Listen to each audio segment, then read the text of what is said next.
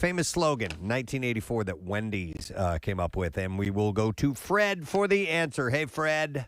Hey, good morning, Gadzooks. Good morning, and Gadzooks. Yo. Fred, what is the slogan we speak of, sir? Where's the beef? You got it, brother. That's it. Hang on, Fred. It was used in a political campaign. You remember that? No. Where's the beef? Oh, that was in a political campaign? Yeah, they were used, Okay. It's a phrase that they co-opted. So we are going to set you up with a pair of tickets for Pops, Rocks, ABBA, Mamma Mia, and more. That's on Wednesday, November 17th at the Kimmel Center. And you can hear the Pops' signature sound on the hits of one of the greatest selling bands of all time, ABBA. And you can get tickets at phillypops.org/WMMR. And Marissa will be introducing the show that night. So Nice. Make sure you look for her. We're going to start with this story. Actress Ruby Rose has lashed out at Batwoman showrunner Caroline Dries, I'm not sure how you say her last name, also executive producers Greg Berlanti and Sarah Schechter, and former WB-TV chairman Peter Roth in her Instagram stories on Wednesday morning. She wrote, "I will come for you so what happened to me never happens to another person again, and so I can finally take back my life and the truth." According to the former Batwoman star, they did not quit the show, but were forced out for calling out bad behavior and a dangerous environment that they say left a production assistant paralyzed and two stunt doubles hospitalized. Oh my God! God! I remember those stories, and so the people that you mentioned, by the way, Berlanti and all these people are involved with all of these shows, with The Flash, with Arrow, all of that stuff. They're the ones, the overseers of all those CW superhero shows. So this is wild. When she left the show, you remember, Preston, we were saying, this is like one season. She's walking away. Yep. She just got it. She claims she suffered a cut in the face so close to her eye that she could have been blinded, and claims that Roth forced them to return to work 10 days after having spinal surgery, or else the, quote, whole cast and crew would be fired. What? They even said that the WB-TV chairman hired a private investigator to follow him, presumably to disprove the severity of the injury. According to The Hollywood Reporter, Warner Brothers TV issued a statement saying, despite the revisionist history that Ruby Rose is now sharing online aimed at producers, the cast and crew, the network, and the studio, the truth is that Warner Brothers Television had decided not to exercise its option to engage Ruby for season 2 of Batwoman based on multiple complaints about workplace behavior that were extensively reviewed and handled privately out of respect for all concerned. So they were saying she was a troubled person. Well, listen, so there are other people on the other casts who have always spoken very well of those producers. So it's she said, they said. Yeah, exactly. So we will see if anything comes of that or not. But Ruby Rose just put it all out there. 3 months after revealing that her youngest daughter is transgender, Jamie Lee Curtis opened up to People magazine about her 25-year-old daughter Ruby's transition. The 62-year-old star told the outlet, "I'm speaking a new language. It's learning new terminology and words. I am new at it. I'm not someone who is pretending to know much about it, and I'm going to blow it. I'm going to make mistakes, and I would like to try to avoid making big mistakes." She added, "I'm here to support Ruby. That is my job, just as it is to care and love and support her older sister Annie in her journeys. I'm a grateful student. I'm learning so much from Ruby. The conversation is ongoing, but I want to know, how can I do this better?" And Ruby told her mother during the interview, "You've done the most that you can, and that is all that I want." Now make me a meatloaf sandwich. Yeah, come on, Ma. Ma! Courtney Kardashian posted new photos from her beachside engagement to Travis Barker. Oh, I can't wait to see them. Including some close-ups of her $1 million ring. Oh, man. Thank God there was somebody there to capture it. Yeah. That moment could have just come and gone. Yeah. You know. If there wasn't a paid staff of photographers. Yeah, the reality star captioned the Instagram slideshow of the photos with, "I woke up all night thinking it was a dream." Her fiance. What, Casey? Her Sorry, I fiance. was thinking of something else. Her fiance replied in the comments with, "Forever with you is a dream come true." Oh my God, I love you. I woke up last night and I was in piss. Her sister Chloe also look at these shots. wrote a message of support. I love you. Right. I love you. And I love you more. My friend texted Yeah. me the other day, and she just said, "Can we talk about this?" Like she's like, "I just don't get it." Yeah. Well, I would say this too. When you've had, so Scott Disick was her one and only before this. Her marriage before this, was she married to anyone else? Does anyone know? I think Scott I don't Disick was think it, so. right? Yeah. I don't know if were her and Scott ever married. That's a good question. I just Yeah, always I thought assumed they were. on the. Weren't they? I thought Mm, they were I on the don't show. know. No, if they they weren't were married on ever the show. They were married. married before that. At least I thought they were. Perhaps they weren't. So Chloe also. No, never married. They were Never married. That was her partner for several years, for like a decade. Interesting. Yeah, and then now she's her partner, and now engaged is Travis Barker. Oh, shame. Chloe wrote a message of support that said, "I'm so happy for you, my beautiful, sweet sister. You deserve every kiss, every ounce of love, every happy thought. You deserve every single second of this. I love you, and I love you. I love you." Do you think they talk to each other like Not that? at all. Are you kidding And me? I would be surprised if someone else wrote this. Yeah, so, all right, anyway, so that's happening. We'll keep an eye on that. Hey, look good for them. If they're happy, that's fine. But knock it off. Netflix employees staged a walkout yesterday in protest of the company's handling of Dave Chappelle's commentary about trans LGBTQ plus communities in his latest special, The Closer. Deadline reports that over 100 employees and allies were involved in the rally, organized by filmmaker Ashley Marie Preston. Preston was among the speakers at the event, along with Transparent creator Joey Soloway and RuPaul's Drag Race star Eureka O'Hara. The organizers read out a list of asks that will be presented to Netflix CEO Ted Sarandos, including an investment in trans and non-binary content, an elimination of Chappelle's imagery inside the workplace, a disclaimer before the closer, and increased promotion for disclosure and other trans-affirming titles on the platform. It's interesting what's going on over there, and I see, listen, I'm on social media, so I see a lot of arguments on all sides. I saw the special, but some people are saying, well, how do they feel about all the Ted Bundy, documentaries and Well, that's the thing. This is what he does. And cuties and like all these other like questionable programming on there that.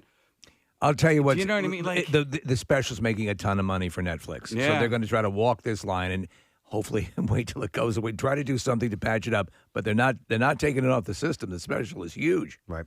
Additionally, Elliot Page and Lily Wachowski took to social media to offer support for the walkout and retweet a PSA that has been put together as well. All right, so the Orange County Coroner's Office has made public Tawny Kitane's cause of death. The actress and model died in May. She was 59 years old, and she died from heart disease with opioid use as a contributing factor. That blows. So they call that manner of death natural, believe it or not. Yeah, I don't doubt it. Yeah, Kitane was married to baseball player Chuck Finley from 1997 to 2002. She struggled for many years with alcohol and substance abuse that she partly detailed during a 2008 season of Celebrity Rehab with Dr. Drew. She also had a criminal record that included a 2002 charge of domestic violence against Finley, a 2006 charge for cocaine possession, and driving under the influence in 2009. Her father had died shortly before this, and some family members are thinking maybe that had contributed To her depression? To her maybe using, she didn't OD or anything like Right. that, but it may have just pushed her down even more, and she already had a substance issue. She so- was like the it girl. Oh, I she mean, was she was just fresh faced, stunning in her stunning, and day. everything, and the descent is just horrible to watch. Yeah, she not only got involved in drugs and all that, but she also started to do a lot of Facial plastic stuff, surgery yeah. on her face, and she didn't look good. She died in her Newport Beach home, so a sad ending to her life. All right, The Bachelorette is back in full swing for fall as the reality series returned to ABC for its 18th season. Anybody else watch the beginning of it? I did. Okay, so did you see her in the schoolroom? No, I only saw like a sliver of it. I saw like 5 minutes of the whole thing, and I missed that part. She's a teacher, Yeah. and it opened up with her in the classroom chatting with the kids, which in and of itself is kind of fine. But then they started interviewing the kids about why she would be a good bachelorette. And to Is me, that it kind was of just- creepy? Yeah, how I old was are the totally kids? creeped out by the elementary school case. What do you think about I your bet teacher? she gives really good Oh handies. my God! What? Dude, Wait. I bet she's a monster in the sack. well, Steve, It's a meat market show. I'm not.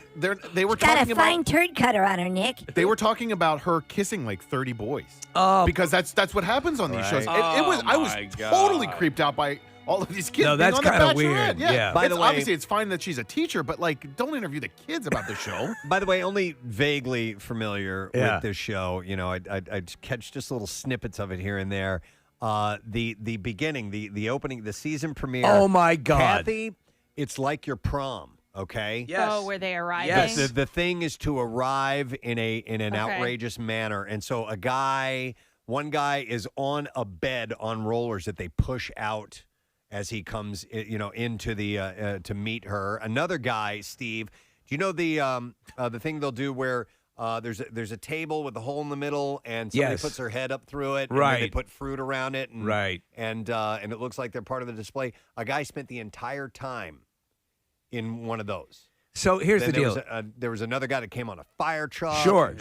And the last one that I watched prior to this, I guess it was the Bachelor. The girls, the women were coming up with the same They thing. were doing that? Right, Okay. so this is clearly the thing. Instead of just getting out of the car and going over and saying hello, it's this big presentation at the beginning. But the producers have said, okay, here's what we're going to do. Oh, of course. You're going to put your head through this table, and you're going to come in this- Yeah. They'll kick around ideas, I would imagine, with each other, and they'll collaborate on something. One thing I So- did hear, though, is that there was a guy who instantly creeped her out, and she got rid of him.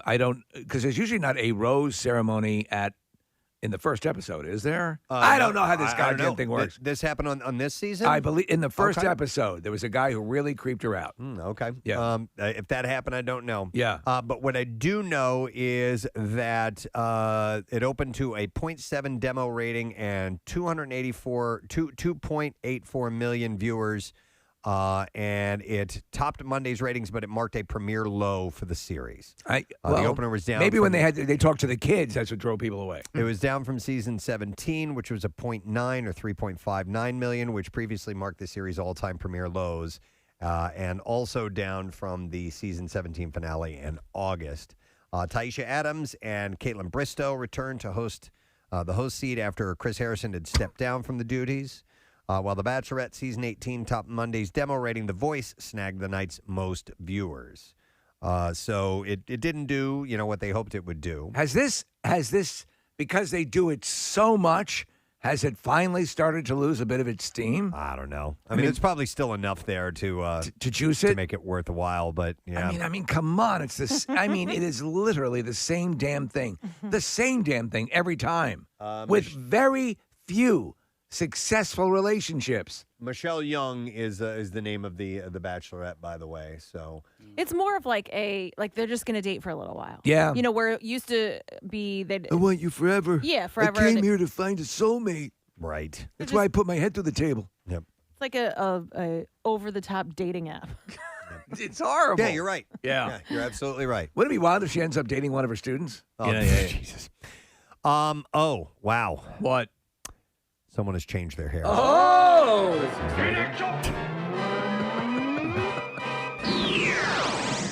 Thank you to Word on the Street from Marissa Magnotta. She got me the story. Selena Gomez switched up her hair ahead of Hulu's Only Murders in the Building season finale.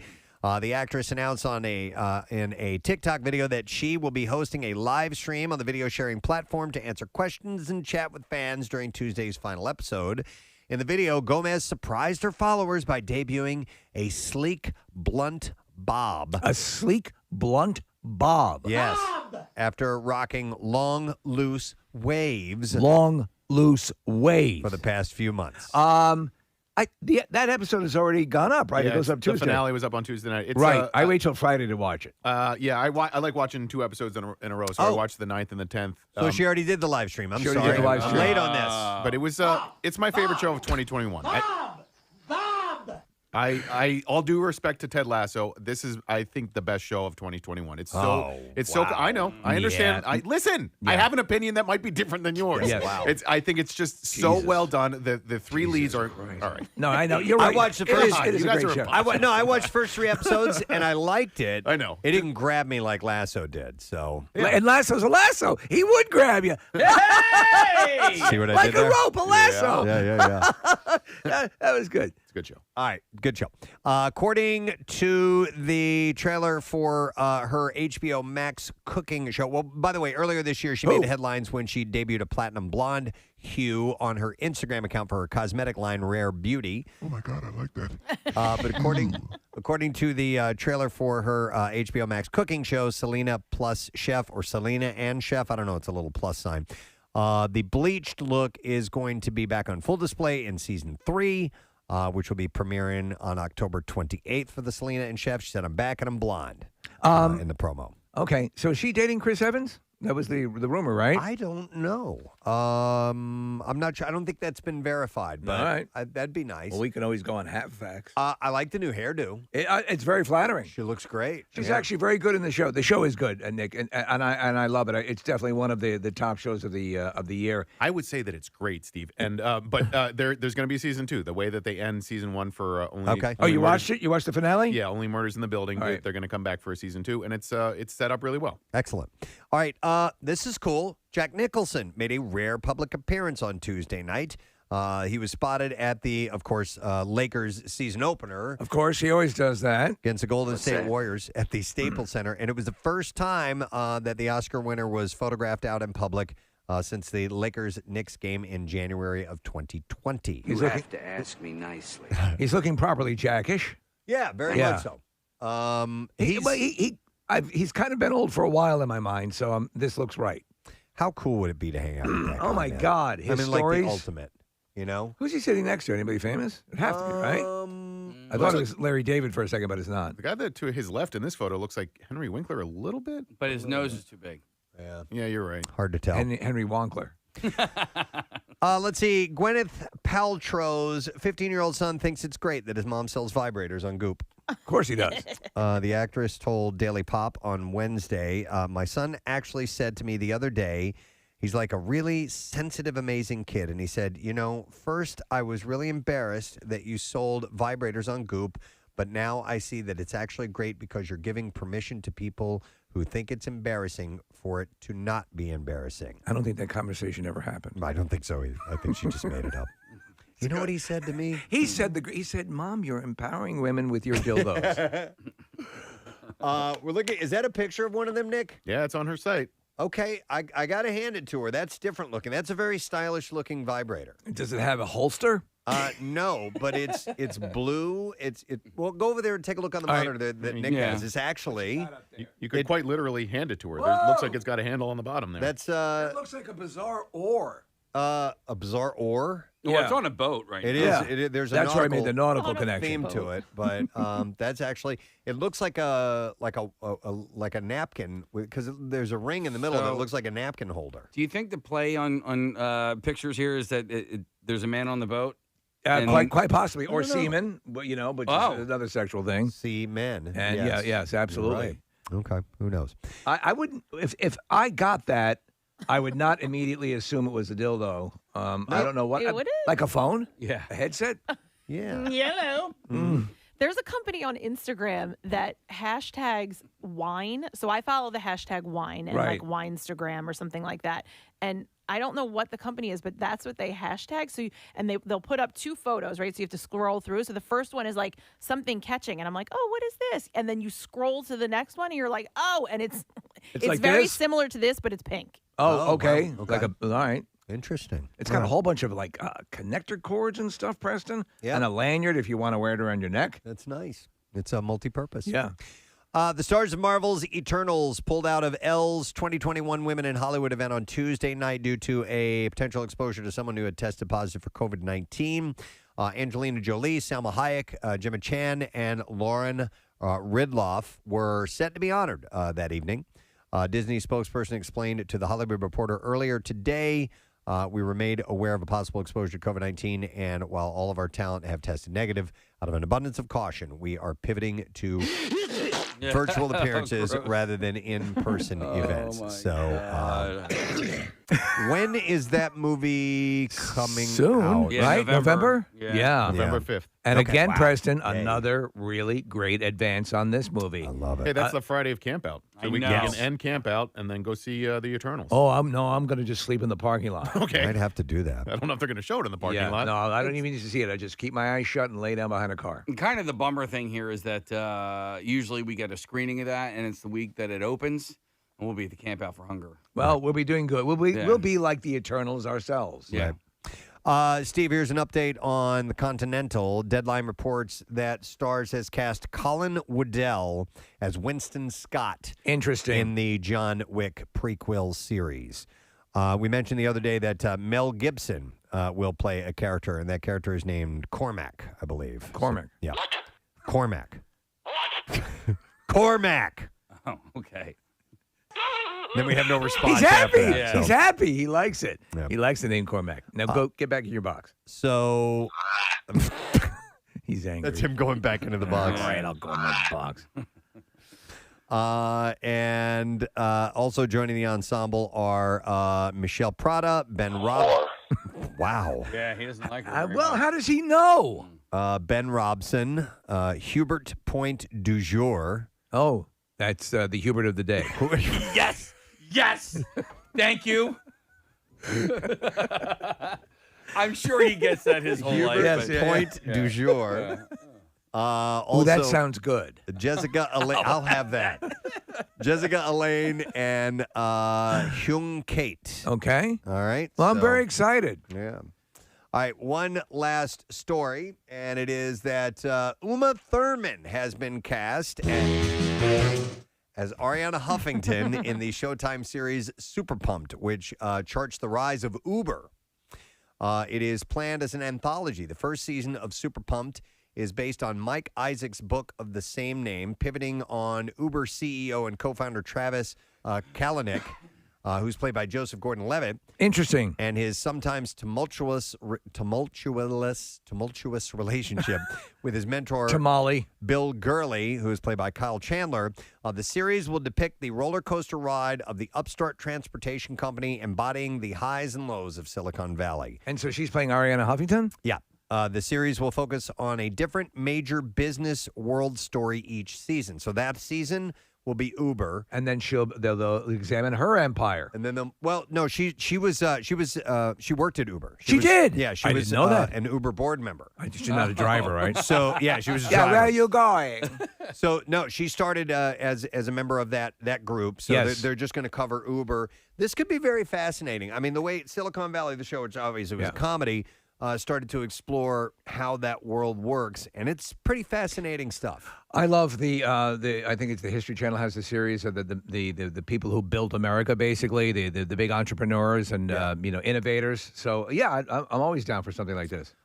So along with Thurman, Gordon-Levitt, and Chandler, the cast of the series also includes Elizabeth Shue, Carrie Bechet, John Bass, Bridget Gow Howlett, and Babak Tufti. I don't know a single one of those people. I don't either, other than Elizabeth Shue. One of them sounds like a skin rash. She's the only one that I know out of that. All right, I think we're ready for... Hey, can I jump in here quickly, Yeah, Preston? for There's real. something, and I heard this story. It's anecdotal. It's from my wife's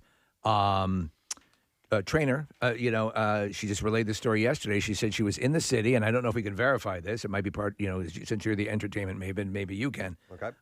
So she was walking along, and a kind of a homeless-looking guy comes up to her, and she's wearing her shirt that says "Strong is the new skinny" because she's a trainer.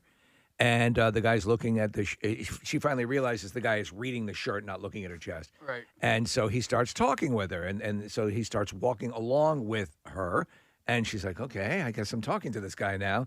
And they walking through the park, and she starts to notice a whole bunch of cameras around and stuff like that. And then she sort of pairs off, and he pairs up, and they had a nice little conversation. And a guy comes up to her and says, "Did you know that was Nick Nolte?" What? Wow. Yeah. This homeless-looking Yeah, guy. yeah. I could see that. Right. Okay. So they're obviously, I assume, they're Well, filming something. Marissa. Yeah. Oh, I'm sorry. She's got it right here. Guys, remember yesterday when I said Gary Busey's in town? Yes. I meant Nick Nolte. Oh, my But look at this photo. So Philly Chit Chat, Huey Dillon posted this photo, and it's definitely Nick Nolte, but I Yeah. was thinking Gary Busey. They're kind of like one in the same. I could see Well, that. Gary Busey, Nick Nolte. Nolte. It's got. Let's call the whole thing off. Yeah, exactly. It's got a little ring to the name. They're both kind of like haggard looking. And Yeah, definitely. They both kind of hard. Where do I get a good tamale? No, he is he apparently was a lovely person to her. So. I'd like to talk to Nick Nolte. Yes, It'd be he's great good. if we could. How cool was he in The Mandalorian? His character. I didn't see it. Oh, you didn't see it? I watched the first few episodes and I'm kind of done with Star Wars. Sorry, man. But he was great in that. He was really. His character was. He was the voice of a character who was this little gruff guy. Oh, that was him. Yeah, in the first couple episodes. Yeah, he was great. Yeah. He was great. You will come with me. Right, You know, yeah. He spoke a very broken. All right. Well, that's cool that he's in town. Good morning. Hopefully, Nick, you're listening this morning. Come on in and see us. Yeah. I don't wake up before noon. Let's do the clips now. The Girl in the Woods revolves around a teenage girl who escapes from her cult-like colony and uses help from her friends to battle the monsters of the woods. And in this clip, star Stephanie Scott shares her favorite part about playing her character. She starts to pick up on the humor of her friends and stuff. She grows up in a really serious colony where everything is basically life or death at all times and extremely high stakes. So when she gets into the real world and meets Tasha and Nolan, you kind of see her pick up on their humor and really admire their friendship and this connection that they have. And so it was really fun to do that. Shut the f*** up! First episode of The Girl in the Woods will be streaming on Peacock tonight. Don't go in those woods as monsters. Here's the next clip. The cast of HBO Max's comedy drama series Insecure is wrapping up their 5th and final season. And in this clip, star Yvonne Orji, or O-R-J-I, Yvonne Orji, reminisces on filming the emotional last episode. Here we go. I mean, I cried the whole final episode. So I told Issa after the table read, I was like, yo, you sent us out very well. And I appreciate the heck out of you. She wrote an amazing finale and Prentice did an amazing job directing it. I don't think there was anything else we could have left on the table. And Insecure is now streaming on HBO Max if you would like to see that. And that is the report for today, Thursday, October 21st. We have a lot happening on the program today. Alton Brown will be joining us. He's going to be at the Merriam Theater on Saturday for a live show. He's from Food Network. Awesome guy. Speaking of awesome, Dennis Quaid. The Dennis Quaid. Will be joining us, and he is going to be in town at the Sellersville Theater for a show October 31st. He's got a band. He's performing. That's got to be cool. Yeah. And we're also going to talk about the Philadelphia Film Festival, which is taking place now through October 30th. So we'll talk to Andrew Greenblatt from the Philadelphia Film Office. So a lot to get to. On top of all that, the Money Clips taking place. And we have today and tomorrow, and then we're done for this round of it. So make sure you don't miss that. We'll be back in a moment. Stay with us. Preston and Steve on 93.3.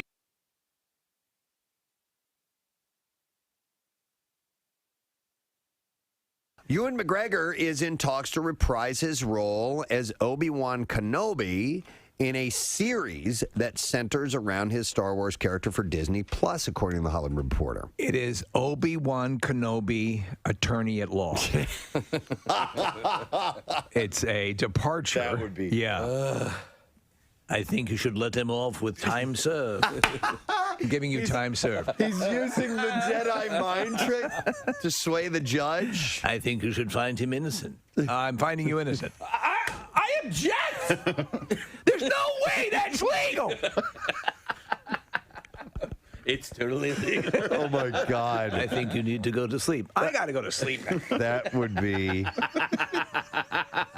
I would watch it. Brilliant. I would totally Attorney at law.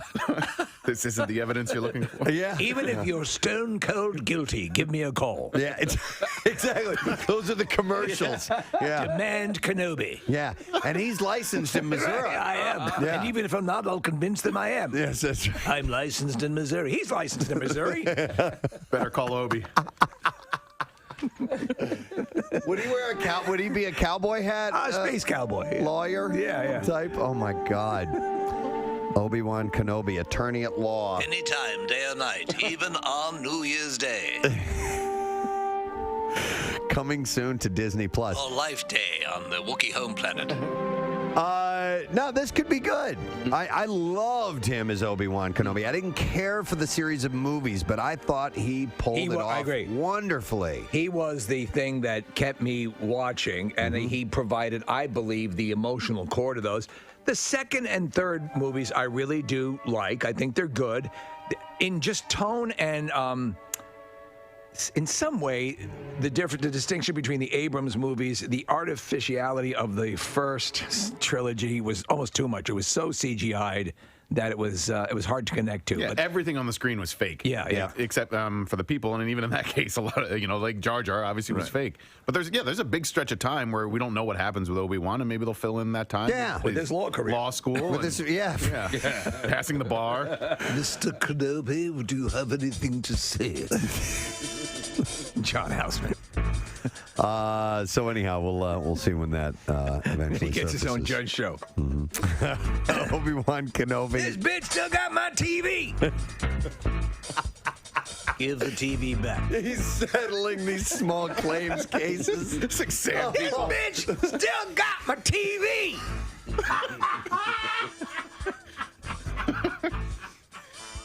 Oh my God. Oh. I suggest you return the TV. Give me the TV. All right, TMZ reports that Davy Chase. Now, I looked her up, and it says she starred in The Ring. She was Samara. She's the psycho. Yes. The scary girl. The girl in the well. And by the way, turns out she's gorgeous. Yes, she is. She was arrested, and she was arrested on a drug possession charge and spent some time behind bars. Yeah. But she escaped through the television, didn't she? She did. She managed to get out of I it knew we through were the going that TV. way. But she's had some run-ins. Last year, she was locked up after cops pulled her over for joyriding in an allegedly stolen car. She was locked up for 7 days. Is the phone rings after 7 days or something like In that? 7 days. Yeah, that's when you die. You have 7 days to get your affairs in order before you're... 7 days. It's been a while since I've seen that movie. 6.5. 7 business days. Business days? So that means I get the weekend, too? Well, it's Monday's Labor Day, so about 8 days. All right, just stay there. I'm going to come over and kill you now. Yeah, if you could be more specific, it might help in planning. So, what if I go across the international date line? Let me get back to you. Coming up soon, we'll be addressing Halloween. But Yes. it's a favorite costume for Halloween parties and haunted houses. Which is the one where you go to where they have a girl who really does the full, clicking and the whole body gesticulation. Penhurst? No, it's there's probably one there, but there's one, maybe it's There's one it's the one way out where we know what always you're get talking lost about. going to. It's in Bucks County. Yeah. I know exactly the one you're but talking the girl who does Fear? Nah, Might be. Valley of Fear. It's out kind of in a woodsy area. It's Grotto of Consternation is the name of it. Hang on. Chrissy is on the line to tell us about that haunted attraction. And it is Valley of Fear, isn't it? So it's Valley of Fear? It is Valley of Fear, and the girl who does play the one from The Ring, who was there for a long time, Liz, is just a phenomenal singer, too. I just wanted to let you guys know. Really? Okay. Oh, yeah, she's incredibly talented. And she was good. It says you were moving along, she'd move along, and she never sang really, but she didn't I'm sing. the chick from The Ring, and I'm coming after you. So her name is Liz? Yes, Liz. All right, cool. Thank you, Chrissy. Appreciate it. No problem. Cause in 7 days See ya. you're through. All right. It's not that scary. I know, it's not scary when you sing it. Yeah, right? Wouldn't it be a little less if it were a musical? I live in a well and my life's kind of hell and I'm coming after you. My life's kind of hell. I'm the chick in the well and my life's kind of hell, but I'm a coming after you. In 7 days. 7 days. In 7 days. 7 days. 7 days. Coming after you in 7 days. Hey. The Ring, the musical. Turn my mic on! You turned his mic off. I didn't turn it off. I think you might have hit the button yourself there, dude. Uh-oh. No, there we go. I just hit that button. All right. Wait a second. What's going on? Wait a What second. just happened here? Your mic will turn off in 7 seconds. Your mic will turn off in 7 seconds. What? I don't have a mic. So, what's going on with Lindsay Lohan and the Crown Prince of Saudi Arabia? I'm sorry, I don't kiss and tell. Mohammed bin Salman is his name. Hey, Sababin bin Dalbin. Rumors are Mohammed bin Salman. Salbin bin Dagbin. I love you. Mohammed bin Salman. What? Rumors are circulating that the Crown Prince of Saudi Arabia, who many critics say is a dictator and the real power behind the throne of his father, King Salman, and the perpetually beleaguered Lilo have formed a special relationship of some sort. Wait a second. Come again, roast beef? Some believe that he is a dictator and the real power behind the throne of his father, King Salman.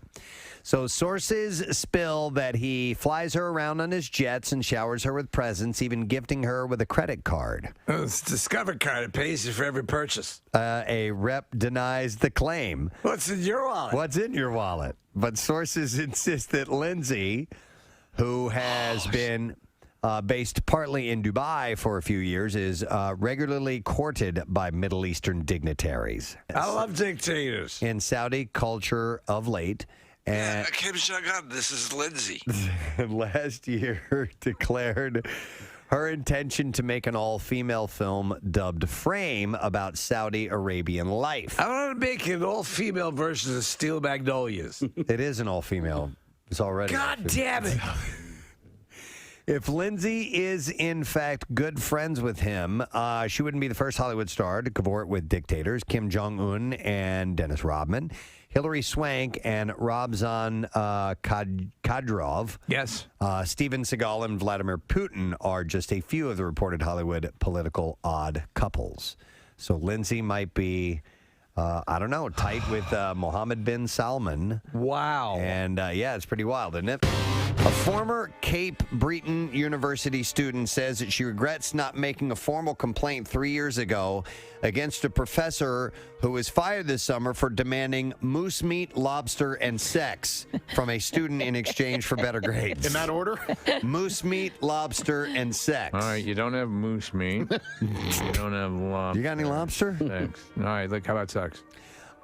She said, Wait, I found some moose meat. Yeah! She said, I wish I did something back then. I wish I got him fired, Jess Hardy said. Then the situation wouldn't have happened. She was a first-year student and said that Shamal Fernaduple made inappropriate comments and suggestions. You're going to ruin the day, Fernaduple. And her appearance and implied that he wanted a sexual relationship with her, and he would say inappropriate things all the time. Now, unfortunately, as the story goes on, it never gets into the details about the moose meat and lobster. Well, it's a bizarre That's what I'm pecking most order. interested in. Right, yes. You don't understand. But they ended up firing this guy because he apparently did. Was it the moose meat? To a couple of students. It was the moose meat. He's there in front of the dean. It was the moose meat, wasn't it? Well, actually, the number 3 on the list here, the sex. So apparently he wasn't only demanding sex, but moose meat and lobster. I should have stopped at lobster. And they fired him. So there you go. That's all I have in the It's details. like he's looking for something to round out the list. Yeah. And the sex. Yeah. Courtney Kardashian is fighting back against critics who claim that she does no work. Preston, are you saying she's clapping back? She is clapping back, Steve. Yep. And she got some blowback after posting multiple shots from her family vacations in Italy and Idaho. I know. So what's it going to be, kids? Italy or Idaho? She's only visiting places that start with I. Yeah. And Idaho happened to be on the list. In Italy... Indiana! In Italy, the Poosh founder partied with her 3 kids, Mason, Penelope, and Rain. Remember Poosh? I'm sorry, I just pooshed. Yeah, that's her. Is that her lifestyle brand? Poosh?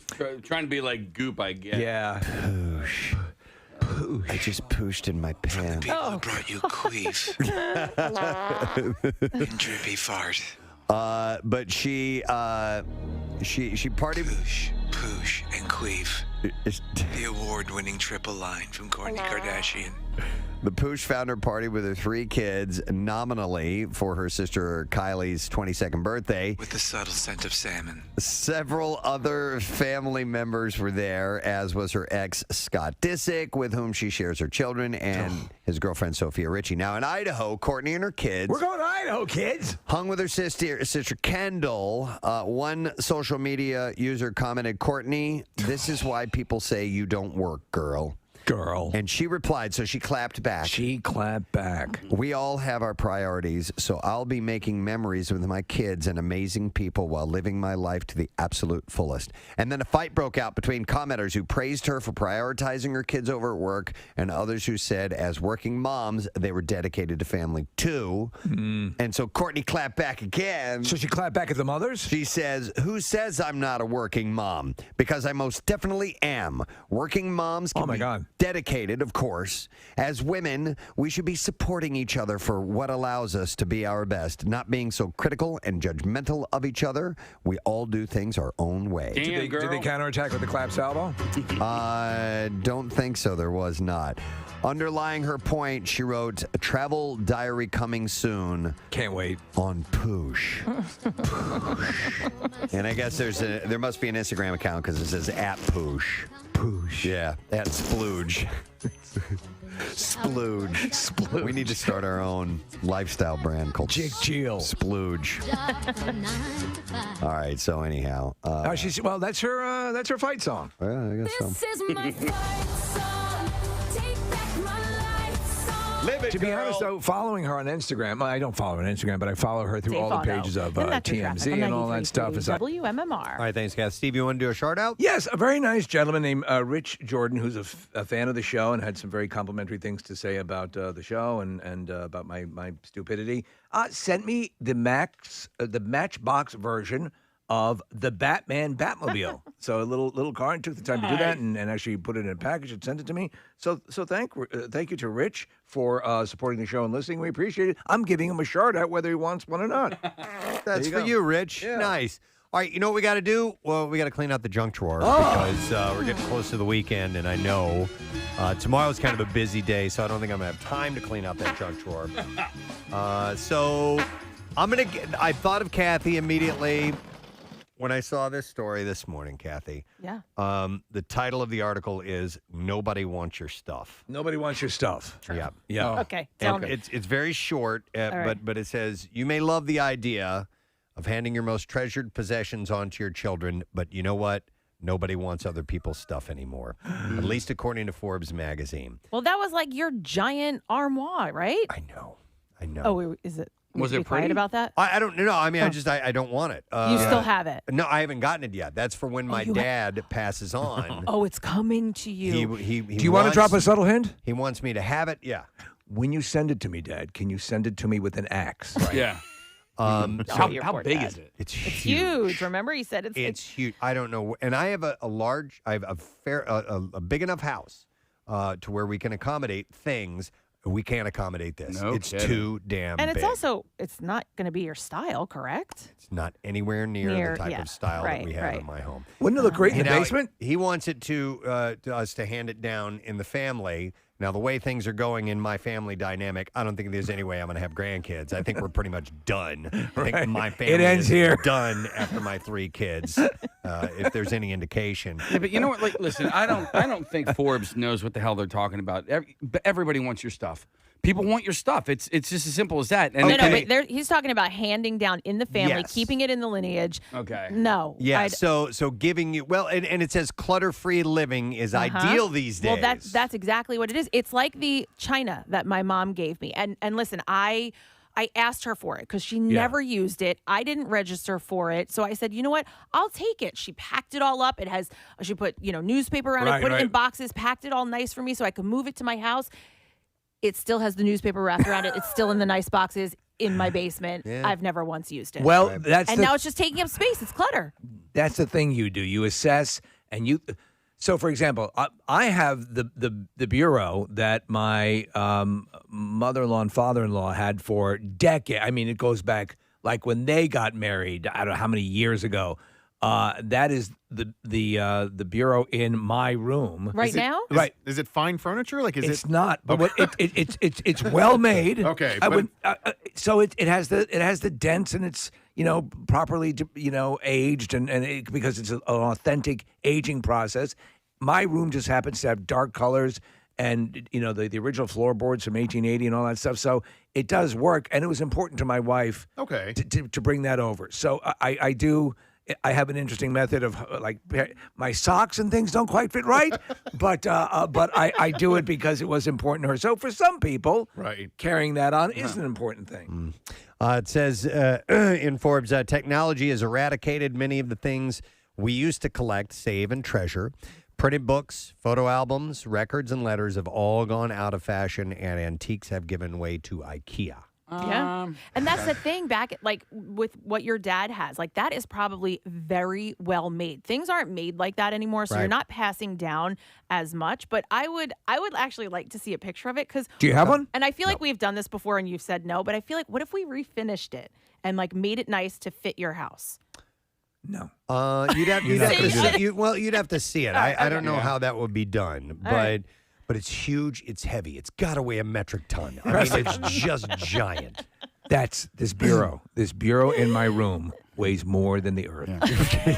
So let me ask you, Kath, because everything is digital these days, but I'm sure your mom has a ton of pictures from Oh, your God, my trip. mother is the worst. Casey, I'm sorry to cut you off because I just was with her last night. You don't want the pictures, huh? Oh, no. Listen, of course I would want the pictures. She just doesn't have any. Oh, no. Wait, I was with my parents last night. My brother is turning 40, and we're having a party for him. And they're doing, picture collages and all Yeah. of that. And my sister-in-law said, she goes, there's really no pictures of him from, 10 to 18. Where are all of that they? unimportant 8-year span? And I said, my mom, she tried and she put in a decent enough effort. I give her that, but she had a bin for everybody. Yeah. And one was my pictures, Jimmy's, and then Christopher's.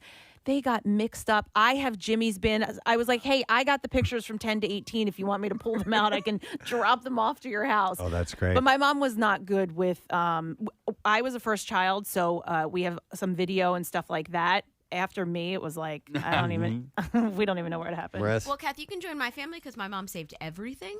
If you want my artwork from 2nd grade, got it.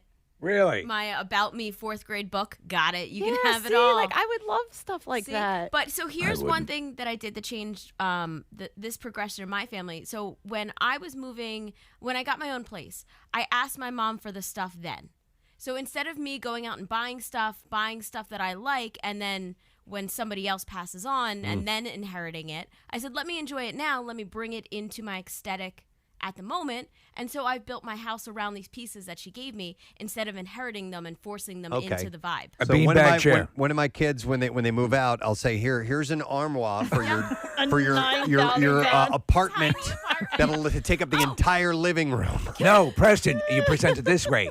This is your apartment. Yeah, this is your apartment. Yeah. Congratulations. Is it big enough that we can turn it into a Murphy bed? Oh my God. Yeah, I don't know. It's I've not seen- quite that big, but well, that's a good idea. You can do creative stuff like that, and you can also, if you have a fire pit, you can use it as kindling. right? So, Hold on. Kath.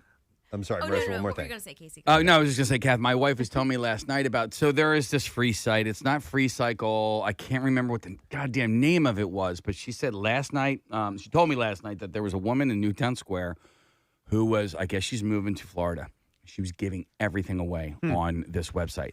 And people Not were for going, sale, just giving it away. Giving away. And Steve, it wasn't like crappy. It was like a curved stuff. Samsung television. I mean, it was like, people. It's kind of smart though, man, because people will take it, and Yeah. she gets rid of all the stuff. She doesn't have to worry about moving any of that crap. You know, The great sense, the great feeling that I can't Yeah. use it, but it could mean something to Totally. someone else. Yeah. But sometimes people, Preston, to the original point of the story, I think as well, is that sometimes people in their own heart are placing too much emphasis on something that other people just don't give a rat's ass about. Yeah, you might want to ask the question before Yeah. you give it to them is, would you like this? Right. You know, and if you yes. don't, then I would in the garbage. We'll find someone else to have it, you know? But that's what Casey's talking about is different. That's like, you know what I mean? Yeah, there could be some good stuff. You can get great hand-me-downs. You know, somebody didn't use something, for that long Yeah. and it's now yours or whatever. But like an heirloom that's being handed down that's extremely heavy and large and like you have to accept it, that's different. Old furniture, people don't remember the way old furniture was built. Freaking real. Yeah, the I mean, heaviest stuff on earth. I actually watched an old piece of furniture fold in on itself and become a black hole. Wow. It's that stuff is in my house right now because my mom lives with me. And so when she moved in, all this stuff that was there when I was a child is still there, and it is still in great condition. And so, Cass, some people are a little bit more nostalgic than maybe you are, and I am. So when my mom was downsizing and getting rid of all this stuff, like me and my siblings, we all went to the house and was like, well, okay, no, I want this, I want that. You guys, though, guys have... Yeah, but you chose, like if it worked for you, that's what it works. You know what happened also? Exactly what I said. So there's a number of different points here that are good points. So before my mother-in-law passed away, she had actually sort of, okay, this will go to this child and this will go to this child. And so my wife and all her siblings had things in the house, and they could all sort of go over and communally say, "Oh, I don't need this." That's Right. different. That works because then you're taking what you actually want. Right. But emotionally, if someone's on their deathbed saying, "Take my 75-ton armoire," I know. Okay. Last night, my mom tried to pawn off a couch onto me that they're getting rid of, and it was it was a nice offer. She's like, "We're gonna get rid of it. Do you want it?" $200. Right? no, Steve. It was my mom. It was not my dad. My dad would have charged me, and then charged for the moving fee too. Right. And I was like, "Mom," right? I was like, "Mom, the couch that I'm trying to get rid of is still sitting in the garage, so I don't need your couch on top of it." But I appreciated the offer. It just I'm not gonna take their stuff. I remember when my grandfather passed away, and I was a kid at the time, but I remember being there and all the relatives were at the house, and they started picking through the stuff that they were going to take. That was an interesting experience. Was there fighting? No. Well, 'Cause there I've was a seen little that. bit. Yeah, I'd like to have that. Well, yeah, but I kind of like to have that I claimed too. it first. Yeah. Oh, I forgot. With that bureau, there was a mirror too, Preston, which is, again, the Hubble has a smaller mirror in it than this. It's gigantic. But again, those were two things that were important. If you can have this conversation, if it means something to you and you want to pass it along, have the conversation first before you consign someone to having to deal with it. I'm going to go to Andy. Hi, Andy. Good morning. Hey, guys. Hey, what's up, Andy? Hey, you talking to me? love you. Oh, I love you, Andy. You kidding me? Isn't that nice? You guys. So Let's take this to the next level. my mom's got a china cabinet that's got a curved door, like the door's in an S shape. Okay. And I know one day I'm going to inherit it because my brother doesn't care about anything like that. Okay. And I'm so afraid that this damn door is going to break, or I'm going to break it, or it can't be replaced. It's one of a kind, and I don't know what I'm going to do if I break it moving it, and then my mom's going to be devastated. And is there any chance you guys would sell it, Andy? Like if it's worth something, could you do that in advance and just save the hassle? I would think about selling it, but no one wants it. Right, exactly. Someone somewhere, but then again, Andy, you have to go through that. Now becomes a job. I've got to sell this to someone who's going to want this, and now you've just picked up a second job, and it's annoying as hell. Good luck, Andy. You know what you Thanks, could man. do? What? If that piece of furniture is at your parents' house, burn down your parents' house. By the way, the whole idea of the china cabinet, I had a friend, my friend growing up, and his family had their china cabinet. It was a very important thing. And I'm like, the whole idea behind, have you seen our plates? Yeah. You know what I mean? They're fancy. We never eat on these. We never eat them. We eat on red paper plates. Yeah. There's so much dust. It would come Look at out, all and the dust. it sucked, and it was a chance to bring them out every year to crack them and break a few glasses, and then return them smaller, and so when it goes back in, there's an empty space now that is filled with Grandma's Hummel figures. But by the way, Preston, that speaks to the fact as well that dining rooms in practice are disappearing from homes. In other words, the kitchen becomes your dining room. Yeah. And so there's not a separate formal room. Formal It just dining doesn't room happen. is disappearing. Yeah. And dining room, if the dining room does still exist, there are homes that are being built without dining rooms. Right. You're right. But if the dining room does still exist, the whole setup of it is much different now. Those china cabinets are pretty much gone. People are not displaying their china. It's all tucked away. Oh, my God. Same thing goes back to the whole like clutter and, people don't want it out in their houses. Yes, you're right. We'll go to Charles next. Hey, Charles, good morning. Hey, how you doing? Good. What's up, Charles?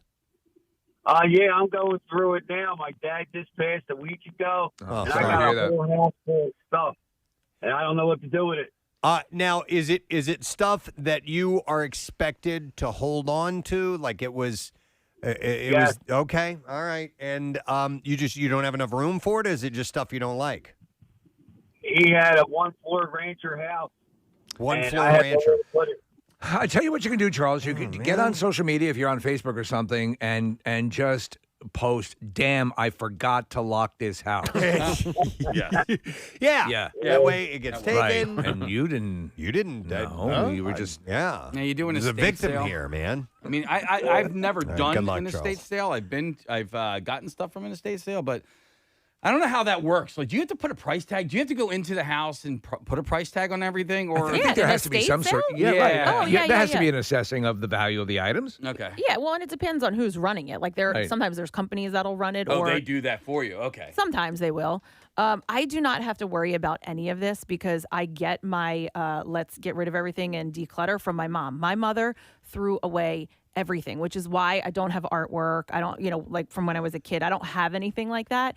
And she, like, I remember as a kid being like, whatever happened to my, and like naming it, and she'd be like, oh yeah, I don't know. She said she would run out and like buy me the same toy that I had that she had given away because she felt bad because I had asked about it. So she would have to go and buy me a second one. Jeez. You get a lot of stuff from your mom. Yeah. Let me go to Lisa. Hi, Lisa. Good morning. Hi, guys. Rattlers. Rattlers. What's happening, Lisa? Rattlers. My dad just moved in with us.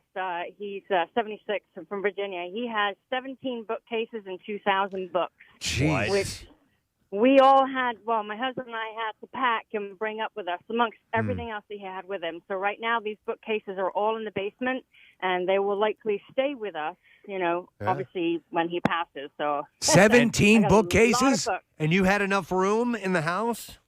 And they're all in the basement. All the books and the bookcases are just stuffed in the basement right now Do- because he's upstairs in our spare bedroom right now. Do any of the books have value?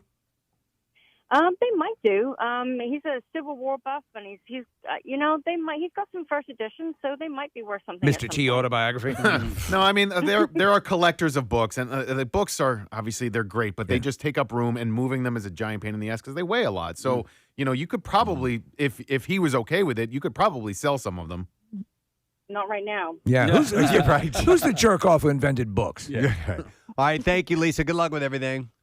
Thank you. All right. See ya. Let me go over here next to Mario. Mario, good morning. La la la la la la la la la. Oh. Our Friday ending song. What's up, man? Oh yeah. So my dad unfortunately passed a few years back, and before he died, we got him a Marlin 30-30, which is a lever action rifle. Yeah, I've got a And- Winchester 30-30. Yeah. Right. It was something he said he always wanted in his life, so we got him the gun, and I built him a little display stand out of wood for it, and he had it up in the house. After he passed, my mom was like, "Oh, Mario, you got to come get this gun. I can't. I don't know what to do with it." So my sister doesn't want it, and I'm not going to get rid of it because that's like the one thing my dad only ever said that he ever wanted. You know what I mean? Yeah. So I was like, "Yeah, give me that thing. I'm not letting it go. I got it up on a shelf in my house." But I am not a hunter, and I am not hunting. I don't have deer on the wall. You know what I mean? I got a clean, simple, modest house, and then boom, you walk in, there's a rifle right in the face. Yeah, you've been stuck with that now. Yeah, no, it's kind of like his last joke. Haha, got you now. You know what I mean? You know what?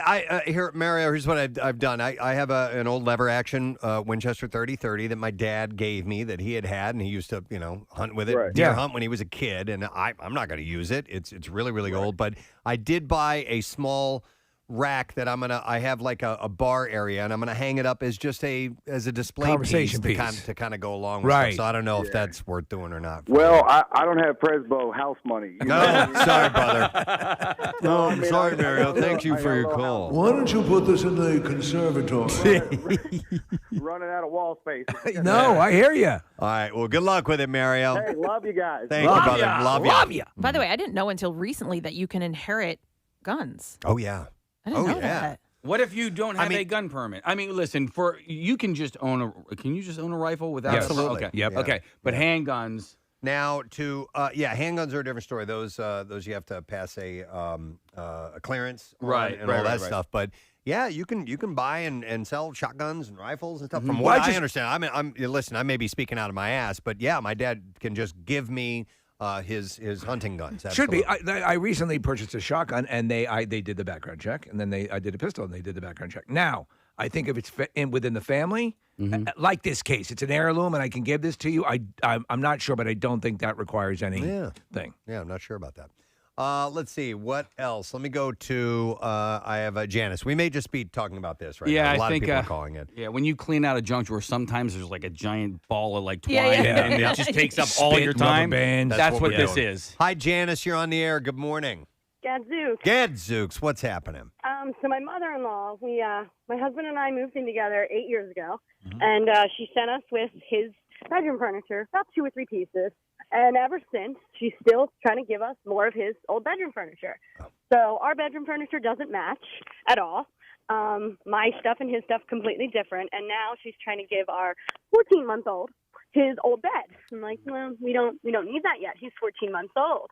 And every time we see her, are you going to take the bed? Do you want to take the bed? Do you want to take his old bed? All right. So let me ask you: is she giving it with you, giving it to you with the intent of it being sentimental value, or is she just saying, this is to help you guys out? No, I think it's sentimental. See, that's the conundrum there, Janice. Yeah, because it's like, this means something, and you don't want to. Yeah.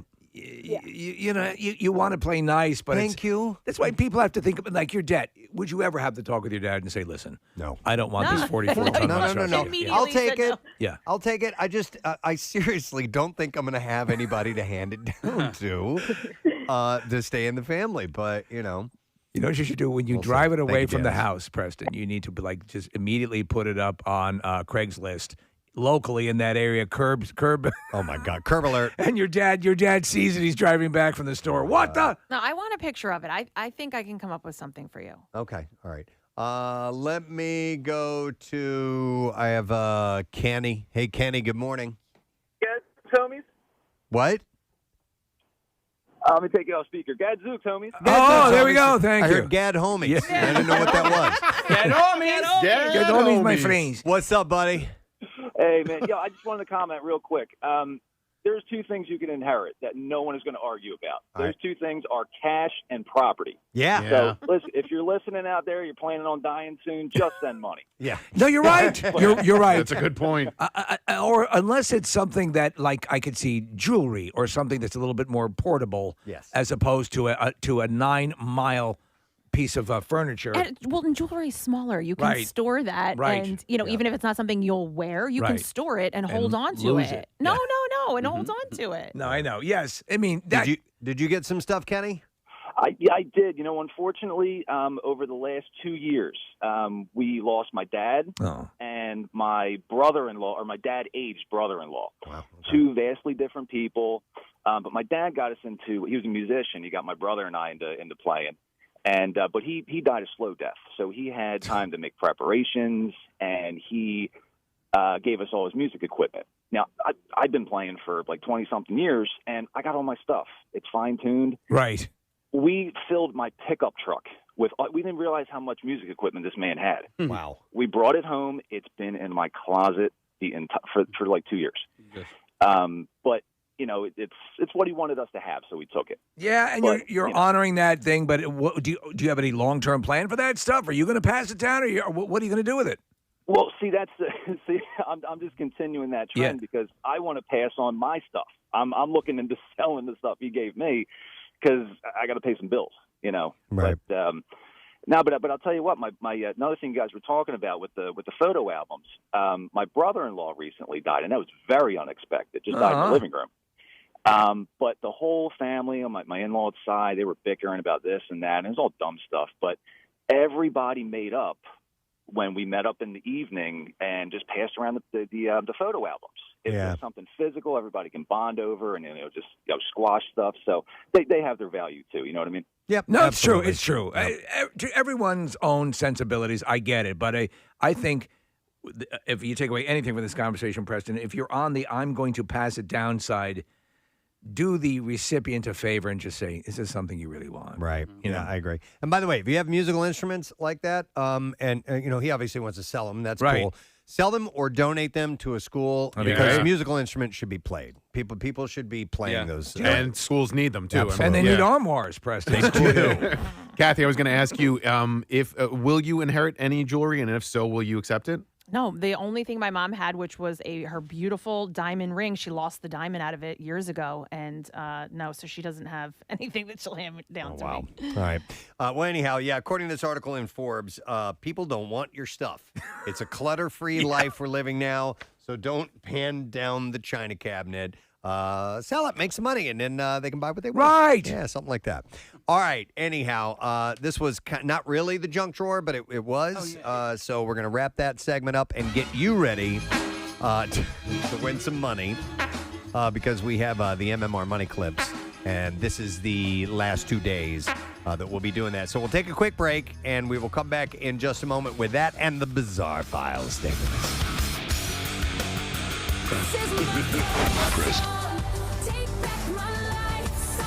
To be honest, though, following her on Instagram, I don't follow her on Instagram, but I follow her through all the pages of TMZ and all that stuff as I put together stuff for the Hollywood Trash. And to be honest, I've never seen her do anything but vacation. I know. Yeah, never. That's what her job is. That is her job. Yep. Well, she's working hard then. Well, just consult Poosh if you want to find out what she's up to. Let's talk about the happiest place on earth. It's magical. Disney. This is Disneyland, by the way, in Anaheim. And there's a viral video, yes, that is making the rounds of a couple of families beating the ever-loving piss out of each other for about 4 minutes before they finally go their separate ways. That's a long fight. It is a long fight. Is someone in a wheelchair? It's in Toontown, by the way. There was somebody on a mobility scooter. Okay, all right. Kathy, but the fight happens. They start to split up. Then it sparks back up again. Then they kind of split up. Then they split. It keeps going on and on. I mean, and it's like the Andy Kaufman used to do the intergender wrestling. Yeah. They're brawling. Doesn't matter. The dude's beating on the woman. Oh my God! Wait, so that's okay. I'm just seeing this Kathy, for the first time. The guy fists are punches flying. the woman. Yeah. Oh, and there's a couple of women beating up. It's just a mess. Where's security? Not that it's an excuse, but it kicks off. They're having words, and the woman just spits right in this guy's face, and then he slugs her. But I can't figure out who's on whose side. No, and neither can I. It's like I'm like, oh, he's hitting her now. I thought she was with him, and it's just who the hell knows what's going on. And then the woman in the mobility scooter gets up as if she can walk. Yeah. It's a miracle. This stupid fight between these imbeciles has caused a miracle. You know what? And there's a moment in this video where the whoever is filming this video, by the way, is laughing the whole time. She's not with them because obviously she would be getting in the middle of this. And she's up close. But there's an older woman who gets knocked down to the ground on her back, and you hear the woman filming just laughing her ass off. And I'm like, this is, and you can hear children crying in the background. Oh my God. There's a little kid walking around, and it's obviously this is there. I will freely admit, I chuckled a few times, but the really tragic part of this here is this little kid is watching these adults do this and walking around with his hands up like, what's going on? Yeah. Even a kid can't figure it out. And he taps, I guess, who is his mother. Like, hello, I'm here. Obviously he needs attention. He's upset too. And all the while in the background, you have the delightfully colored Toontown. Oh my God. Happy place. Listen, I understand that things can go awry anywhere, and somebody can have a bad day, and something can trigger. But if you can have the presence of mind to be aware of where you are, right then and there, you're in Disneyland, the happiest place on earth. Come on, look around you, see where you are. Shut up. But some people are just. Some people are just a-holes. It just kills me in this one because there was another one, Preston. I forget. It was at like a kid's park. It was like an amusement park. It very well may have been Disney World. And this one's great because the woman in the mobility scooter in that one, Kathy, she doesn't get up, but she starts using her mobility scooter to join the fight. She's backing up and ramming the brawling people. So apparently, this one, they're all in the same family. They're all related. What? Yeah. What? So this is an ongoing investigation. No arrests have been made, but there was infighting that had begun outside of the park, and the fight just continued inside the park. No arrests. They all knew each other. Ridiculous. Well, not yet anyway, Case. They said the investigation's ongoing. But after they viewed the video, now they're looking at potentially. Because then that guy goes on. Everything. I saw it all. It's a mess. But then the guy goes on to slap another woman and take her to the ground. Kathy, he doesn't just slap her. I mean, and this is horrifying, but he gives her a haymaker. Just some unwritten rules, right? Like protocol. Yeah, protocol. You don't fire on someone else's bitch. No, you don't. Not in Toontown. Not in Toontown, man. You take that to Epcot. I think, Casey, of your story at the 4th of July parade all the time. That's exactly what I was thinking. And the bending down and addressing them as a father to kids who needed to be addressed by their father. But like you get in that mentality sometimes, and this is a place where that can happen.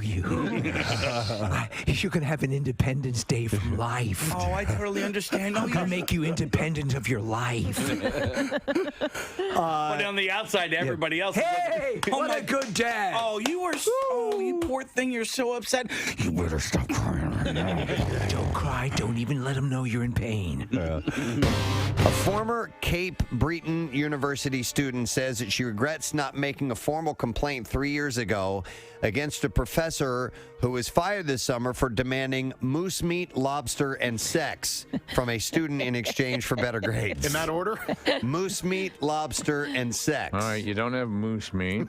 You don't have lobster. You got any lobster? Sex. All right, look, how about sex? She said, Wait, I found some moose meat. Yeah! She said, I wish I did something back then. I wish I got him fired, Jess Hardy said. Then the situation wouldn't have happened. She was a first-year student and said that Shamal Fernaduple made inappropriate comments and suggestions. You're going to ruin the day, Fernaduple. And her appearance, and implied that he wanted a sexual relationship with her, and he would say inappropriate things all the time. Now, unfortunately, as the story goes on, it never gets into the details about the moose meat and lobster. Well, it's a bizarre That's what I'm pecking most order. interested in. Right, yes. You don't understand. But they ended up firing this guy because he apparently did. Was it the moose meat? To a couple of students. It was the moose meat. He's there in front of the dean. It was the moose meat, wasn't it? Well, actually, the number 3 on the list here, the sex. So apparently he wasn't only demanding sex, but moose meat and lobster. I should have stopped at lobster. And they fired him. So there you go. That's all I have in the It's details. like he's looking for something to round out the list. Yeah. And the sex. Yeah. So I was surprised the other day when my daughter came to me and described a very specific detail of what I'm assuming. I don't know if it's a social class or if it's just a fashion or what. Huh. But I was like, okay, this is all new to me, and I've forgotten what the full description is. So if anybody wants to call in, if you're familiar with this term, but Visco girls? Visco girls. Yeah. And that's spelled VSCO. Yeah. Visco, you've heard of this, Nick? I have. I hadn't heard of it until Friday. And Okay. so I learned about it just as recently as you did, Preston. Visco. From Ben? No, from BuzzFeed, of all places. Okay. I read an article about it. I saw Visco online somewhere, right, as about a post. I didn't know what those letters meant, VSCO. Yeah, I still don't know. It's an app, and it stands for Visual Supply Company, right? And, okay.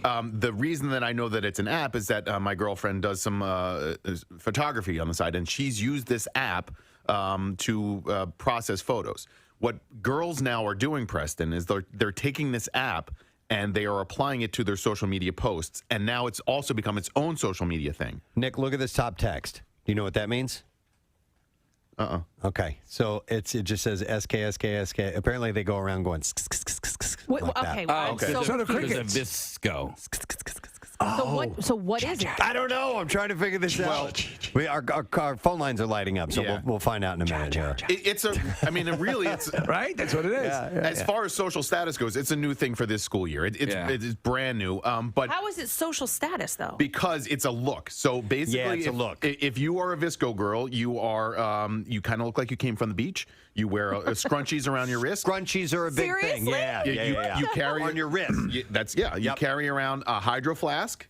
And you have a natural look, Kathy. So you don't go heavily made up. So like Renee Zellweger. So it's not like a filter that is. It is. Yeah. So the Visco app is a filter that you can apply, but it's a lighter filter. So sometimes Instagram models will go very heavy on their filters, right? Right. And so you look incredibly made up, and you will take an Instagram app and you'll use that app to change your look essentially on your social media post. It happens all the time. Visco girls, Steve, don't do that. They go the opposite route. They go very natural, completely raw, very light makeup, unfiltered. Yeah, and there are two essential settings on the Visco app that you use for your look. And now it's translated from this app to real life. Okay. Wow, man, Preston. So when in school we had Crisco girls, we had a lot of fried chicken. Yeah. Sure. Crisco girl. They would bring fried chicken to school. Yeah, those are Crisco girls. Crisco girls. Yeah. My Florence Henderson was a Crisco. Westonality. And Steve, there we go. That's Crisco girl. It's them eating the skin off of the chicken. So Caroline, my daughter, was wearing a shirt and it was too long. She's like, I'm tucking this in because I don't want to look like a Visco girl. Not that meaning that she doesn't want to be one, but it looks like you're not wearing pants. Not wearing pants. Okay, yeah, I've that seen you're this. not wearing shorts. I've seen this. I've seen the looking like you're not wearing shorts. Where did that look? That look has been around before. No, but I've recently seen it pick up, and I'm like, look at these kids. Like their shorts are so short that they look like they're not wearing any. My dad was a Visco girl before anyone knew. He just wear a long coat and shorts. Yeah. You also might have known them as flashers. Yeah. Case, is your daughter into it? Or is she Visco? What do you say? Help me out here, guys. She's a Delco girl. She's a Delco girl, Kat. You know what? I don't know. Is she I don't know. Visco? I don't know how new this scene is, but here's the deal. My kids go to Catholic schools, so they all wear the same thing at school. And then we just got done in the summer, and we were down the beach all the time. I saw a text that this is supposed to be camera sound. Oh my God! I love it. I want to be a You Visco do? boy. I always wore big clothes. There was a period of time where we looked like we were 900 pounds only because we wore oversized Baggy clothes. stuff. Baggy stuff. Who decided all this stuff? All these various things together make this. You know what I mean? A Visco girl. Yeah. I think it's just a style. I keep relating it to the hippie. It's just It the is, hippie but like somebody the, had to put these pieces together. They don't necessarily, automatically go together. The thing, Preston, that you're reacting to, and I think I agree, is because like things like this would happen over the course of a little while, and like in school, going to school, you start to see people adopting something, and there'd be a movie, or there'd be something that they would, or a musician or somebody they're responding to.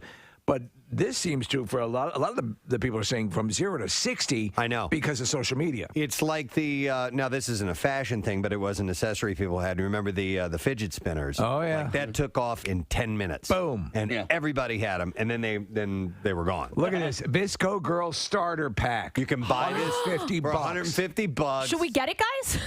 It says Giant Visco Starter Pack. Preston, we need to be Crisco boys. Scrunchies, Crocs. I like those tie-dye Crocs. What else? There's the shorts, and oversized shirt. What do you see?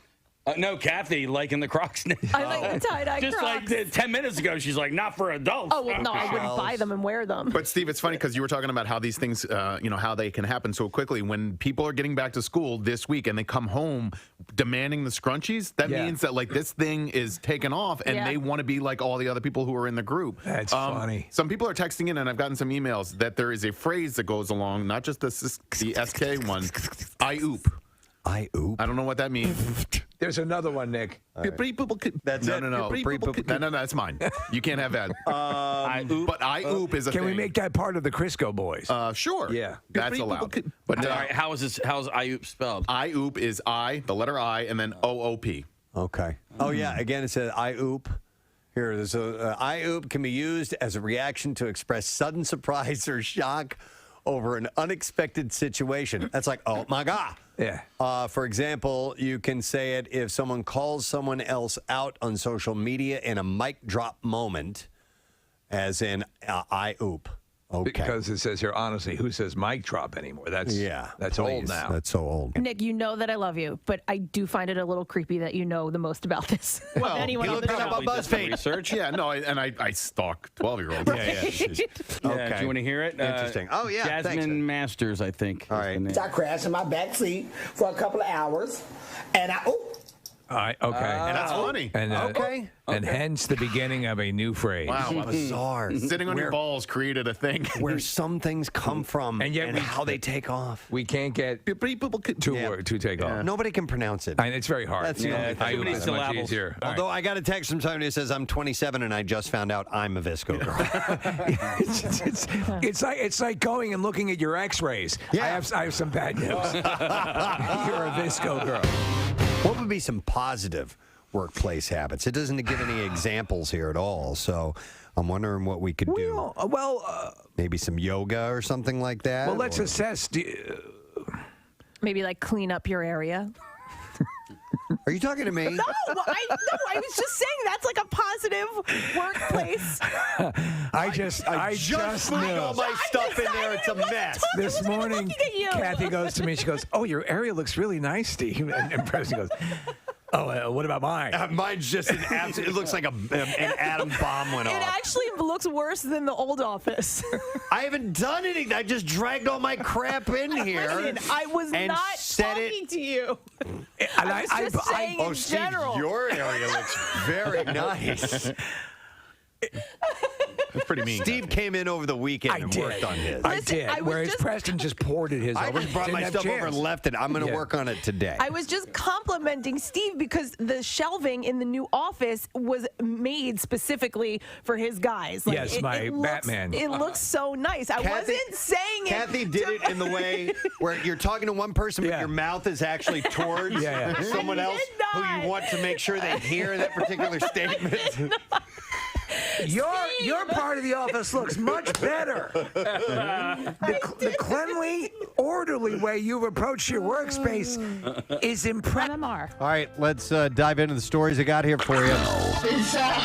WMMR presents Preston and Steve's Bizarre File. Brought to you this morning by Monster Mania. You can meet the biggest names in horror this weekend at Monster Mania Con 48 at Oaks, PA. With Christina Ricci and Michael Myers reunion as well. And very cool. More at monstermania.net. I have some interesting stories for you this morning in the B-File. We're going to start with this one. Hopefully this works. An unprecedented drone operation is being prepared to rescue 4 dogs stranded for weeks between rivers of red-hot lava streaming from an erupting volcano on the Spanish island of La Palma. The emaciated dogs are stranded in 2 empty water tanks in the town of Tuduk, flanked by slow-moving lava flows from the Cumbre Vieja volcano that erupted on the 19th of September. The molten rock has so far covered 1,885 acres. It's amazing. Has destroyed about 2,000 buildings, although prompt evacuations have helped avoid fatalities on the island, part of the Canary Islands off the northwest of Africa. On its way to the Atlantic Ocean, the lava has spared a few areas by creating islands of terrain that remain relatively unharmed, such as the spot where the dogs are.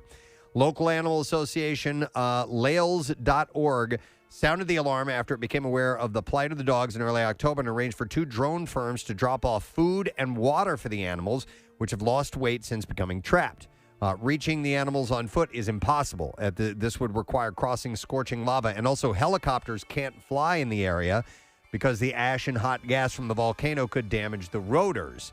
But a crew from the industrial drone operator Aero Cameras arrived on the island on Monday after receiving the green light from local authorities to carry out the rescue operation, because under Spanish law, drones are normally not allowed to transport people or animals. Right. The company's CEO, Jaime Piera, had said that the plan was to send a 110-pound drone equipped with a wide net to trap the dogs one by one and fly them to safety. He said, "We don't have experience transporting a live animal by drone, nor does anyone. Nobody's done it before." No. So the success of the mission will depend largely on how the dogs respond to the drone. He said the dogs could react by running away, moving, jumping. We don't know. There are those who say that the dogs could fracture a bone, have a heart attack. Of course, there are all sorts of risks, but either we get them out or probably in a few days, they're going to die. Yeah. So they have to at least try. So they're going to give this a run. So hopefully It's a I'll have valiant effort. I hope they do it. I think they can do it. So I'll hopefully have a follow-up for you on that. All right, 8 Nigerian men accused of an internet dating scam have been charged in a South African court after a massive internal operation involving the FBI and Interpol. So this Nigerian prince I'm meeting for drinks later on? Probably Sorry, not real. Steve. Damn. Authorities in the U.S., where the investigation originated and most of the alleged victims are based, have applied for their extradition. They are accused of defrauding more than 100 victims of almost $7 million Wow. in total over the past decade. They have not commented on the charges. It is the biggest such bust in South Africa. The suspects, who are between 33 and 52, were arrested in Cape Town following a legal assistance request from the U.S. It's believed the FBI and Secret Service led the investigation and worked with South African authorities, including their elite police unit, which is known as the Hawks. The Hawks. That is a cool name. The men are wanted. Engage, Hawks. The men are wanted in Texas and New Jersey for a variety of offenses, including conspiracy to commit wire and mail fraud, money laundering, and aggravated identity theft. In opposing bail, the prosecutor, Robin Lewis, alleged that the men are members of what's called the Black Axe, a transnational organized crime syndicate originating in Nigeria whose specialties include laundering money through various accounts. The state argued the men were a flight risk because they still have access to accounts allegedly used. They face 20 years in jail if convicted. It's alleged they preyed on their victims through dating sites using false identities. The victims, often vulnerable widows or divorcees from around the world, thought they were in genuine romantic relationships. It's so loathsome. The Colonel Magali said one of the suspects had ingratiated themselves with the victims. They allegedly concocted sob stories about why they needed money, taxes, inheritance, essential overseas travel, the crippling same stuff. debt, all this stuff, and they siphoned the money from the victims. The fraudsters intimidated and berated their victims, ruined their lives, and then disappeared, she said. A neighbor of two of the suspects, speaking on condition of anonymity, told the BBC that he was shocked to hear that the two brothers were alleged to be members of the Nigerian crime gang. He said they were friendly. They never brought any crime to the area. The other brother was married to a South African citizen. But he said once a week, about 10 luxury cars would arrive and leave again in a few hours. These were top-end vehicles like Mercedes-Benz and Ferraris. The way they dressed, he said, you could tell that they were wealthy. And apparently the neighbors were woken up on Tuesday when they made the bust. So, wow. So maybe they're going to put a not a complete stop, but a close to it stop on this. Now, this next story is I didn't have anywhere to put this. So I didn't know. I wanted to make sure I got to it today. So I put this in the bizarre file. Right. But a pig's kidney has been transplanted into a human and was not immediately rejected for the first time. Whoa. The medical advancement, called a transformative moment by researchers, could pave the way to help the thousands of people in need of organ transplants every year. So on September 25th, researchers at New York University performed the transplant called Xenotransplantation. Is that interspecies transplantation? In a 2-hour procedure. The kidney, which was obtained from a genetically engineered pig, was placed in a brain-dead human who had been placed on a ventilator with the consent of her family. So they could try this. Yeah. The kidney was attached to blood vessels in the donor's upper leg and kept outside of the abdomen, where it was covered with a protective shield for the duration of the 54-hour study. Researchers observed that the body was producing levels of urine and creatinine that were normal and equivalent to what is seen from a human kidney transplant. Well, this is huge. And there was no signs of the body rejecting the organ. Dr. Robert Montgomery, who led the surgical team, said in a statement that the procedure was a transformative moment in organ transplantation. He said it was better than I expected. The kidney turned a beautiful pink color, he said, and immediately urine started pouring out of the ureter. And there was complete silence for a few minutes while we were sort of taking in what we were looking at, which was incredible. It was a kidney that was immediately functioning. Wow. Now, the idea of using animal organs for transplants is not new, but historically, animal-to-human transplants have not been compatible. What allowed this transplant to work, Montgomery said, was genetically engineering the donor pig so that it didn't have the enzyme that the human body is designed to immediately attack. Is that not? It's amazing. Mind-bogglingly amazing. So how quickly before they can institute this into? I would imagine it's going to be a while, but they're headed in the right direction. Yeah. And imagine if they can make that For work. people suffering with kidney issues? Wow. Or maybe they can make it work Anything. for other organs as well. One last story. I love this story. A group of quick-thinking young men were forced to get creative by using their turbans as a makeshift rope to help rescue a pair of hikers in Metro Vancouver Park earlier this month. I knew those turbans would pay off. 5 friends were enjoying their hike at the Lower Falls Trail at Golden Ears Provincial Park when they saw a commotion. Kuljinder Singh said, they said 2 people are stuck there. Can you help them? So they saw 2 fellow hikers stranded on a large rock by the edge of a fast-moving river. Singh said that he and his friends didn't have cell phone reception, but they knew how to improvise. He said, we didn't have any other equipment to save them. He said, we only had our turbans to save them.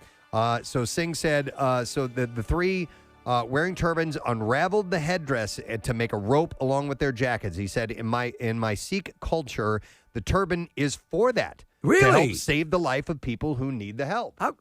I never knew that. How great is I that? just thought it was, okay, this is the kind of hat we wear. The 2 stranded hikers used the makeshift rope to eventually pull themselves to safety. Unbeknownst to search and rescue, who was called, and volunteers were already on their way. But by the time crews got there, their services weren't needed. They got them out of there. Do you know the original design for the top hat was to deep fry turkeys? No. Yeah. The search manager, Rick Lang, says he was quite amazed. He said, I'd never heard anything like that or seen anybody doing anything like that. That's I amazing. thought it was quite resourceful. They showed great presence of mind to put something together in such a short time. So Singh said, my family and I, my whole Sikh community feel proud of us. While many people are calling them heroes, he does not see themselves that way. He said, in Sikh culture, you have to save their lives. It's not a matter of being a hero, he said. So that's awesome, man. That is incredible. Between that and the pig kidney, Yeah. we're rocking. Some good stuff. You did raise a good question, though. I mean, the top hat, like, why? Why, you know? So you can deep fry a turkey. But really? No, I made that up. Damn it, you got me. All right, and that is the Bizarre File. We're running out of time for you. MMR's Money Clip, gang. The word right now is compete, C-O-M-P-E-T-E, and you have until 15 minutes after the hour to get to it, so about 3 minutes left for you to do that. We're going to take a break. We are going to come back in a moment. We have a last-minute addition to our guest lineup today. How about that? I'm not going to tell you it is No. until we get back. We just found out this person's coming on. He's a good friend of ours. We'll be right back. Stay with us. I swear, I was not saying it because yours was messy. It did feel good to purge, like Oh my God, I getting love rid of it. a lot of stuff. And I found files from like 2008, 2009 when we moved into that office. I found that puppy I never gave Marissa. Oh, no. Yeah. Listen, to make me realize how long we've been in that office, I've had some stuff hanging in my area on the wall space there, notes that my sons wrote to me. Oh, yeah. In little kid That's handwriting cute. of, Daddy, I love Yeah. you. I hope you have a nice day. I mean, that's how long we've been in that Yeah. room. We've been in that room for 15 years. And it does mean a lot because we started when we came here. First off, so that was not initially our first I guess office it hasn't been was- 15 years. Yeah. It's been at least a dozen years. Right. Though, but because we're in it was Kathy, you, and I were in that small office that used to be Closet. closet. Yeah. So here's another thing that you can do to help get past the post-holiday vacation back-to-work blues. Don't dwell. Okay. Don't dwell. Yeah. Don't feel sorry. Lou, I couldn't help but noticing that you're dwelling. Isn't that obvious? Doesn't dwell mean to just live, just to, just to sort of stay in one ruminate place? and- yeah. Hanging out. Don't dwell. Don't feel sorry for yourself, it says. Start some new office habits. This is how to beat the post-holiday. Should you clean your office area? The post-holiday vacation back-to-work blues. Clean your damn office. All right, how about this one? This is just this. Here you go. This is all it says you need to do. Reflect. Wait, that's too close to dwelling. Seriously. Where's the delineation That's between right. reflecting and dwelling? You're not supposed to dwell. However, you should reflect. God damn it, Earl, I was reflecting. Looked like you were dwelling. Well, I wasn't. You nosy ass. So it says here. Gentlemen, what? Well, he's always saying I'm dwelling. I was clearly reflecting. My head was up with my chin cocked a little bit to the left. That's reflecting. That's reflecting. Dwelling is hands on the temples down. Yes, yes, chin down. That would be dwelling. Idiot. Yeah. Lily Allen and Stranger Things star David Harbour dating. This is way better. I had to look up Lily Allen, and I still don't know singer? who she is. Is she a singer? I believe so, right? I think don't know. she's A dancer. Oh, no. No, she was a dancer. She's a dancer. Oh my God! It's me. Oh, I like her. Oh, her brother's Alfie Allen from Game of Thrones. And Lily Allen is from a while. She had career was on fire about 8 years ago, 9 years ago. Her brother is Theon Greyjoy. Yes. From Game of Thrones, and she's a singer. No, she was a dancer. Jinx, oh my God! Honestly, is she a singer? She's a singer. All right. Her brother is Marcus Allen. Honestly. And Preston, is she a singer? Yeah, she's a singer. I'm not doing it. Why not? No, she was a dancer. Jinx, oh my God! Stop. Gets worse. Okay, I thought she was an actress. No, she's a singer. No, she was a dancer. Jinx, oh my God! Okay. She had a couple of hits. She was at yes. What are some of her hits? We all know her hits. Well, the girl that we're looking at, the girl that we have up in this photo, I think is the actress that I looked up on IMDb. No, that's the singer. No, she was a dancer. No, she was a dancer. Jinx, oh my God! Lily Allen, for Christ's sake, she's a musician, right? Okay. Are we looking up two different people? There are a ton of acting credits for No, those are soundtrack. someone named Lily Allen. Those are soundtrack. Yeah. Those are not acting credits. Okay. We all was an clear? actor? Are we clear? No. She's a singer. She has a song called "F.U." Okay. Yes, I know that one. All right. Really? Yeah. Okay. Anyhow, they might be dating, her and David Harbour. Londoners have spotted the two out, hanging out, and of course posted about it on social media. Somebody wrote, David Harbour, when on earth did this happen? And it was alongside a screenshot of her, of her TV screen showing the couple at a boxing event. Huh, good for him. They first sparked rumors earlier this month when they were spotted taking in a West End performance of the Lehman trilogy. Are we good enough friends with him now to just blow a call in? Of course we are. Yeah. What time is it in London? We did have a really good time with him. Yeah. It's like noon. Super nice guy. Yeah. So he's probably up. Yeah, we give him a call. Hello? Yeah. David. Yeah, David, it's Preston and Steve. Are you dating Lily Allen? Yeah. She's a singer, right? No, she was a dancer. Jinx, oh my God! What are Casey and Kathy doing on this call? We just had to do that. We had to do that because this is funny. Okay, bye. Okay, Woody Allen, maybe persona non grata in Hollywood, but Scarlett Johansson would work with him anytime. Huh. The A-lister is one of the few stars to publicly signal her support for the director. He was the original choice for Captain America. I did not realize that he would actually... I don't think the serum worked. Yeah. I don't feel very super. He was the original guy. Yeah. Imagine that. The thing opens up. Have I changed dramatically?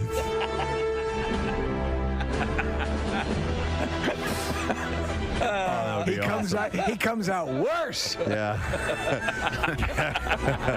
They go the opposite direction. He got older. He's aged. His eyesight has gone bad. He's wearing glasses. Now his hair's falling out. Ready to take on the Nazis. Yeah. I'm not a big fan, personally, of their conduct. Several stars. They reach over. He just looks over. Stark's father reaches over and had the lever all the way to the wrong side. I'm sorry. I had it on skinnier. I should have pushed it to muscular. Several stars, including Frida Pinto, Greta Gerwig, Colin Firth, and Mira Sorvino, expressed regret at working with him previously and pledged to never work with him again. But when the Hollywood Reporter asked Johansson, who worked with him on Match Point, Vicky Cristina Barcelona, and Scoop, she had nothing but good things to say about the 83-year-old, whose daughter, of course, accused him of sexual assault.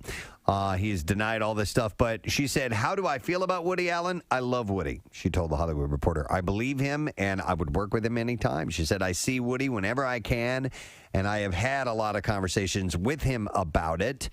I have been very direct with him, and he's been very direct with me. He maintains his innocence, and I believe him. Well, that's her prerogative to take it that way, and that's okay. She said, but she also understands why others don't. She said it's hard because it's a time where people are very fired up, and understandably, things needed to be stirred up, and so people have a lot of passion, a lot of strong feelings, and are angry, and rightfully so. It's an intense time. What a missed opportunity that they could have worked in the Avengers films together. Would have been so great. I ran into somebody who works in our office, and I'd asked her what she did the night before. Maybe it was over the weekend. She's like, yeah, well, I went to an I Do barbecue and blah, blah, blah. This is kind of skated over there. I'm like, hang on a second. What's an I Do barbecue? You guys ever heard of that before? No, but I have like an engagement party? Yeah. Yeah. Oh, But I'm only- gonna vomit. But only for people in the wedding party. Right. Okay. So It's kind of where they do they ask them to be in the wedding party? Like that's part of the event. I'm not really sure. So I've been to like where they invite the bridal party over, and that's you're at a party, and they ask you to be in the bridal party. So Is that what that is? You're going to a party, and you don't actually know yet until you get to the party, Right. and then they say, by the way, you're all going to be in. or they ask you. Yeah. Okay. So do attendees they don't know until some point in the evening when I mean, I think for my brothers, I knew I was going to be in my brother's wedding, but Right. yes, and then they gave us a bottle of wine, and on the wine, she had put in like a cute little saying asking us to be, it was a custom made wine label, and then it was a cute saying asking us to be in the wedding. I would attend the I'd prefer not barbecue. I actually never liked the idea of an engagement party, and so you can put a cute little name on it, right, and make things rhyme, and I'm not going to like it or dislike it any more or any less. Well, that's what they do, though. Yeah, that's what whoever they are. There must be some counselor, commissioner, somebody who puts together like. With the gender reveal stuff now, that went from 0 to 60. I'm wondering where this started because there's an article on the knot.com, right, which is a wedding magazine and a wedding website. And so do you think that they wrote the article thinking that this might be a thing, or did they write the article because it already was a thing? I think probably they can help boost it by reporting on it. Right. All the not readers. But I don't know. Usually, something has to have a little bit of traction before you report on it, right? So yeah, I would think so. But so you have an engagement party, okay? Okay. You have, I guess now, an I Do barbecue. You have to have a rehearsal dinner. The rehearsal dinner is what it to me. Isn't that that's the wedding party gathering? That's right? what I always thought right? it was. Well, but not anymore because now if you have out of town guests, if you're going by their rules, you have to invite the out of town guests to the rehearsal dinner. Right. So, but but out of town guests who are in the wedding party aren't expected to attend the I Do barbecue. I think the I Do barbecue is taking over the engagement party. I don't think you're having an I Do barbecue and you're having an engagement party. I think it's sort of one or the other. Really? Yeah. So, but you would only Because invite. an I Do barbecue is an engagement party. Yeah, but you're only inviting the people that will be in your wedding party. Yeah. Oh, no, I don't know if that's the case. I'm just saying that is also, I've been to parties where they only invite the bridal party. Because let's say you have a big engagement party or your I Do barbecue, but you're only inviting some of the people that are there. People can be in the direct wedding party. But let's say you have like 50 people there, but you're only inviting like 7 of them to be in your wedding party. That's kind of insulting to the other people that show up. This is Really? useless. That's like saying you have to put every single friend in your bridal party. I think you know who's. But if you're at a party and you're not part of the list there. Yeah. And you're just like, I'll just be waiting over here. Yeah. No. Enjoy your being celebrated by the bride and groom, and I'll just stand over here and have my fruit. Yeah. No, I don't think so. So you have all these parties. What are the ones involved with having a baby? There's a shower. The right? barber bris. The barber bris. But listen, like the I Do barbecue and the gender reveal, I think are kind of organized so that you don't have to bring a gift. You're not bringing a gift to. Do you know what I'm saying? A gender reveal? Yeah, like it's more set up like the barbecue. Like come over for a barbecue. You don't quite know what it is, but whereas an engagement party is. If you show up without a gift, or at least for me, if I showed up without a gift, I would feel awkward. All right, hang on. I just saw a text that came over. It said Connor Betts, he's an assistant producer here, went to an I Do barbecue. I'd like to know if he brought a gift with him to the I Do barbecue. Because, Kathy, I think you have to bring a gift to an I Do barbecue. I don't know. Here, Connor's. All right, we need an walking him right explanation, now. clarification, in case I, by some stretch of the imagination, get invited to an I Do barbecue. I want to know what to do. Connor? I did not bring a gift. Okay. Were you aware that it was an I Do barbecue before you attended? Yes. Okay, so that is the premise of the I Do barbecue when it was presented to you that you were coming because you were going to be asked to be a part of this wedding party? Yes, and I was not a part of the wedding. All right, did your girlfriend bring a gift? No. Okay. So when you went, Do you know what I'm saying? Like the gender reveal is to come. We're all finding out together what the baby is going to be. You're not going to bring a gift to that. The the baby shower. Yes, that's the point of a baby shower. Your friends, your family, they're bringing gifts so that you can be prepared for when the baby comes. Connor prefers to be called Moose. Yeah. What's that all about? That's just a nickname from high school. Oh, I did not know that. High Okay. school into college, and everybody calls me. Okay, gotcha. Well, I didn't know that. Nice to meet you, Moose. So Moose, what was it like at the I Do barbecue? Well, I didn't bring a gift, one, because they are wealthy and Yes. I am poor. Right. So I think my mom might have brought a gift, but I didn't. MMR. All right, thanks, Kath. Coming up a little bit later on, Dennis Quaid is going to be on the show. Chef Elton Brown, who has a live stage show in our city coming up on the 23rd, so Saturday. Yeah. And then, of course, the Philadelphia Film Office is presenting the Philadelphia Film Festival. We're going to talk to Andrew Greenblatt from there as well. And we have a last-minute addition to today's lineup. I was very happy to hear about that. Me too. Looky. It is a friend of ours. Yeah, we always play the pot song. Helium Comedy Club tonight. Yeah, man. Ladies and gentlemen, Doug frickin' Benson is on with us this morning. Hey, man. Hey, everybody.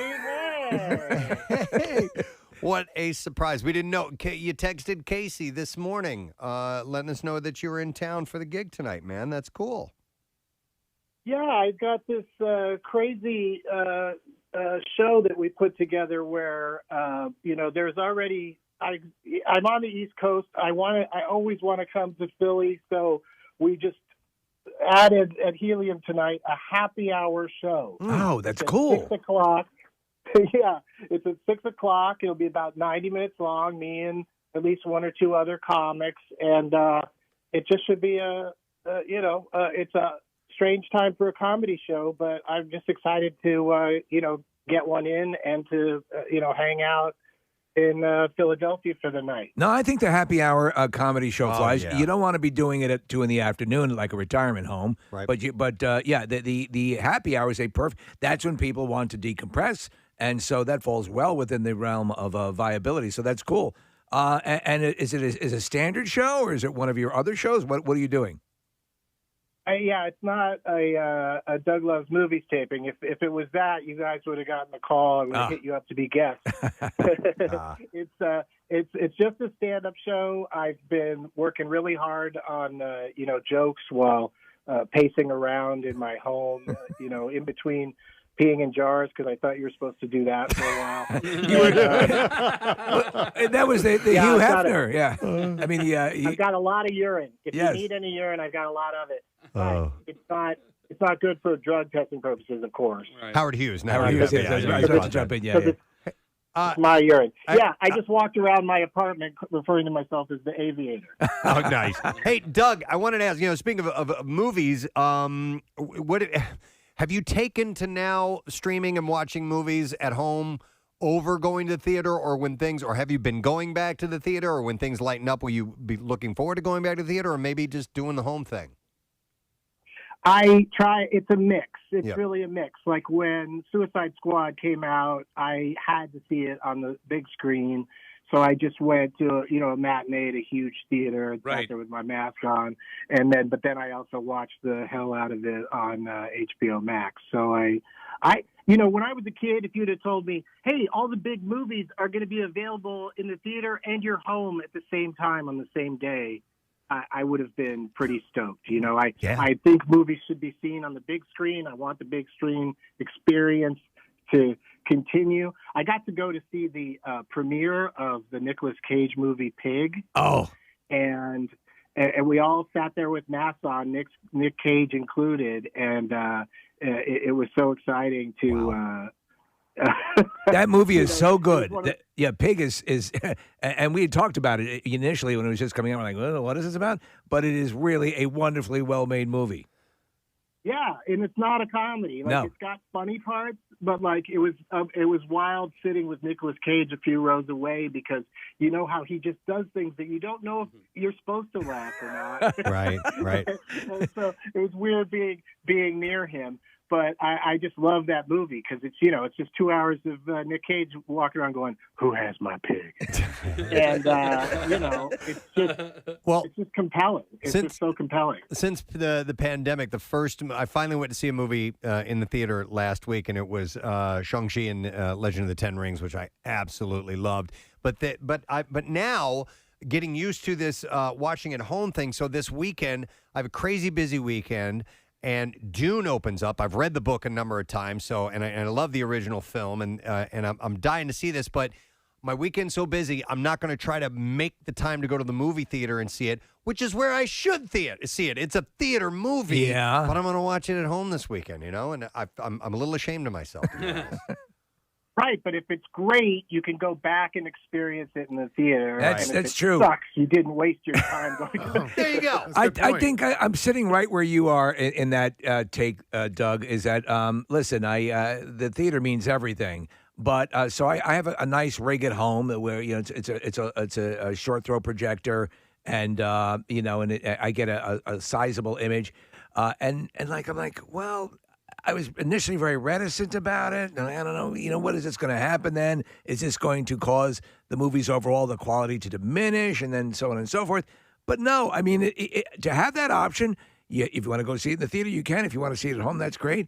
But, I'm fascinated with the way this is seemingly thrown the movie industry into this conundrum. You had the issue with Scarlett Johansson and the release at home of her film. And, they're trying to wrangle and figure out how this is going to break down as far as getting points on a movie and how that all ends up playing out. What's your take on all of that? Well, that they're just going to have to start negotiating for that stuff. It just wasn't worked out with Scarlett. The pandemic just sort of happened, and they scrambled and came up with this idea of, showing the movies on TV. And didn't work out a deal with her and how they were going to pay her. So Right. Of course, and she's famous enough that doesn't have to worry about, I know Disney's huge, but and so is Marvel. But like, if she walked away, which she seems like she's doing anyway, from those studio and those kinds of movies, she'll still get plenty of work, Right. Doug, I don't know when the last time we had you on was, but speaking of home movies, I really wanted to compliment you on the last Blockbuster. It was a terrific documentary, and you were featured pretty prominently in it, and that was pandemic viewing for me. I think it's on Netflix, or I don't remember exactly which platform. Yeah. But what was your experience like Netflix. that? Okay, and when did you film that? That was, as documentaries tend to be, that was probably about a year before the movie actually came out, and so it was pre-pandemic, and they interviewed me in Los Angeles, where you just sit there, talk about your memories about Blockbuster and everything, and they were to promote this idea that there's just one Blockbuster left in Bend, Oregon, and I was just like, hey, I'll come to Bend, Oregon. That sounds awesome to like walk around in the only remaining Blockbuster video store. I was never really a huge Blockbuster video person. When I was younger, I went to the mom and pop one across the street, right? Because they weirdly had a better selection. But the idea of the video store and that one exists, and you can walk around and look at the titles, look at the boxes, physically hold them. That whole experience, it's gone. Now you just scroll through Netflix for a long time and can't find anything to watch. Right. Yeah. Same thing. Exactly. It's the same thing, different day. But so it was just exciting to go there, and so that's why I'm featured prominently in the documentary, because I was the one, quote unquote celebrity interview they did where I was like, hey, I will come there. You got it. Go there. Hey, yeah, Doug, your mom and pop store, did they have a porn section? Yes. Yes. And Blockbuster did not. Right. Blockbuster was a real buster, if you know what I mean. Yeah. Oh, yeah. Yeah. And in fact, we were talking nostalgically and lovingly about the partitions that would exist in mom and pop video stores that would indicate, okay, back behind that is where the porn is. And there was everything from like old saloon style swinging doors to beaded curtains, but to a sheet. Yeah. That was the area you went in, and guys sort of backed in and like hugged the wall. It was a whole ritual. Yeah, you didn't want to be seen going in or coming out. Like, you'd have to kind of be like, just looking at the titles that are near the curtain and then just suddenly dart through and nobody's Exactly. Exactly. Yeah, whatever titles. And you knew what titles were right by the entrance to the porn section. It was like Beethoven. We were something. Hey, yeah, I saw Beethoven third a bunch of times. Hey, Doug, I wanted to ask about the hair. It's getting really long, man. You going to keep that going?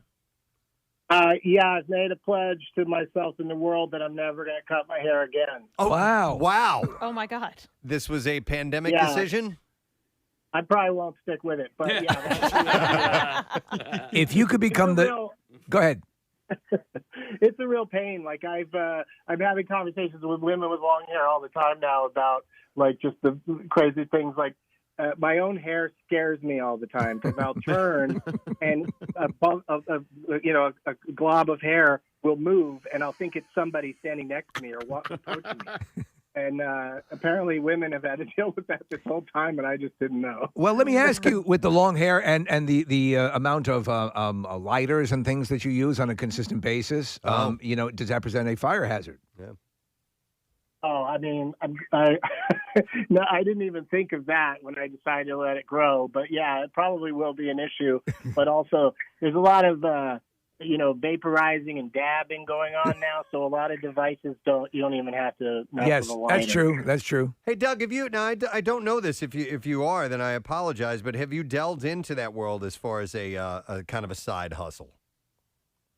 What world? Of having having ownership in some marijuana companies. Oh yeah. Growing. People point out to me how dumb I am all the time for it, but I feel like I really enjoy cannabis and talking about it and being high. But it's I don't know. For some reason, I've just resisted the idea of getting involved in a business sense, because also it's all terribly regional at this point. Right. Like my friend Josh Blue gave me some. He hooked up with a company and he makes some Josh Blue Dream lollipops that have like 5% THC in them, and he's got like 2 markets that he's selling them in, and he's a national figure. Like, it should be everywhere.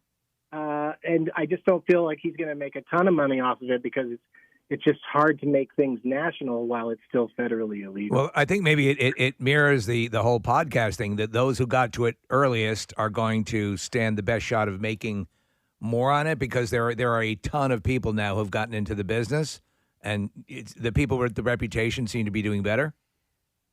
Yeah, and I just I'm not knowledgeable enough about. I just like smoking it. I don't know. I'm not smart enough I love it. to do any kind of quality control if I put my name on some, on some sort of product. So, the last thing I want is to be the weed guy that's got people mad at him because it's, the weed they brought. Right. You are one of the most true to yourself people I've ever known, Doug, and I love that about you. Thank you. I mean, seriously. I know what he's saying, though. What he's saying is he doesn't want to be that guy who's going to piss off people or whatever. And you also, I think, if it becomes a business that you're having to look at ledgers and things like that or deal with all that, it might diminish the enjoyment you inherently feel when you're using all of this stuff, and that would be a bummer. Yeah, it's just it's really been a huge part of my life, and it's been a big part of my success. You want to call it that. So I don't really feel like I need to cash in on that. But you never know. The right offer might come along. Somebody might be listening to this live or on the Preston and Steve podcast, and they might be like, I'm going to reach out to Doug Benson. He's You Don't Know Doug on Instagram, and I'm going to DM him, and I'm going to make him a pretty sweet offer to put his name on some. You never know. I think that's probably happening right now. You never know. Yeah. Doug, we saw you had posted on social about Ted Lasso and what a fan you are, and we've been Casey turned me on to it during the first season run, and badgered me until I watched it, and I will forever owe him for that, because I think it's the greatest TV show I've ever seen. It's so good. And did you know that Roy Kent has a podcast? No, as the character Roy Kent.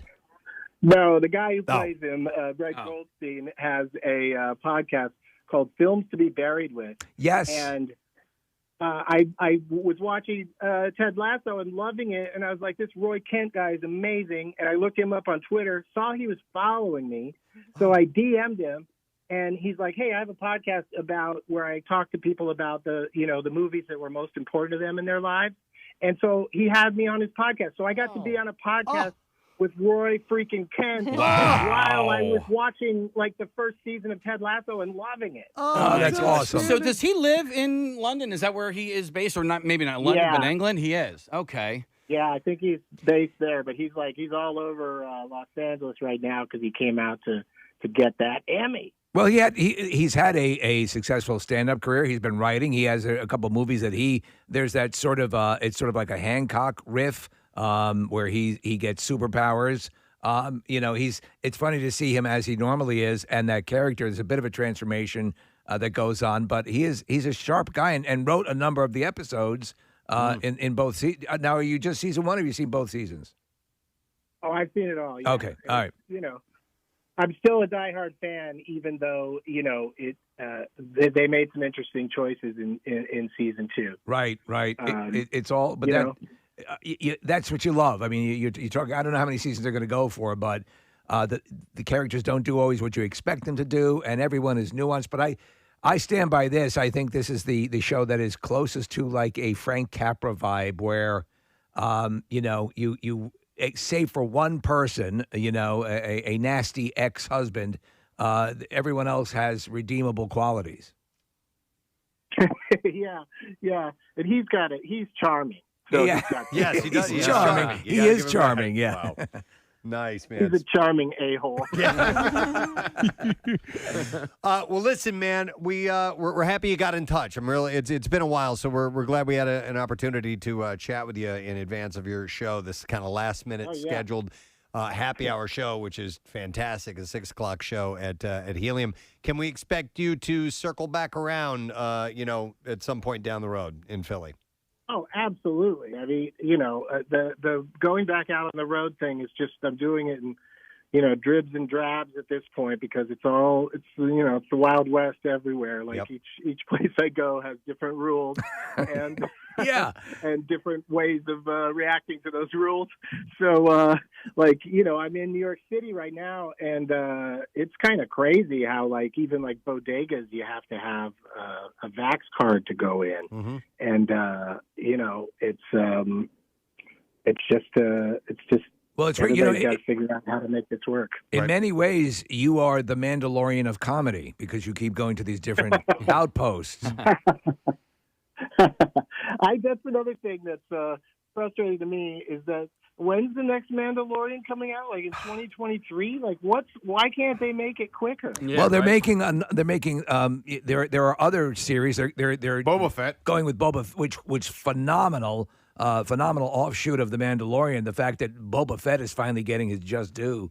And so they're going with that series, and I'm just stunned by what they're doing. And again, I don't instantly love everything Star Wars. I mean, though I was right there, the original trilogy, the original movie, the original run, the whole thing, I bought into it. But I take everything on a per case basis. But what Favreau and what they've been doing on the TV side has been amazing.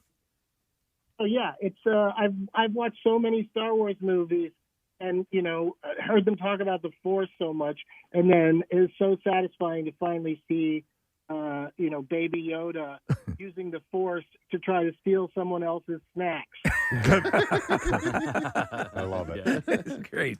Nice. All right. Well, can you imagine what would have happened in the world if they'd have just killed off Baby Yoda at some point? People would have taken their own lives. Yeah, they would have lost their ass. And maybe a step further, killed Baby Yoda and then barbecued him. Oh my God! Yeah. Oh, no. Well, you don't know what they eat on other planets. That's it's true. quite possible. That's true. He could have been very tasty. Too far. All right. The Mandalorian of comedy is in town. Yeah. Doug Benson tonight, 6 o'clock. One show only. HeliumComedy.com. Get those tickets. Great to catch up with you, Doug. Thanks for coming on, bro. Thank you. Excellent. Nice to talk to everybody. All right. And there he goes, Doug Benson, guys. Benson? Yeah, That's perfect. All right, listen, we need to take a break because we have a laundry list of guests who are going to be joining us when we return. So we're going to get to Alton Brown when we come back because he's going to be performing at the Miriam Theater on Saturday. And then Dennis Quaid is going to talk to us. He's going to be at the Sellersville Theater on Halloween. So that and more. We'll be back in just a moment. Stay And with so us. who with the cluster that you attended who was asked to be in the bridal party? It was my friend's brother's engagement party, I guess. So then we were all friends with him, and it was a bunch of my friends, and then I was not asked. Did they line you up? I was backup. Did they line you up in a row and then yes, no? Yes. Yeah, it's like picking for kickball. Right, yeah. Right? No. And then, Connor, you're there with the caterer standing there. Yeah, it was me and the caterer and the dog. Right, yeah, was yeah. on the side. These are the ones who will not be in our wedding party. Shame them. Sorry, Moose. Why don't you forget the moose for a moment? But you didn't go to the party expecting to be asked to be in the bridal party, right? Yeah. Not even a little bit? No. it's With not- how it's good not you every- look in a gown? You don't have every friend you know in your bridal party. No, but I'm saying this seems oddly. It is like being picked for teams in school. No. And you're left out of it. No. It's like why not break up into shirts and skins? Well, I had never heard the term "I do barbecue" before, but apparently that's another one to add to the list with your gender reveals, your Right. sprinkles, your showers, your engagement golden parties, showers. your golden showers, I mean, Butterscotch bandits, and that's fine. overcomers. This guys, you're combining things that It's don't. disgusting. It's not. Yeah, Overcomer was a movie. We're here for the hot Carl party. What were you gonna say, guys? I just don't make your wedding more special than it really is. Yeah. You know, Or do it since it's your wedding. yeah. Don't make it more special than it really Because is. it might end up in a murder-suicide, you know? Wow. You're not special. This day isn't special. It might end up in that should They go on had a an I do Hallmark card. barbecue. They had and an I- now he's dead. Congratulations. It might end up in a murder-suicide. I'm Keith Morrison. It started with an I do barbecue and ended with where'd you bury the body? Pierre is in the studio, about ready to take over for the day. It's a miracle. It is a miracle. It is a isn't it? miracle. Every day's a miracle. Every day's a miracle. Rodney brought me coffee this morning. Ah, That's awesome. Rodney's the man. If Rodney isn't the greatest already, he, on his way in, found some wonderful coffee for me and brought it in. I have a Superman statue that I'm going to give Rodney. There's one statue that has not ported over to my office. I said, if anybody around here deserves the Superman statue, it's Rodney. I would agree. Yeah. You need more figurines and statues, though. I have space now, and they will be coming. They're ordered and on their way. In fact, one should be arriving at the house today. Yeah. Claire, God bless her. She really is a saint. She is a saint. Yeah. But I'm sure she said, no more in this house. Send them to the office. Absolutely. Work it is. Are there pictures of the assortment? Oh, yeah, in the house. But there's still room in the house. No, I mean up online, though. Oh, yeah. So that people can see how many Batman, Superman, other figurines you have. Just go to our Instagram page. Yeah. We posted yesterday. There's more on the way. Yeah, so this is just beginning, but mostly featuring Batman and Iron Man. Right. Okay. Right now, I have to decorate properly. I understand. Yeah. I understand. It's a miracle. There you go. There's a picture of it in the studio right now. Oh, this is the new office. Yes, too, right? yeah. Yep. We just moved in the other So day. there's huge spaces where people would put books and tapes and various recording instruments, but Steve has used they're 5 feet high statues. Yeah. And They're not 5 feet high. All right. They're 4.5 feet high. 4.5 feet. Yeah. And the Iron Man gets a giant Iron Man head. That's a 1-to-1 scale Iron Man head. Wow. I'm so glad listen, it looks good. You've organized it so nicely. I am proud of you. But I'm glad there's a buffer between me and you. Oh, yeah. That buffer is Nick. It's Nick. Yeah. I've started to straighten up my area. You have. It's and looking my collections are coming too, so I have display area finally. So I'm going to put some of my Swords. stuff up. Nice. I don't know if I'm going to do the swords. Really? Yeah. No, we'll we see. threw the swords out. No, I have a couple of swords. There's one like the Philadelphia Pipe and Drums brought us is really cool. It's engraved and everything. So that's for the show. I need to find somewhere for that. But I have other collections that I'm going to bring and display. Are we going to do that thing that we were talking about? That one idea where we were floating? We got to around? do that. Yeah, we'll hopefully get to that soon. Okay. That's an idea, and we'll get to it. Yeah. We're not going to reveal what it is. We're going to put a chopping board in the middle of the room and hang our pots and pans from the ceiling. No, that's Kathy's sections, along with the doilies and the Martha Stewart tribute area. You know what? I've always wanted that. I've never had a setup where I can hang my pots and pans from like a ceiling setup. I like that look. My wife doesn't like it, so we didn't get it. Here's why I do like it. It looks great. But you can't use the pots because once there's a stain and you hang it up, now it looks ridiculous. Shut up. I'm just saying that's when Once it doesn't look there's a good. stain, That's why that shows that that's a working kitchen. Which is There fine. would but never then be a stain if it was me because they'd never be used. Me neither. There you go. That's why I always wanted it. It would work in your house. Yeah. See, that's why we should live together. That's why we are married but stay apart. Right. Forever. I mean, you can't have sex all the time. Well, exactly. No, it's the perfect marriage. We don't live together and we don't have to have sex. Yeah, you just love each other and then leave it at that. We just love each other, and that's all there is Kathy, to it. had she not met Dennis, she would have been married to a prisoner. Yeah. Yeah, you're right. It'd be the perfect thing. What are you in for murder? Love it. Right each other. Yeah. I didn't give away whatever it was I had yesterday. You didn't? So whatever Okay. that is. It was a turkey. Okay. It was a turkey. We'll give it away today. It was and pounds of steak. And so, pounds of steak. Yeah, not just a pound. Several pounds of steak. I would like 7 pounds of steak. 7 pounds of steak. You got it, Buster. Step right up to Pierre's Butcher Shop. I got all the blood you need. You should get for Halloween 1 year. You should go as a butcher, like with blood splattered, apron and everything. That'd be perfect. A vegetarian butcher with all the zucchinis hanging from Yes, and mangled tofu hanging from my locks. Mangled tofu hanging from your locks. Mangled tofu would be like dreadlocks, but tofu locks. Yeah, I like it. All right, Actually, I we're cooking don't, with gas but anyway. now, mustard. Oh my God! Please welcome the one and only Mr. John Travolta to our studio. Good morning, John. Good morning. How are you? I'm doing wonderful. Nice to see you. You sound good. Thank you. I feel good. I feel very good. You know what? As I was introducing you, and I said, "Welcome to Philadelphia." You shot a film here in Philadelphia. I did. I shot Blowout. Yeah, which is a Brian De Palma great movie. Yeah, thank you. I agree. So this movie, we want to talk about The Fanatic, which is I actually I started watching it. I wanted to go into it cold, and it's a big departure for the kind of roles that you play. Mm-hmm. It's a horror suspense, but it also takes a peek inside the world of TMZ and fandom run Fanatical. And your character is very unique. And from what I understand, the character was written with you in mind. Is that correct? Yeah, it was. Fred Durst from the Limp Bizkit. Yeah. He wrote it, and he directed it. And I will say that he is quite inspired as a director and as an actor even. Right. And he helped quite a bit. He would improvise with me prior to the takes, and he designed this character, and I understood it because I am a fan. I'm a fan as much as we all are.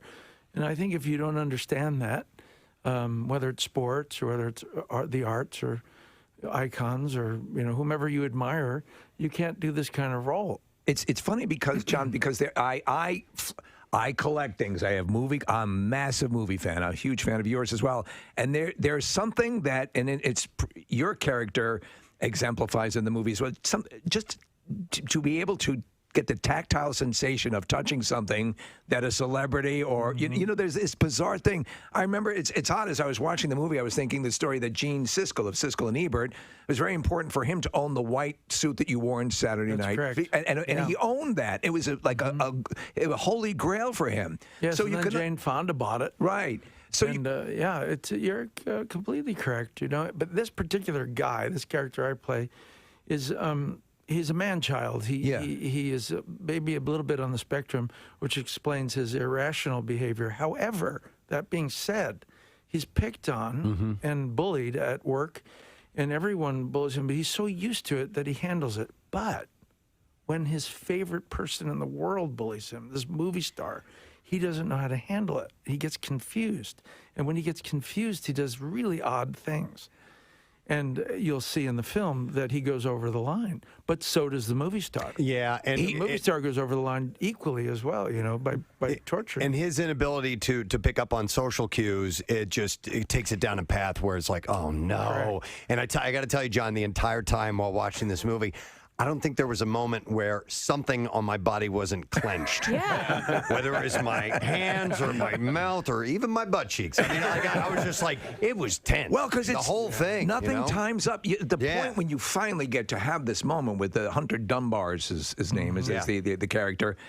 He has a bad experience, and you just happen to come upon him at that time, and it never syncs up right. So that starts. That's correct. It's also a movie about bad timing. Yeah, and then some. Because if he had just been in the right mood and had his autograph, he would have been over. Yeah. But of course, then we wouldn't have had a movie. Yes. But what I thought was brilliant was that I loved that your character before all that started to happen. So I almost felt bad, and I was like, well, it's not that bad that he's doing some of these things, But then it progresses into the movie. But you really made me love that character before you found out the other stuff. Yeah, thanks. I wanted him to be loved because I feel like everyone is a little bit of the character Moose. Mm-hmm. We all have a little Moose in us. It's just how far do we take it? And if we didn't have Moose in us, how would we be, ourselves to create an effect on others? Yeah, I might be in your plane later. Well, Hunter Devin Sawa, is that the actor who's playing Hunter? Correct. Yeah. So again, nobody's all that awesome in this. Everyone's got, even his friends, or quote unquote friends, are not that good as far as friends. Correct. And I like that because that's sort of real. But I like also the peek into the side of the people who are out on the street who make money. You're dressing up as a Bobby, to pick up some money, and there are these things going on in that world that sort of, for some reason, Hollywood, when depicted in a seedier fashion, always appeals to me. It's like a Raymond Chandler sort of. Well, also maybe that's a bit of the truth. Yeah. But in a way, that's sort of, and that's almost sort of enticing too. That bizarre aspect. Yeah, I love how L.A. is depicted in this film. I think it's very real and tragic almost. I thought in watching the movie at first, and now seeing you today, I probably know it's not the case, but I thought maybe you would cut your own hair for the role. No, it was really cool because I said, when I loved the script and wanted to do it, I said to Fred Durst, what do we do about how he looks? I mean, the Hawaiian shirt was an obvious kind of choice. There's bad shorts and bad sneakers and all that. But I said, what about the hair? Yeah. And the look? And he said, well, what do you think about mullets? And I said, I don't know. It's overdone. And he said, well, there's a lot of different kinds. Would you care to look? So I looked on the internet, about 100 different types, and boom, suddenly there was this dude, with the exact haircut Moose has, with glasses. And I texted it to Fred, and I said, I found the look. I found it. And he said, I agree. This is the right way to go. I have to tell you, I was at it, and when I saw this character of Moose, I've told you guys this story. I was at a convention one time, one of these conventions. I am a real fan like this, not Moose level, and Adam West was there, the original Batman. Man, so everyone's Adam there. West. There was a guy who looks exactly like your character in this knapsack, the whole thing, the backpack. With about 50 cans of Fresca in that thing, and that same sort of delivery. And you work on this character with that, Mr. West, and he's sort of that thing. And so your heart sort of that this is not just a hobby; it's his life. And there is a difference. There's the professional fan that usurps signatures and sells them. Right. And then there's the guy that ain't selling nothing. Yeah. And is going to keep it. And that's Moose. Moose is not getting rid of any of his memorabilia at all. So how do you detect the difference? I don't know. Yeah. But definitely there is a difference. And you're known to be fan friendly. When the opportunity is right and that person does approach you respectfully. Yeah, respectfully. Do you know what you're giving them? I would think, this is a very special moment for them.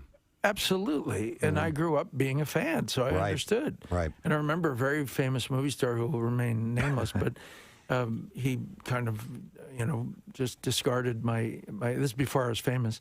And I decided that if I ever became famous, I would never do that. So I live by that motto, you know. But again, how do you navigate the line of privacy? And It is a tough line because, and again, with people who approach you, and you know, we always think, and listen, we're on local radio, but whatever the stories, if somebody comes up, it's, you know, every time the edict is you shake hands, you say hi, you do the deal, because that's an important thing, and you know, sometimes as what happens with Hunter, the star in this, he lets his life cloud his remembering, because it starts off with a quote from him, "I'm nothing without my fans," but he doesn't abide by that. Well, sometimes there are good people that are bad celebrities. Yeah. Let's face it. Right. So my cure to that always has been, don't go out unless you're in the mood for it. That's good. Good rule. Yeah. You know, are you in the frame of mind if you go out to dinner to be interrupted, bothered, whatever, take pictures? And if you are, go out. Yeah. If you're not, that's just part of the very small price you pay for this glorious life that we have. Well, case in point, in 1996, you met a nice 21-year-old young man in Beverly Hills, California, and I had a job at the time where I was driving around cars for Enterprise Rent-A-Car in Beverly Hills, and I saw you, and the only thing that I could think to say was, "Oh my God, that's John Travolta," and you came over and you looked me in the eye just like you did 10 minutes ago and shook my hand and said, "Hi, it's very nice to meet you." And then you went about your day, but you couldn't have been more pleasant. And I've heard countless stories of how kind you are to people, and it's not hard to be nice. And I think people just lose sight of that. It's really easy to just be a decent, nice person to everybody else. Let's face it, what you resist, you become. The more you withdraw from it, the worse it gets. So just, you know, own it. Yeah. By the way, I want to tell you, on the shaved head thing, I endorse it 100%. You look good. There's a movie that I love of yours. A lot of people are not familiar with it. They should be. It's From Paris with Love. Oh, hell yeah. And damn, you are the baddest badass in that movie. Preston, this movie will rock your world. Okay, I haven't seen it. And John is amazing in it. Who's the director of that?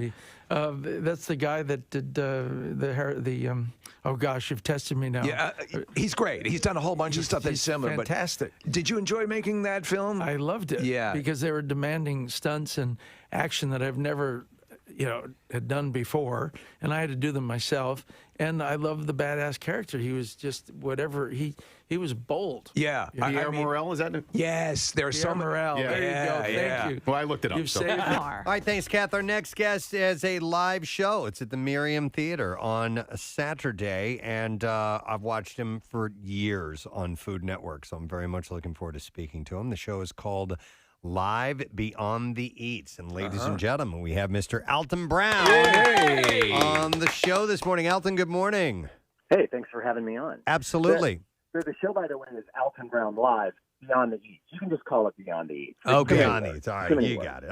I was saving your name to come after it because I didn't want to tip my hand until I actually said your name, and then we brought the... I've got a method here that I use, but I got you, Alton. I'm picking up what you're putting down. Hey, listen, I very soon will be pulling up an annual video of you that I bring up every single year at Thanksgiving, and I have to thank you for putting it out on Good Eats. Could you have any guess as to what it might be?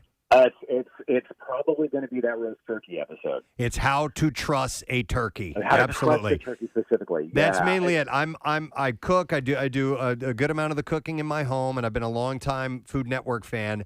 But I can never remember how to properly truss the turkey, and you did it in such an elementary way, in such a dumbed down, here's how you do it way. Easily consumed, would you say? Oh, yeah. Well, so, the reason you have to keep looking at the videos, you only do it once a year, right? If you ate more than one turkey a year, you would have this memorized. Right. It's like when you get your license renewed or something. You don't do it that often. You forget exactly how do I do this. So, yeah. Where is that left turn signal? Where is that? Exactly. And you know, Alton, you've been doing live shows. You've done several of these, right? Variations. This is my third tour. This is the third time that we've gone out with a new tour. And I wanted to go out last year, but you know, last year was a rough year for everybody, and theater stuff wasn't happening. So I'm glad to finally be able to get back out again. Well, I'm curious what the show is about, because what Good Eats was great at demonstrating. What you did is you would use a lot of teaching aids to show people a way to, to think outside the box and how to do these cooking techniques and so on. Is that what's involved in the stage show? Well, I like to think of my live stage shows as variety shows, like culinary variety shows. There's actually a lot of stuff that goes on. Most of it's just me doing things that I can't do on television. So there are food demonstrations, but unlike TV, they are not terribly practical. Well, I mean, they are if you have welding skills. Right. But I generally build very large things to do the cooking. But besides that, there's also what I like to call comedy. Of course, it's only comedy if people laugh. And my band and I do some of my silly food songs. So there's kind of a bit of everything. And this year, we're actually adding a whole new thing, which is that there's actually going to be a game show nice. with contestants buried in the middle of the show. So there's a show within the show. So it's a little bit of everything, but all very food centric. And there are some crazy teaching aids, and hopefully people will leave the theater knowing a little bit more than they did when they came in. I hope. Yeah, I'm looking at your website, and I was looking at some of the pictures of some of the stage shows so far, and it's obviously it's a little bit more of it's halfway between a cooking show and a Kiss concert. You got a lot going on. So I wanted to ask you though. That's a good word. I read an interview with you, and you were talking about you had been interested in cooking shows and so on and so forth, but early on you said they were just sort of led and not a lot going on, and so that sort of shaped the way you were going to approach, your methodology. Was there anybody early on in the pantheon of the early cooking shows that you thought was doing it right? Well, I mean, all of us pray at the Church of Julia, and no one ever did it like that. No one ever cooked with such joy and made things so kind of. It was okay to make mistakes, and I think that was the single biggest influence. Me as somebody who likes to teach, I heavily took from Mr. Wizard. I stole things from Jacques Cousteau, and I stole stuff from Monty Python because I think that laughing brains are more absorbent, which has kind of been a mantra of mine. So if I can make people laugh, I can teach them without them knowing it's happening, which would have helped me in high school if somebody had thought about that. Yeah. Well, I so much enjoyed Good Eats, but one of the things I was always confused about, Alton, was that you had seemed so different than the other hosts at the time when Good Eats was starting to make a name for itself. So I'm talking about like Emeril and Rachel Ray and Bobby Flay and all these Food Network stars, is that you knew that those chefs were restaurateurs and things of that nature because they would mention their restaurants and so on. But I never quite had a beat on you and what your background in the culinary world was. I didn't have one. Okay. I mean, I went to culinary school and I worked in restaurants long enough to have, to know that I didn't want to do that anymore. But my background was television production.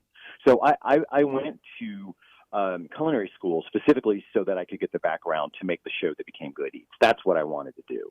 So yeah, I was learning as I went and have never owned a restaurant. And you never seemed to display a snobbery against the more standard food, the fun food, the comfort food. Well, I don't think that other chefs were snobs, but you have to remember that chefs that have restaurants, they're selling a cuisine. They are selling their cuisine. I don't have a freaking cuisine. I want the same thing you guys want. I just want better macaroni and cheese. Right. Yes. So my thing is about look, we all know what meatloaf ought to taste like. We just can't get there. And so that's my cuisine is your cuisine. Right. And so I don't ever think it was a matter of snobbery. It's just I don't have that self-expression. I'm not making here's my food. I don't have a food. Right.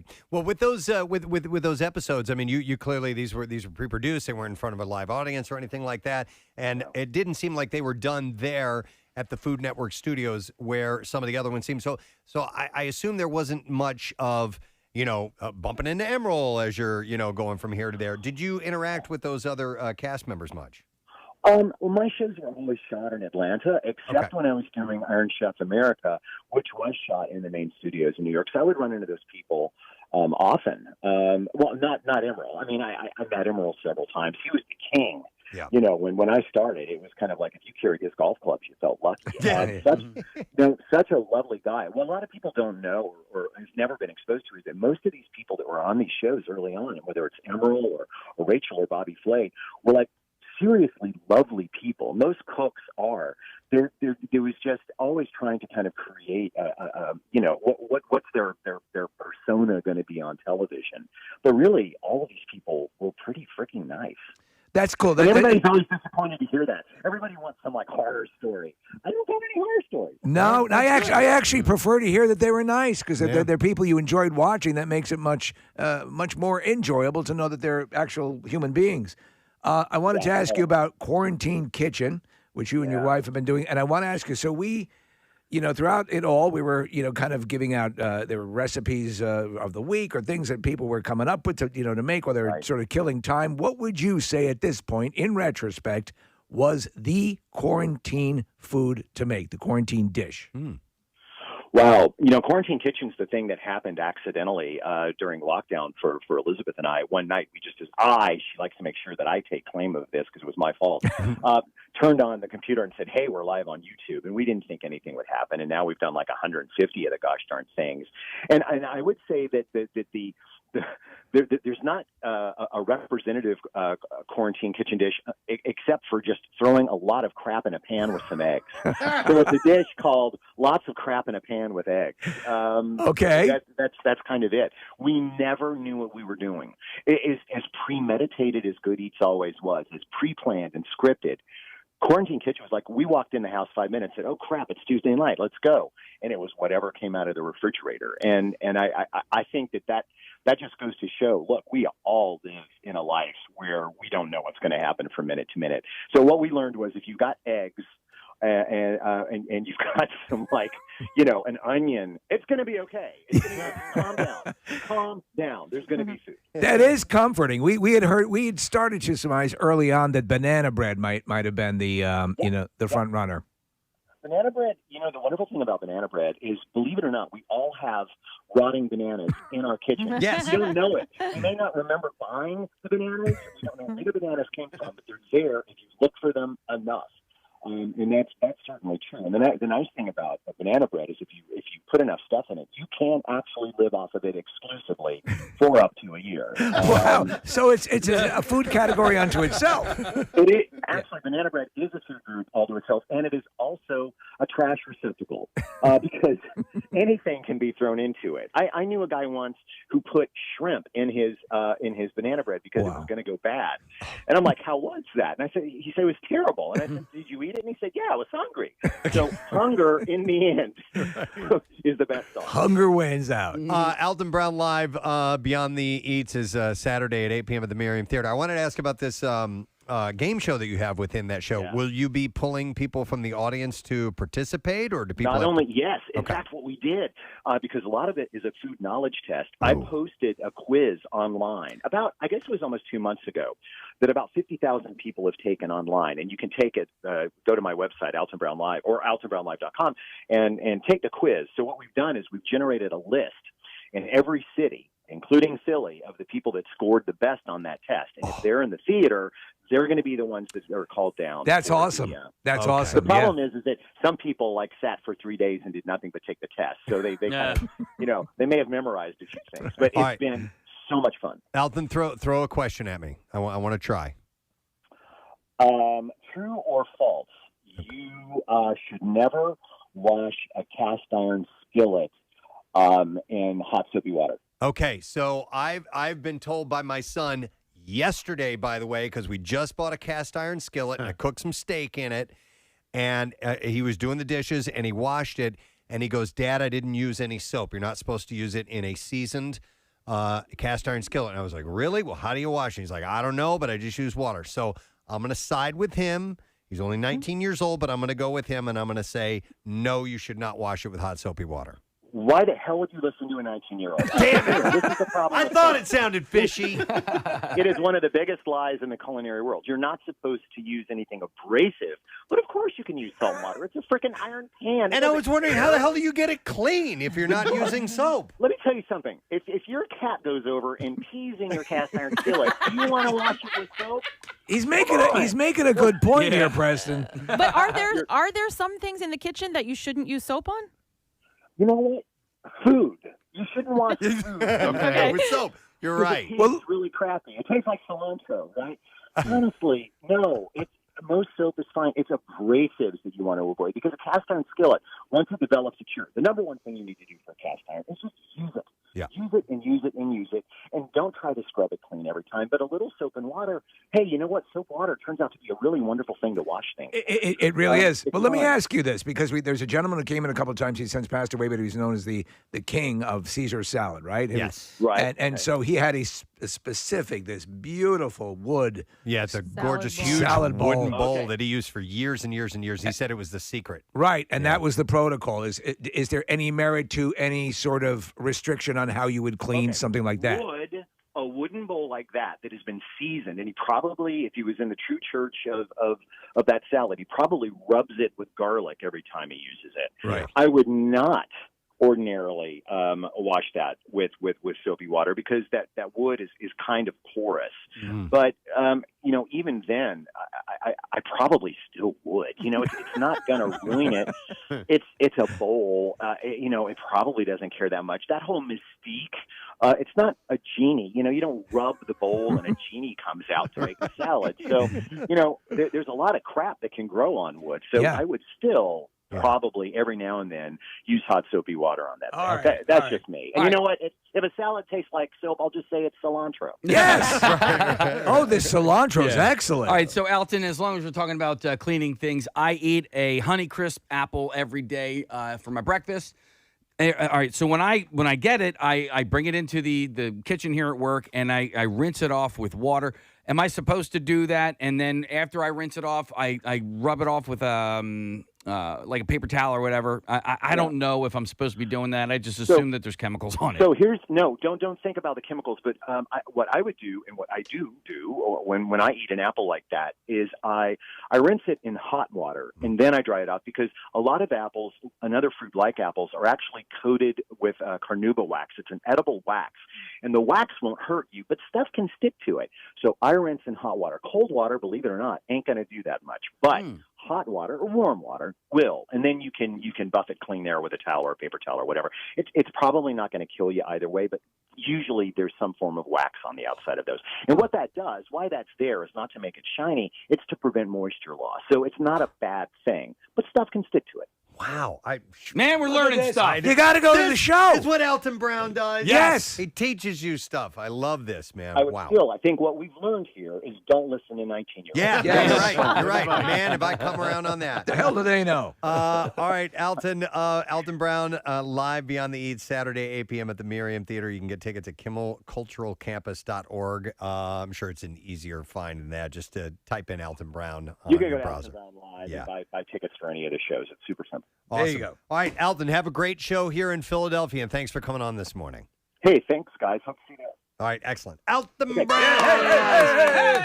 He's great. Yeah. And he's full of factoids like that. That's the thing. His show always drew me in because of that. He just always had these little bits of information about the industry, about everything has to do with food. Sure, yeah. Really, really cool. It makes it fun. All right. You know, I am cooking my first turkey this Thanksgiving ever, so I think maybe I will pull up that video that you were talking about. You will definitely want to, because it's trussing a turkey. Basically, you want all the limbs, the legs and the wings to be in tight on the bird, and to tie that whole thing up and make it work. It's a bit of a process. It's like a two-person job. Really? Well, I mean, unless you want to get. Make a total mess. I always have one of my kids will help me out with it, because you got to flip it over at one point and string it around, and You got to smack it up, flip it. and then rub it down. Yeah, and then and honestly, just then leave $20 on the it. Yeah, that's all you got to do. I am so jonesing for turkey. Sometimes I look forward to the Thanksgiving meal. It is a super new level of excitement. We should have asked Alton about that. The turkey shortage. Yes. Order your turkeys now. Right. Right now. Do not wait. And I already have. Casey has. Make sure that you do it. I'm driving, Kathy. Yeah. I am driving to Bucks County to get my turkey. Why? Because that's where Preston told me to order it from. Yep. So They'll stand on the street corner and you get them in the car. No, and they ask you if you're a cop first, though. Bolton Farm. It's Bolton or Bolton's farm is where we get it from. And when I tell you that there's like a massive line of cars waiting to pull into the parking lot when it's pickup day. Oh, this is where the guy you were asking to buy brine or something. Oh, yeah. And the guy was like a complete dick to you, was he? Well, not? I was a guy in line. I'm Okay. like, dude, I brine my turkey. It's none of your business. Yeah. Get out of my business. You and your ugly wife, get out of here. I feel like, what? That's the thing you're going to choose to pick on me about is brining a turkey? Yeah. Why don't you shut up? Okie dokie. It's a farmer's market? It is, yeah. It's Okay. and turkeys are their specialty, Their Right. thing. Yeah, but you got to order them. I don't know if you can get them now. You may want to check into that because there's going to be a turkey shortage. What am I doing here? You got some music there, buddy. Our guest is on the line. I'm going to play a Excellent. little clip of him performing with the Bellamy Brothers. So cool. I always love the Bellamy Brothers. Yeah. Remember, let your love flow like a mountain stream. Spring and let your love. They got together with him to do this song. Our next guest. I'll play a little bit and then we'll get him on. Oh, I love this I song. love this. Yep. I can help. Yeah. Although, I think it's just the instrumental No, version. they sing in a second. No, I know. No. Oh, okay. Hang on a second. Here we go. There's a little bit of it. If you got a problem, I don't care what it is. If you need a hand, I can assure you this. I can help. Well, I can see that the audio ends right here, and it's before Dennis sings. So What? Yeah, I don't know. That's bastard. just the Bellamy Brothers singing. So Right. maybe you'll have to go to the Sellersville Theater, Yeah. and hear it for yourself, ladies and gentlemen. He's going to be performing there on Halloween night. Mr. Dennis Quaid is on the show. Hey, Dennis. Good morning. Good morning. Hey, so yeah, we played a little. I'm sorry we didn't have your vocals on there. We'll get that in a little bit. But all right, have you been I friends? saw that coming a mile away. Right. We'll just leave that part out. No, you've been friends with the Bellamy Brothers for a long time? Yeah, for about 5 years, I got to know them through association with Cowboy Jack Clement there in Nashville, who's no longer with us, but we both have a love for him. Nice. And this get together. So was this? Are you going to be playing that song with your band at the Sellersville Theater, or is that just Well, something you did for fun on the side? I am going to be coming there by myself. Oh. Yes, it's going to be me, a guitar, and a piano solo on stage. Oh wow. Okay. Well, that's very exposed. You know what I Yeah. mean? Is that? Do you like to perform that way? But not naked, but without a band, yeah. But that's a good sell if you could pull that off. No, But that I will perform naked if it comes to that, I guess. If it'll sell tickets. now the Sellersville Theater is perfect for this, and you know, music has been a part of your life for a long time. You're obviously associated with playing Jerry Lee Lewis and all the musicians you have been friends with, appearing in a couple of music videos. What was there a point in your life at which music could have taken the upper hand over acting? Yeah, I started playing guitar when I was about 12 years old. I got a $15 guitar, and I started trying to learn "Light My Fire," which is not a great song to learn it for right off the bat. Right. So I switched to Johnny Cash. He was one of my musical heroes, and the Beatles, and Van Morrison, and I have an eclectic style and taste in music. I like any music as long as it's good. I tell you, I would pay good money to see you at the Sellersville Theater on acoustic guitar perform "This Is the End" by the Doors. Well, that would be good. Wouldn't it? If you're trying to, yeah, one-man band. It's gonna be me and a guitar. I'm also gonna have a piano up there. I started that when I played Jerry Lee Lewis. I had a year to prepare for it, and I just kept it up ever since. And it's going to be songs that people love and grew up with, and it's going to be songs that I've written throughout my life. And it's going to be an experience with the audience. And one thing we're going to have is a really good time. Dennis, you mentioned having an eclectic taste in music, and that can be, growing up, that can make things a little bit lonely because there are people that trend towards the popular music, and they have a lot of company to share that music with. And when you have that eclectic taste, you're kind of on your own. You know what I mean? Well, I'm not too cool for school. Let's put it that way. What's the most bizarre? What would you I say? think you'll be able to relate. Okay, yeah. What is the most bizarre? What is the type of music people would least associate with Dennis Quaid, but that you're very much into? Well, I would say like Frank Sinatra, I guess. Oh. I love Frank Sinatra songs and that style of music. In a way, kind of jazz, I guess, but not too jazzy. Right, but, right. The songs I write there, are songs that people can relate to. They're story songs a lot. Dennis, that's one thing I loved about Johnny Cash. Well, yeah, a great storyteller. And I'm curious as to, as an actor, you're probably not that nervous meeting other actors, but are you ever nervous meeting musicians? Oh, sure. My heroes. My band, DQ and the Sharks, we used to do the Doors songs. We did wind up doing Light My Fire and, L.A. Woman and Riders on the Storm. And I met Robbie Krieger of the Doors about 5 years ago. And I do a lot of gigs with him now. And wow. I had to kick myself, You're up there with Robbie Krieger, who was, one of my, of course, I idolized him when I was growing up.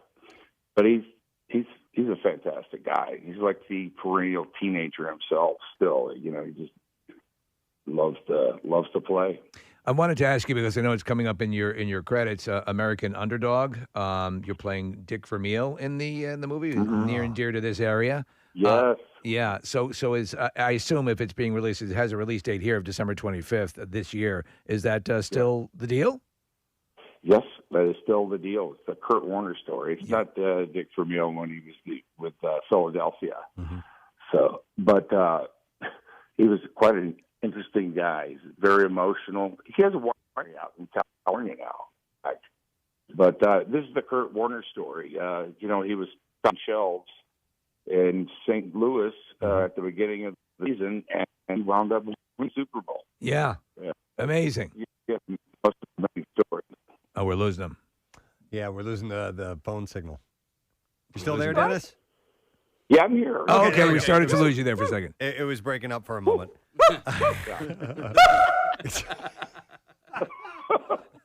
We have reverb if we need it. We have all sorts of effects, Dennis. Yeah. With the way things are with a movie career, a music career, which do you have to try? Do you have to try to squeeze in the music parts, Dennis, or do you make a nice chunk of time for that?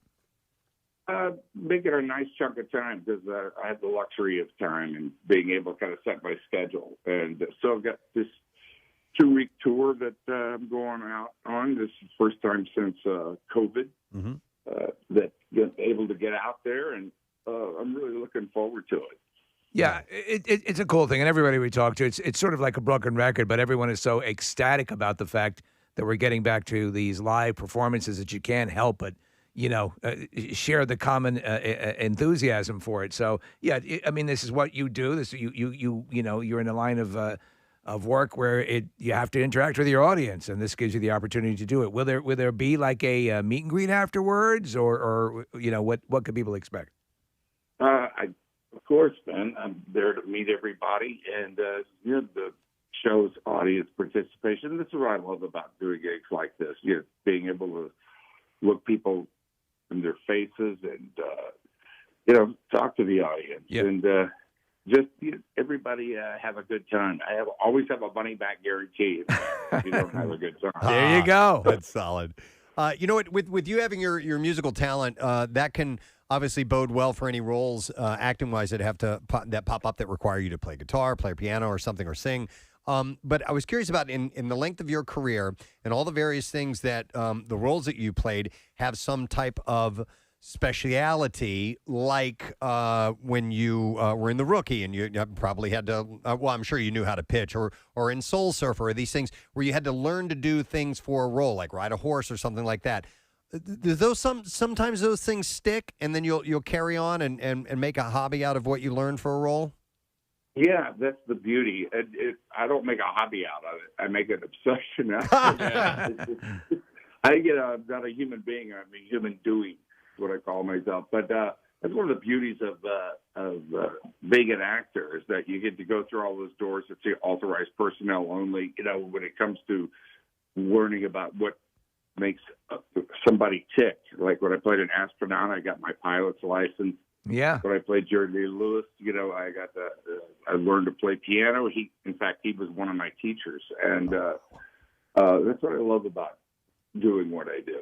I have to say, you mentioned being an astronaut, and the right stuff is you played Gordon Cooper, and it's such a great job. That cast was so amazing, and so many stellar careers, were ushered through because of that. But you have a moment in that movie that is, in a movie where so much is going on, they ask you who the best pilot you ever saw, and that moment is captured. It just resonates. For some reason, it makes me sort of well up because it's the way you respond, and it was just a subtle thing that you do. And it was just amazing. I just wanted to compliment you on that, Dennis. Oh, thanks. Yeah. My response was, "You're looking at him." You're looking at him, yeah. And whenever I'm on an airline, in fact, when you're getting off and the captain opens his doors, and kind of waves at everybody, I always go by because I can see that look, and I always say, "Who's the best pilot you ever saw?" And they all say, "You're looking at it." Yep. It's great. And I'm curious, with you being in one of the absolute premier space exploration films ever made, has Bezos approached you or Elon Musk or anybody? Let's send Dennis up. Not yet, but I am open. Yeah, it's just for that free carnival ride. Yeah, totally. I want to go on the orbital one though. I think that would be. I think you're right. Virgin Galactic. Yeah, get a little bit more space time. I mean, that's you want a little bit more of that 0G. Yeah, you got to do that. Yeah, I mean that was pretty amazing. William Shatner last week, though, wasn't it? Yeah, it was great. I mean, Captain Kirk in space, you can't beat it. Can't beat it. Cool. Yeah. Yeah, and speaking of space, I think Inner Space is an underrated movie, and it's so good. And every time it's on, I love it. But I'm curious as to whether or not you've watched your buddy Martin Short in Only Murders in the Building, because to me, it's the best show of 2021. Yes, I have. He's just he's the greatest. He and Steve, they've got a great show that they tour with, and while we were doing Inner Space. That's where I met Meg, and it was just, I just remember me and Marty being in my trailer and just cracking jokes the entire time. It was not working, that's for sure. It's subtle movements and facial gestures that he makes that just inherently make me laugh. There's something about Martin Short that is just automatically funny every time I see him. Yes. Do you know that he's like a trained classical concert pianist? Oh, no. Did not know that. I knew he believe could it. sing, but I didn't know he was a pianist. Wow. Yes. He can play the Polonaise. Well, maybe you can one day bring him up on stage and you guys can piano duel. Yeah, there you go. So listen, when you're on a set, I don't know, I hear that there's a lot of downtime, there's a lot of hurry up and wait and stuff. And so all right, so Goliath, you were in the previous season of Goliath with Billy Bob Thornton, and we've actually had him in the studio, and he's a musician. Did you get to sit around and jam with him? Billy Bob and I are really good friends, and we spend a lot of time together, actually. And we've never toured together. We've jammed a couple of times, but we're about neighbors up here in California. Have been for many years. He's just a great dude. We both come from the same ilk. Yeah. Billy Bob had one of the greatest responses when we had him in here. I asked him the question, does it ever get old being with some of Hollywood's most beautiful women? And he started to grin and said, surprisingly, no. I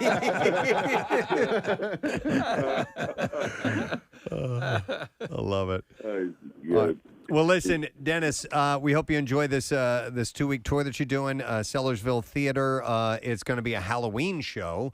Yeah. Are you going to, any idea of a costume for the night? Or are you going to just be, well, we already established you're going to be naked I for tell the you show. what, I'm not going to wear a mask. Okay. All right.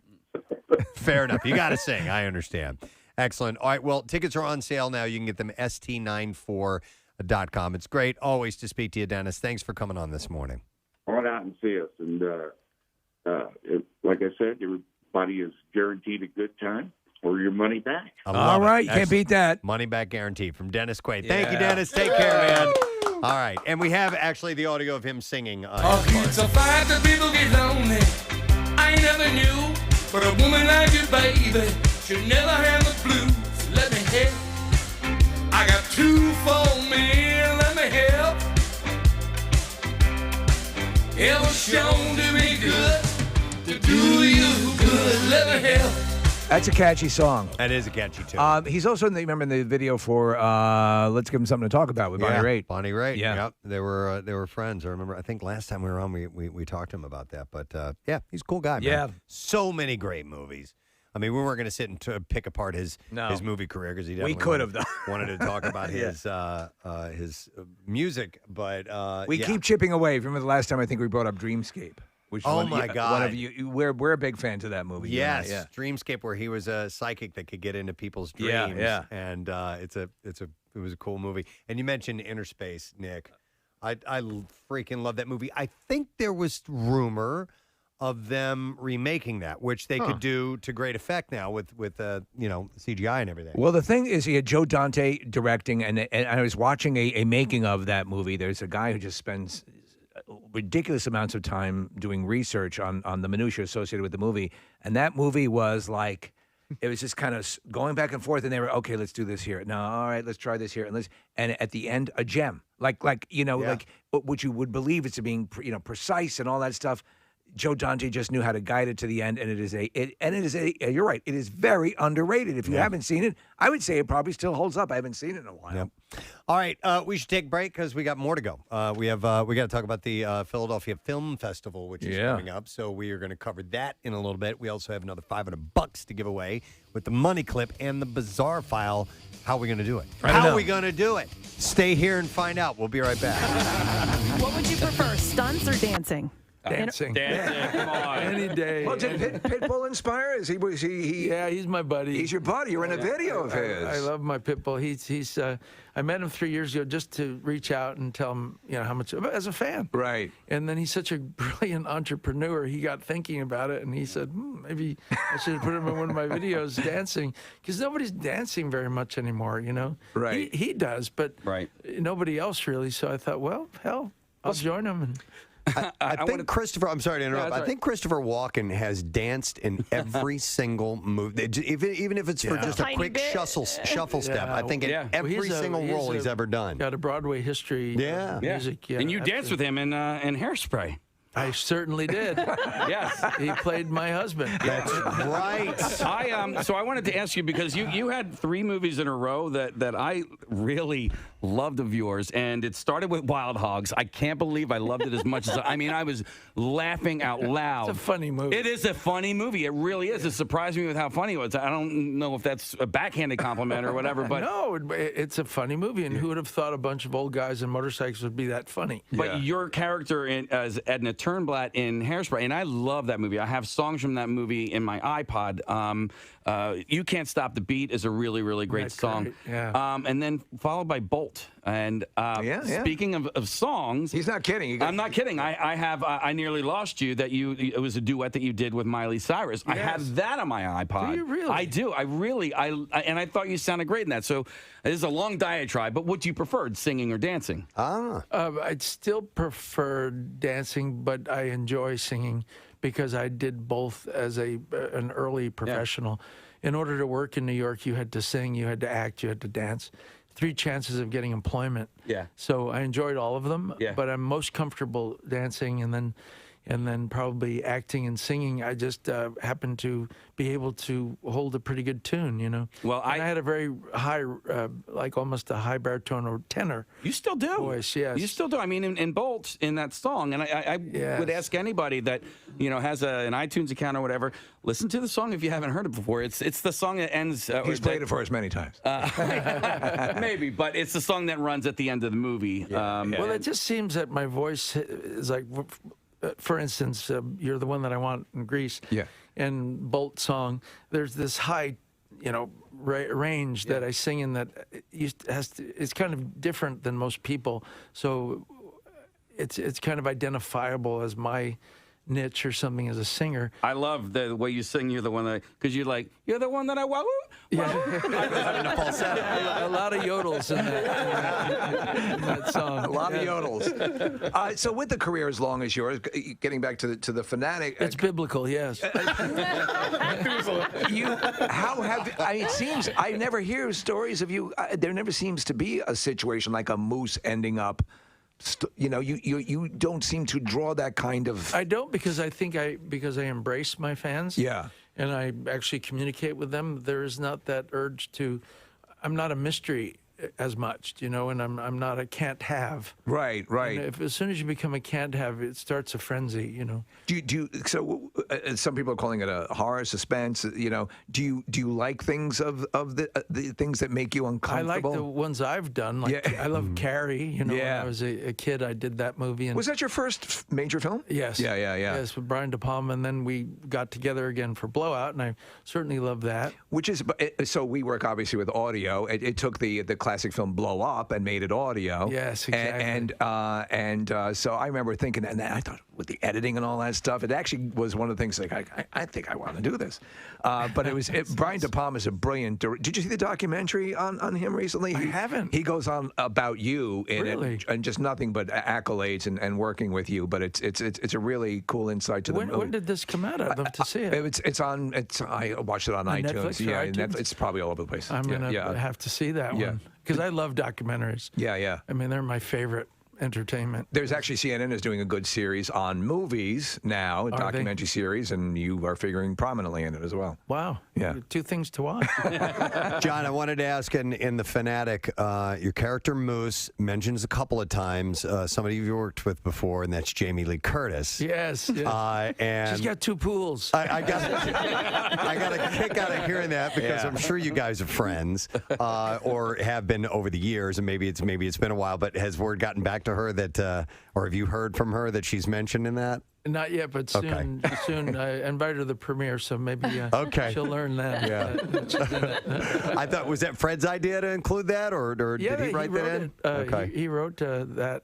All the dialogue is. I improvised quite a bit, but all the primary dialogue is Fred's. Okay. Because it seems. But I was reading that he was working with you, sort of. Asking questions to Moose to incite responses, so that you started to think. Well, that's in that the actor, and Fred he's a really terrific actor as well as a director. But he's the only director I've worked with that actually could do this. But he would legitimately improvise with me as Moose, and it got me in the frame of mind. And then I would go to each department. I go to the lighting department, the wardrobe, the makeup here, and I'd be in character, and I'd have them ask me questions. And it was like a juggernaut. And as soon as Fred sensed that I had arrived at the Moose Zone, the Moose Zone, boom, we would do action. That's cool. And it was a very, very great way to. There's nothing better for an actor to prep than for someone to ask them questions about them. In the character. In the character. So to think in the character. Is that classically what we would refer to as method? No, I'd say it's a method. Okay. I don't know if it's the classic method because it is more about reliving past incidents and things. I think this is. And you never had a mullet. And I never had a mullet. But I do think that assuming the beingness of a character quickly is where you want to be when you do a role, and it helps you to be that when you're asked questions before you go on. Sure. It's nice. You didn't have a mullet, but you did have long hair in Pulp Fiction, and I get you in my phone fairly frequently. When I'm running late to the gym, my trainer will send me a text, and it's just you doing the looking around me gif in Pulp Fiction. In that role, you played such an interesting character because you're lost a lot of the time, and you're in this haze, but you're also in this like euphoria. Where did that come from? It's a very good question because he's a hitman, but he's also they call it chippy, a weekend heroin addict. And I thought, well, I have no reality on that. I'm gonna have to find out. So I interviewed several heroin addicts and asked them about how they felt. And then finally one day I said, look, I'm never gonna do it, so you have to help me understand that feeling. And he said, okay, well, I really can't. But if you have to know the beginning of the feeling is get really drunk on tequila and lay in a body of warm water. And he said, that little bit of feeling is the beginning of that. Did you So do that? I did that. And of course, when I'm not a drinker either, but when I did it, everyone I knew wanted to join me in the experiment. Oh, that sounds cool. When are we doing that? Wow. Okay, we are doing my character study together tomorrow night.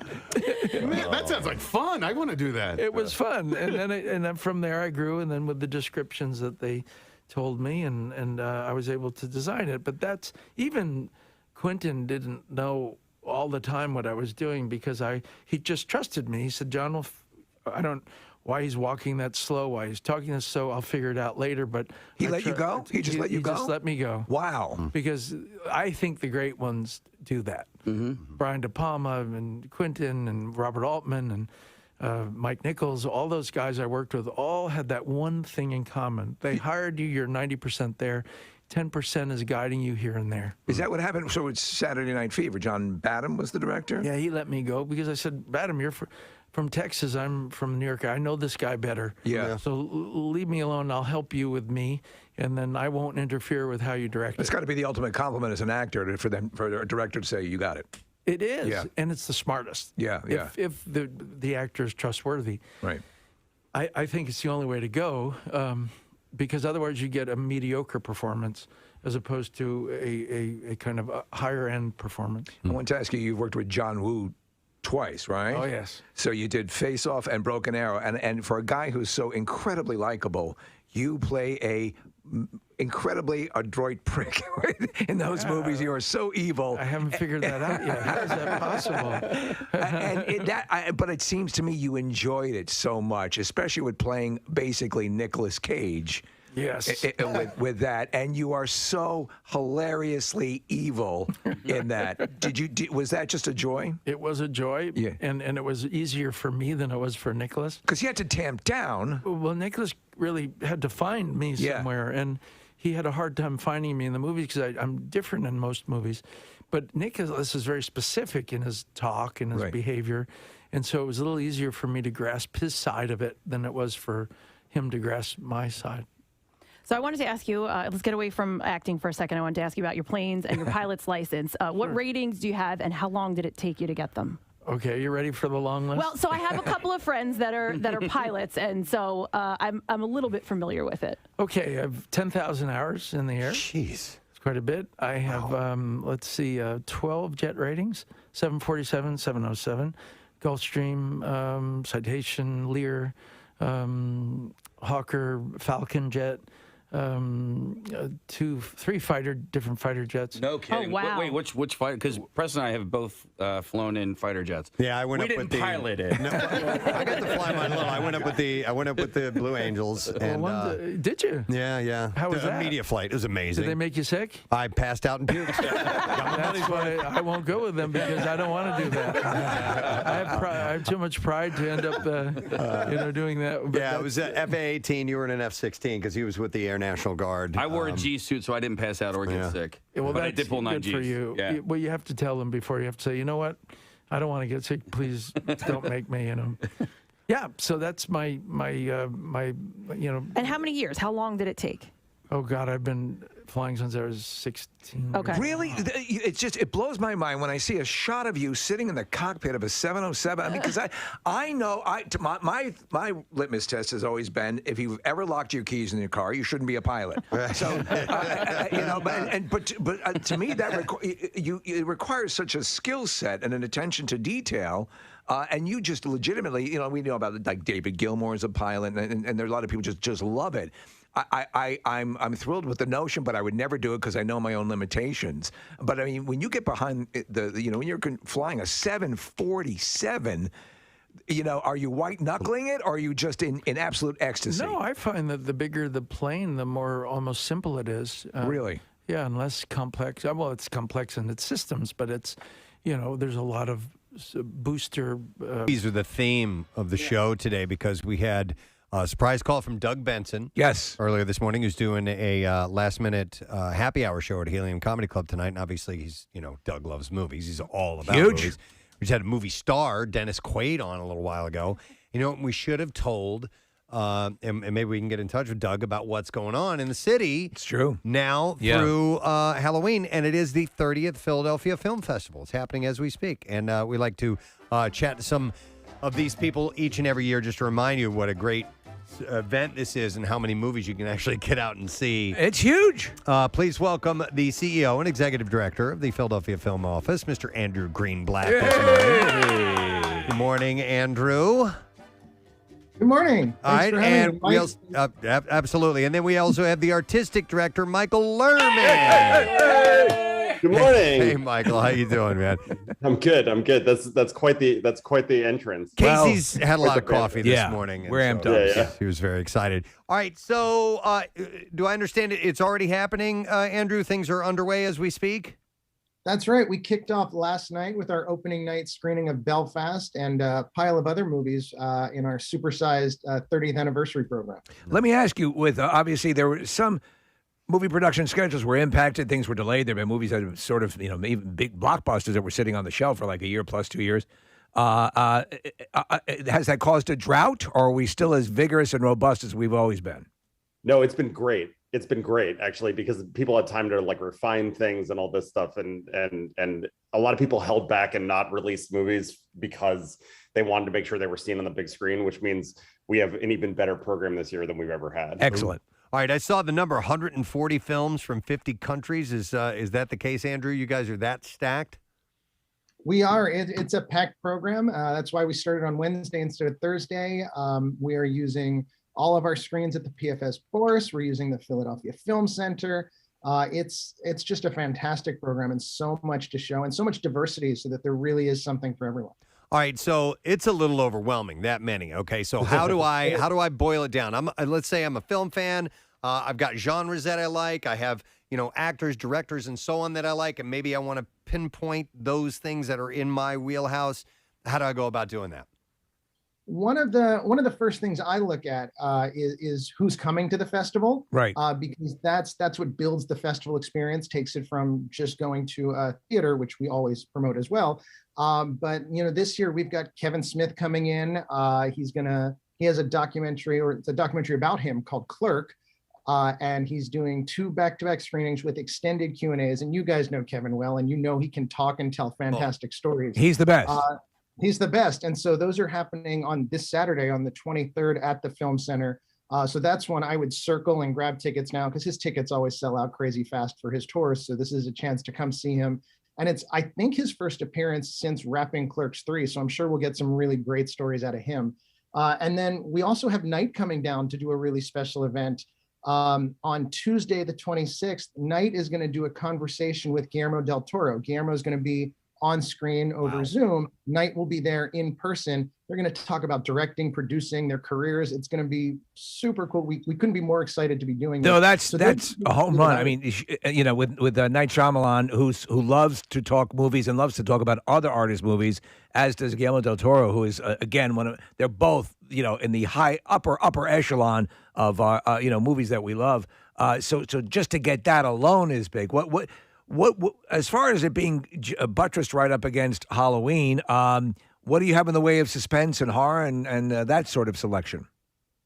I mean, we have a pretty robust after hours program, but it's funny because, when you ask that, my mind goes to, we have a lot of horror adjacent stuff too. One of my favorite things in the program is a documentary called Alien on Stage about a working class theater troupe in London that decided to put on a production of Alien. Ridley Scott's Alien. I heard about that. Yeah. Yeah. So, I can't think of something more Halloween than that. It's about costumes and dressing up and just kind of normal people bringing a horror movie to life. So it's really cool. But we have traditional horror movies too, like a film called Off Season by Mickey Keating. It's just a creepy movie about a couple on vacation who realize that they may be in a haunted place. Things like that. There's a Chinese movie called The Sadness, which is just like if you're really into really gory kind of sub-pandemic genre, sort of zombie genre. It's really fun. So you like that. You mentioned documentaries, and we all love documentaries. I mean, you can just sit and get lost, and there's so many available now streaming. What are the big breakout documentaries that you guys will be showing? I mean, I think that's one. There's a doc called Searchers, which is about different people at different stages in their life on dating apps, which is just so funny and kind of fun to look at different people's personalities and the way they interact with that sort of thing. Ironically, we have this really funny movie about it's called Listening to Kenny G, which is like, I know very much not your audience wheelhouse in terms of the music styling, but I think that's what that movie's about. It's about the difference between an artist that's popular for reasons that people don't understand and so hated across the board. I love that idea. I love that concept. Yeah. And the people who have to defend their fandom for that artist. Yeah, exactly. So it's like, it's about both sides. And so it's people that hate Kenny G and people that love Kenny G. And it's so fun to watch. That's great. Hey, Andrew, the PFS Drive-In at the Navy Yard, is that a new addition this year, or have you guys done that before? So we launched it last year. Last year's festival was all hybrid. It was hybrid. So most of the stuff was online on our digital platform. And then we added the drive-in for the only real physical, screening experience while still being safe and socially distanced. We kept it this year because we are mandating vaccinations at our theaters. And we wanted to give people the option, if they weren't comfortable yet coming into theaters, that they could still go somewhere and have that physical experience. Or if for some reason they're not vaccinated, they could go there. But it's great down there. I don't know if you've been, but we've got these huge, big screens set up on shipping containers, and we've been running it for about almost a year and a half now, every weekend, and we're thrilled to have it for the festival. But we really want to push people into theaters because there's no better way to see a film than in a movie theater. Yeah, and to that point, obviously, the fact that this is happening again and movies are getting, you get that communal experience. But for the person you said who might be reticent, what is the online experience like? Are they getting the full movies as well streamed to them? So we have 25 of our titles available on our virtual screening platform that you can watch at home. Lots of great films on there if you're not quite comfortable coming back yet. But the majority of our festival is designed to be seen in a theater. Our biggest films are in theater only. Opening night, Belfast last night, our closing night screening of The Same Storm, where the director, Peter Hedges, who had our opening night film back in 2018, is coming back with his new film, which is about the pandemic. He'll be there in person. Things like King Richard, Will Smith's new movie, in theaters only, in our theaters only for its premiere. It's the first time we've gotten Will into the festival, so we're really That's cool. excited about it. And then go ahead. Go ahead. Sorry. No, I was just going to say The Electrical Life of Louis Wayne. I'm familiar with this. I was not familiar with the movie, but is he not the guy who draws the artist known for the cats, the very human-looking cats with large eyes? Yeah, and he is, and that movie's crazy because it's kind of like, it's a really fun period piece with Benedict Cumberbatch, but it's kind of like a parody of a Benedict Cumberbatch period piece too. It's like a parody of all these other movies you've seen him do, like Imitation Game. Right. It plays a little bit like that because he's such a crazy character, but it's earnest and lovely and hilarious in many different ways. Cool. I was just going to say that for people that are resident too, we should note that we're doing a lot of great COVID safety protocols. Like we're at 50% capacity, and so it's distanced, and the theater just feels safer than ever, I think. All right. Awesome. Very nice. All right. Well, it's underway. It goes till Halloween, and Philadelphia.org/festival. And that's where you can get all the information from, Andrew? Yes, that's the best place to go for all the information, to buy tickets. You can also come to our box offices at the Film Center or the Bourse. All right. Love it. It's the 30th year, man. So, wow. Yeah, it's a milestone. Well, congratulations, guys, and good luck with everything. I hope it all goes well. I'm sure that it will. And thanks for coming on this morning. Thank you for having us. Absolutely. Anytime. Andrew Greenblatt and Michael Lerman with the Philadelphia Film Office, and the Philadelphia Film Festival is happening now. So we have 3 minutes before. I think we need to do the Bizarre File. All right. I think we can. WMMR presents Preston and Steve's Bizarre File. I might go a minute over or something like that. All right, anyhow. It's brought to you this morning by Iron Hill Brewery. Their top-selling IPAs and seasonal beers are now available everywhere craft beer is sold locally. Visit ironhillbrewery.com and click Beer Finder to find a retailer near you. Well, a boy who walked unexpectedly onto the stage to say hello to Pope Francis during the weekly Wednesday audience at the Vatican won a white papal skull cap to take home with him. The boy, wearing a black tracksuit with yellow stripes, grasped a smiling Francis by the hand before being offered a chair next to the pontiff by a senior Vatican official. That's very cool. The child, who Francis later said had suffered from unspecified learning difficulties, was clapping enthusiastically while it was happening. He didn't stay sitting for long, though. After getting up and grasping the Pope's hands again, he asked the official for Francis's cap, touching it to make clear he was pointing to his hat. It was a papal it's hat. adorable, yeah. And the 84-year-old Pope referenced the boy during his address, saying, "I was reminded of what Jesus said about the spontaneity and freedom of children when this child had the freedom to approach me and move as if he were at home." But that was Jesus, and there's no way you're getting this goddamn hat. Yeah. Or if an adult tries to do this, Yeah. the Swiss guard will I'll tackle break your you. knuckles. Yeah. He said, and Jesus tells us that if you don't make yourself like children, you will not enter the kingdom of heaven. Very sweet moment. He told the crowd in the hall inside the Vatican, have the courage to approach the Lord and thank this child for the lesson he taught us all. And may the Lord help him in his limitation, in his growth, because he has acted from his heart. The boy was later waved off the stage by Francis, proudly wearing his brand new zucchetto, which is a type of small and round white ecclesiastical skull cap worn by the Pope. So I thought that was And pretty he and cool. his family were kicked out of the country. Right.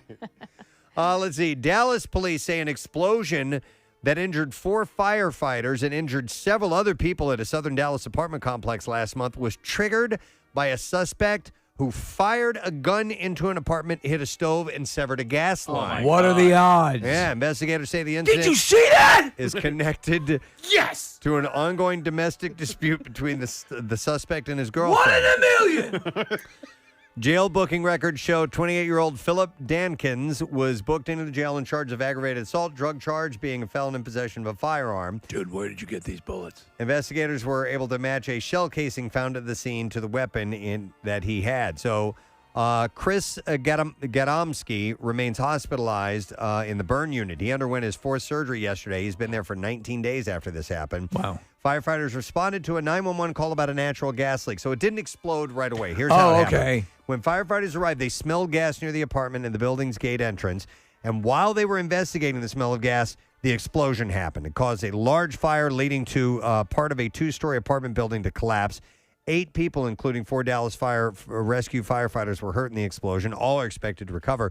But residents at the complex had reported hearing gunfire and smelling gas the night before the explosion. Okay. Police records show Dankins was identified as a suspect within days of the explosion. Investigators had interviewed his girlfriend. She said that he had chambered around and pointed a gun at her while she was carrying their 8-month-old son. Seems like a prince. Right? She told police that Dankins chased after her with the loaded gun but did not fire the weapon. But on October 2nd, Dallas police got word that Dankins had fled from Mesquite police, who were investigating a robbery call. Officers converged. He was soon taken into custody, and they found the handgun. So at some point, though, he did shoot the weapon, and it severed the gas line, and it wasn't until like a day after that the explosion happened. It's wild. So, yeah, It's insane. Yeah. All right, and there It's you go. bizarre. That's all we have for time for in the Bizarre File. Why is that all we have time for? Well, because we got to do 93.3 WMMR. It's time for an MMR Money Clip. Now, here's your Money Clip keyword. All right, the word is buy, as in what are you going to buy with $500? B-U-Y. You have until 15 minutes after the hour to enter it. There are 3 ways for you to do it. You can text the special contest short code number, which is 45911.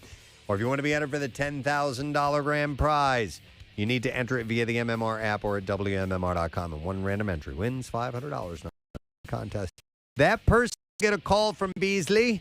Make sure you answer your phone. Contest rules are available at WMMR.com, and it is sponsored by Horizon Services. So again, let me give you that word. It's buy. B-U-Y. No time to do it. Good luck to you. We'll take a break. Come back in a second. Let's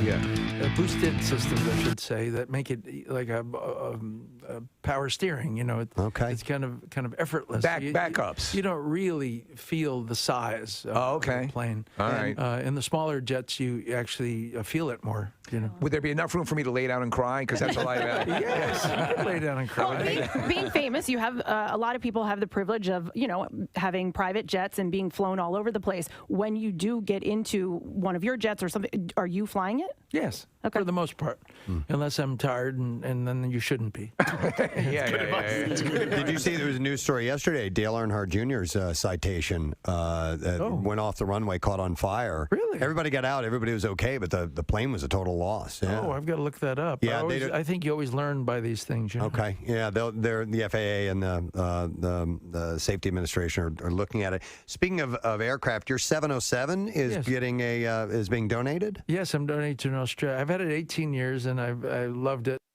It's getting antiquated, and it's time to give it away. So I'm donating it to an Australian museum. Was this the one we heard? We were talking to Olivia Newton-John, and she said that she had never seen Grease, and you had her and her husband. Yes. Come on. Well, his husband had never seen. He had never seen. And Grease. you actually went on the plane and watched it. Correct. Yes, that is correct. I said, if you're going to marry Olivia Newton-John, you better see Grease. Oh, that must have been so much fun. It was, watching his reaction, because then he became the entertainment, watching him watch the screen, like I did with my dad with Mary Poppins when I was 10. I wanted him so badly to see it that I watched him the whole movie, watch the screen. There was a screening of Grease last night at the Mann Music Center, which is this great venue in town, and the Philadelphia Orchestra was there to perform the soundtrack, and they just do a phenomenal job of accompanying the live music with the movie, and people were just going nuts for it. I mean, the movie's nearly 40 years old, or maybe it's 40 years old at this point. It is, and it is a phenomenon. It's really interesting to see how each generation embraces that film. Because I remember when I was little, watching Yankee Doodle Dandy or Cagney, watching Wizard of Oz, and they all held up, but they were only 20 years old at that time. Yeah. This movie's 40, and it's still like it was as though it were done last year. Yeah, it's pretty timeless. It's really timeless, which I'm proud of. It's funny, though, because I think there was a certain group in time where I was very aware of silent films, and it wasn't like I was around, thank God. Yes, but they showed them on you would see 4 o'clock movie. Right.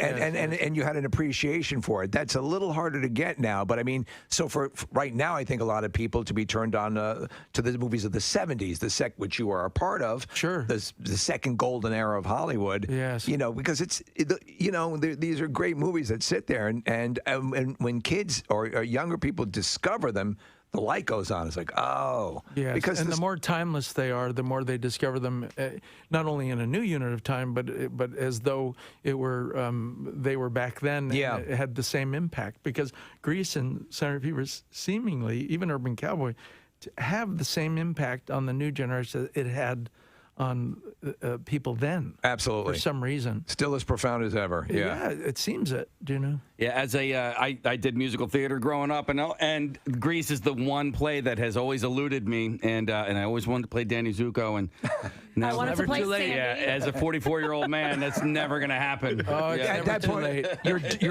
Donald Zuko at that time.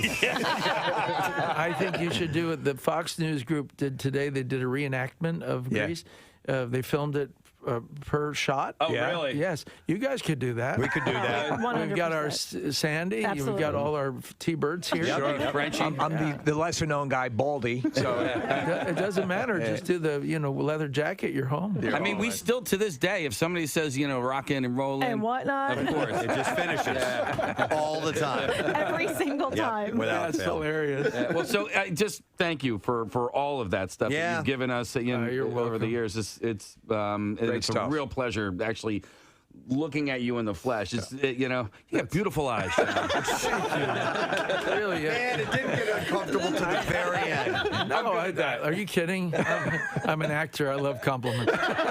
Please. You're dressed really nice, too. What a watch on you in the pocket square. Oh, thank you. Yeah. I've decided that we're each other's scenery, and that at some point, maybe not for yourself, but for another person, you have to be presentable. Yeah. So anyway. You had a great quote on Good Morning America. You're making the round, so you were hitting those guys, and you said something I thought was a great outlook, and you said, life is art. Life is art, so appreciate, enjoy it.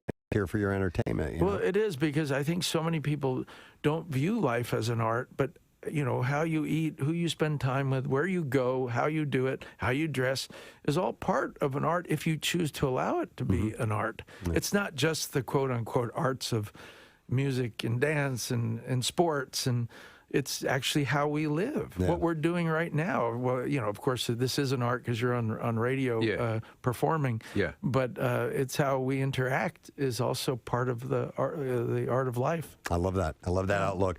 All right. Well, if you want to see John definitely in a role big departure, unlike he's ever been in, then you want to see The Fanatic. It's a great movie and it's in theaters on August 30th. Wonderful to have you here, John. Thanks so much. This was probably the most fun I've ever had at an interview situation. This has been awesome. Thank you so much. And loved your story, Nick, and I loved your story, Casey. Oh my God, two great stories. Let's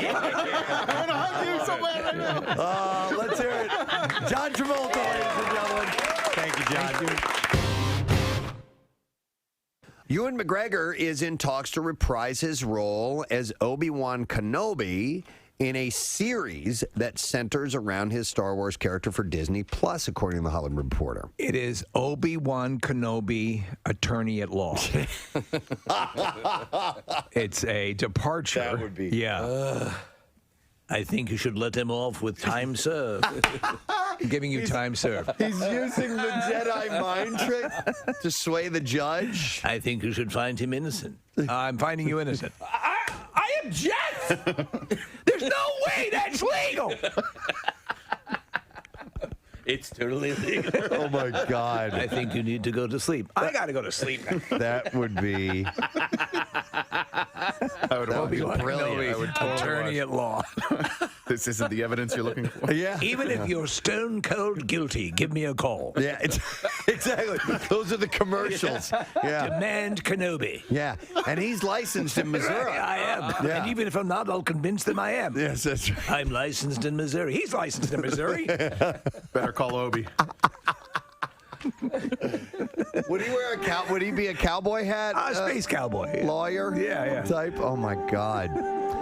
Obi-Wan Kenobi, attorney at law. Anytime, day or night, even on New Year's Day. Coming soon to Disney Plus. Or Life Day on the Wookiee home planet. No, this could be good. I loved him as Obi-Wan Kenobi. I didn't care for the series of movies, but I thought he pulled it off I agree. wonderfully. He was the thing that kept me watching, and he provided, I believe, the emotional core to those. The second and third movies I really do like. I think they're good. In just tone and in some way, the distinction between the Abrams movies, the artificiality of the first trilogy was almost too much. It was so CGI'd that it was hard to connect to. Yeah, But everything on the screen was fake. Yeah. Except for the people, and even in that case, a lot of like Jar Jar obviously was fake. But there's a big stretch of time where we don't know what happens with Obi-Wan, and maybe they'll fill in that time. Yeah. with his law career, law school, With this, passing the bar. Mr. Kenobi, do you have anything to say? John Houseman. So anyhow, we'll see when that eventually He gets his own surfaces. judge show. Obi-Wan Kenobi. This bitch still got my TV. Give the TV back. He's settling these small claims cases. This bitch still got my TV.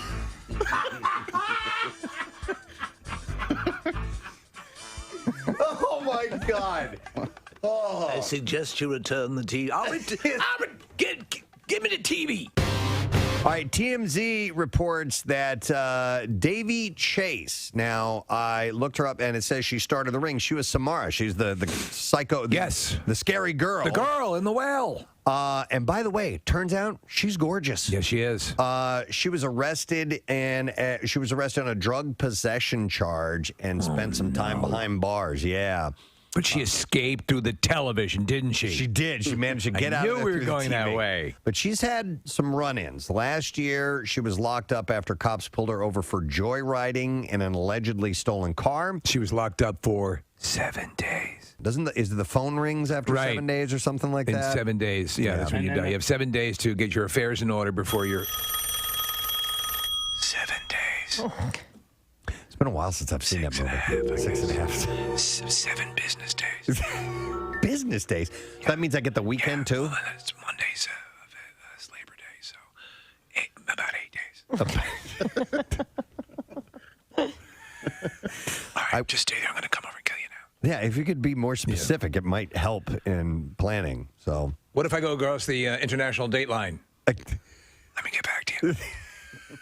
Coming up soon, we'll be addressing Halloween. But Yes. it's a favorite costume for Halloween parties and haunted houses. Which is the one where you go to where they have a girl who really does the full, clicking and the whole body gesticulation. Penhurst? No, it's there's probably one there, but there's one, maybe it's there's one it's the one way out where I know we what always you're get talking lost about. going to. It's in Bucks County. Yeah. I know exactly the one you're but talking the girl Valley who of does Fear? Nah. Might be. Valley of Fear. It's out kind of in a woodsy area. It's Grotto of Consternation is the name of it. Hang on. Chrissy is on the line to tell us about that haunted attraction. And it is Valley of Fear, isn't it? So it's Valley of Fear? It is Valley of Fear, and the girl who does play the one from The Ring, who was there for a long time, Liz, is just a phenomenal singer, too. I just wanted to let you guys know. Really? Okay. Oh, yeah, she's incredibly talented. And she was good. It says you were moving along, she'd move along, and she never sang really, but she didn't I'm sing. the chick from The Ring, and I'm coming after you. So her name is Liz? Yes, Liz. All right, cool. Thank you, Chrissy. Appreciate it. 5263 WMMR. All right. Hubert du jour. What is Hubert point du jour? As you had said, Preston, you would have to have been listening to know what that even remotely means. Yeah, definitely. 215-263 WMMR. You should give us a call if you heard it earlier this morning. It was earlier. It was on 7 a.m. We'll do the trash while you call in. The trash business is a gold mine. 93.3 WMMR with Preston and Steve's Hollywood Trash. All right, it is brought to you by Monster Mania. You can meet the biggest names in horror this weekend at Monster Mania Con.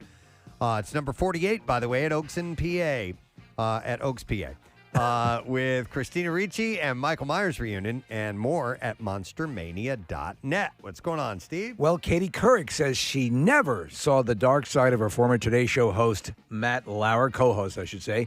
Couric says she had heard rumors, but discounted them as the gossip of just 161 coworkers. Oh, my God. Dr. Dre's ex-wife reportedly had him served, get this, with legal documents while he was attending his grandmother's wake. And to make matters worse, the documents being served were placed in his grandmother's mouth. Whoa. That's just wrong.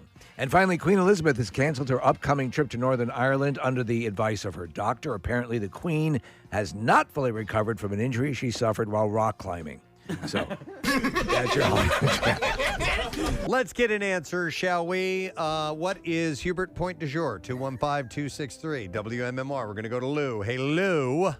Hey, Gadzooks, guys. Hey, Gadzooks, Lou. All right, so what is the Hubert point du jour? Is the Hubert of the day. Hubert of the day. Yeah. Hang on, Lou. All right, Lou, we are going to set you up with a $50 Metro Diner gift card, and you can find all the flavor with Metro Diner's newest herb roasted chicken, a bone-in half chicken marinated fresh daily in a blend of special herbs and spices.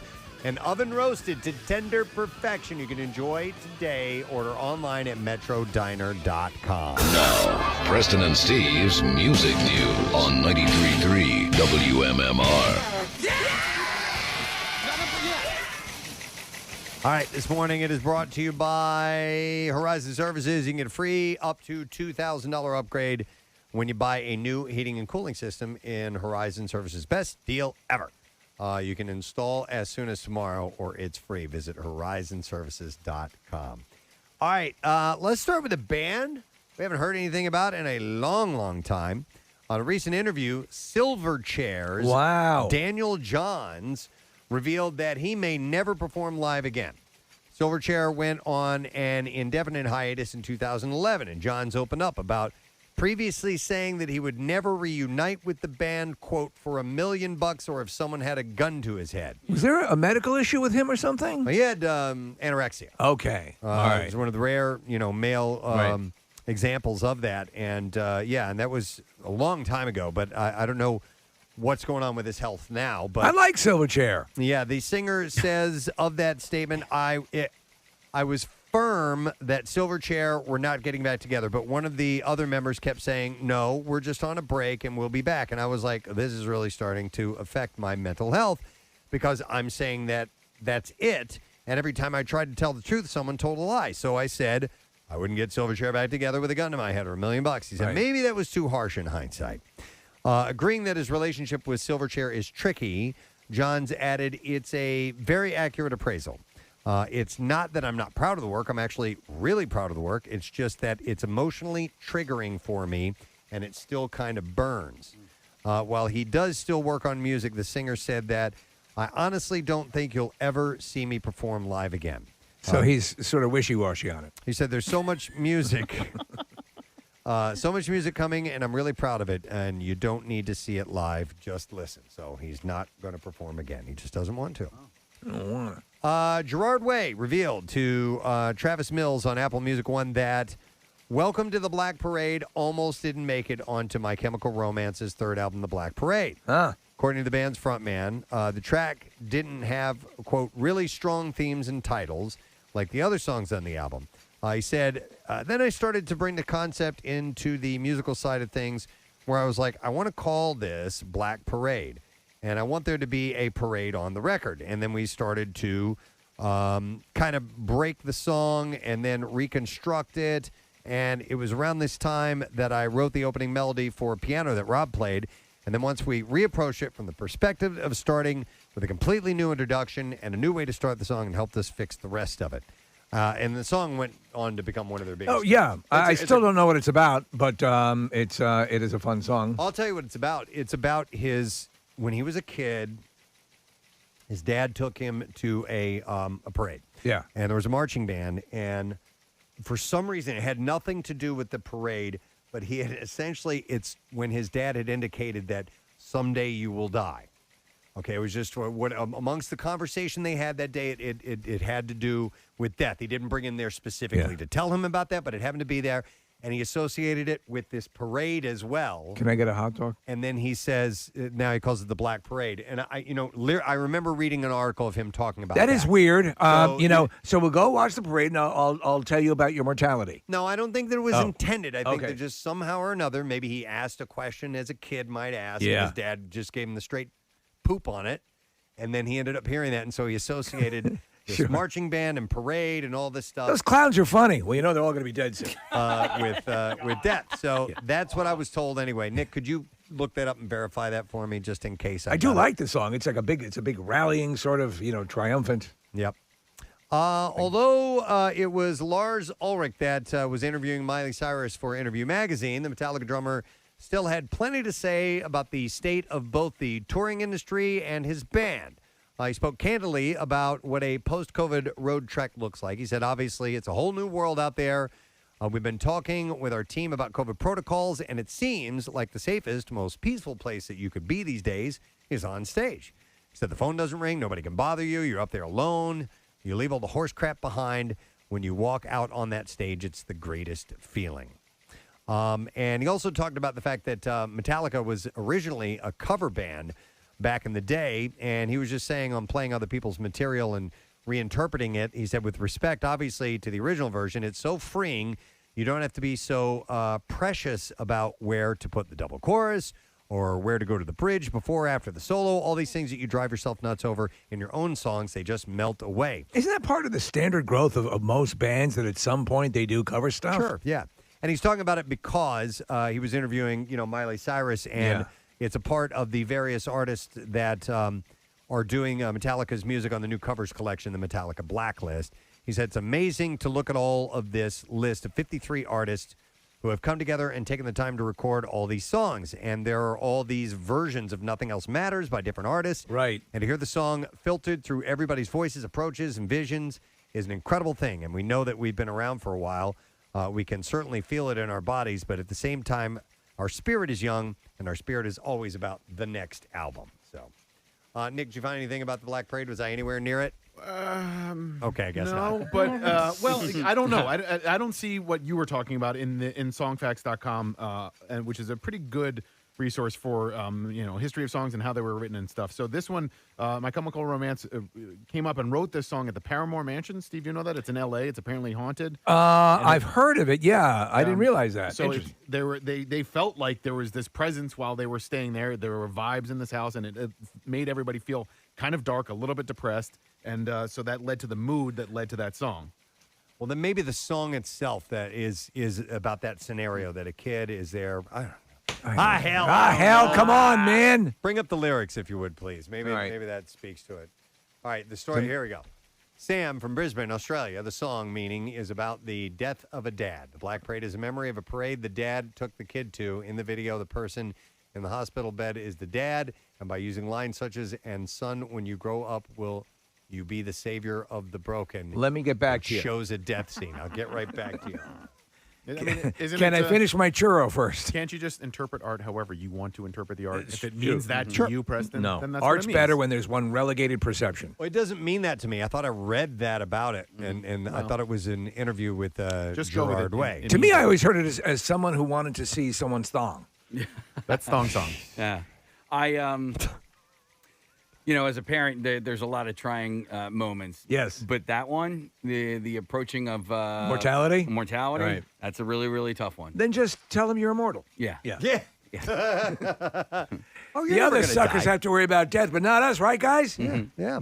Man, I tried having a conversation about sex the other day with my son, and just trying to be like, hey, I never really talked about this with my parents, and if you ever need to talk about it, you want to be open. And, that's okay, Dad.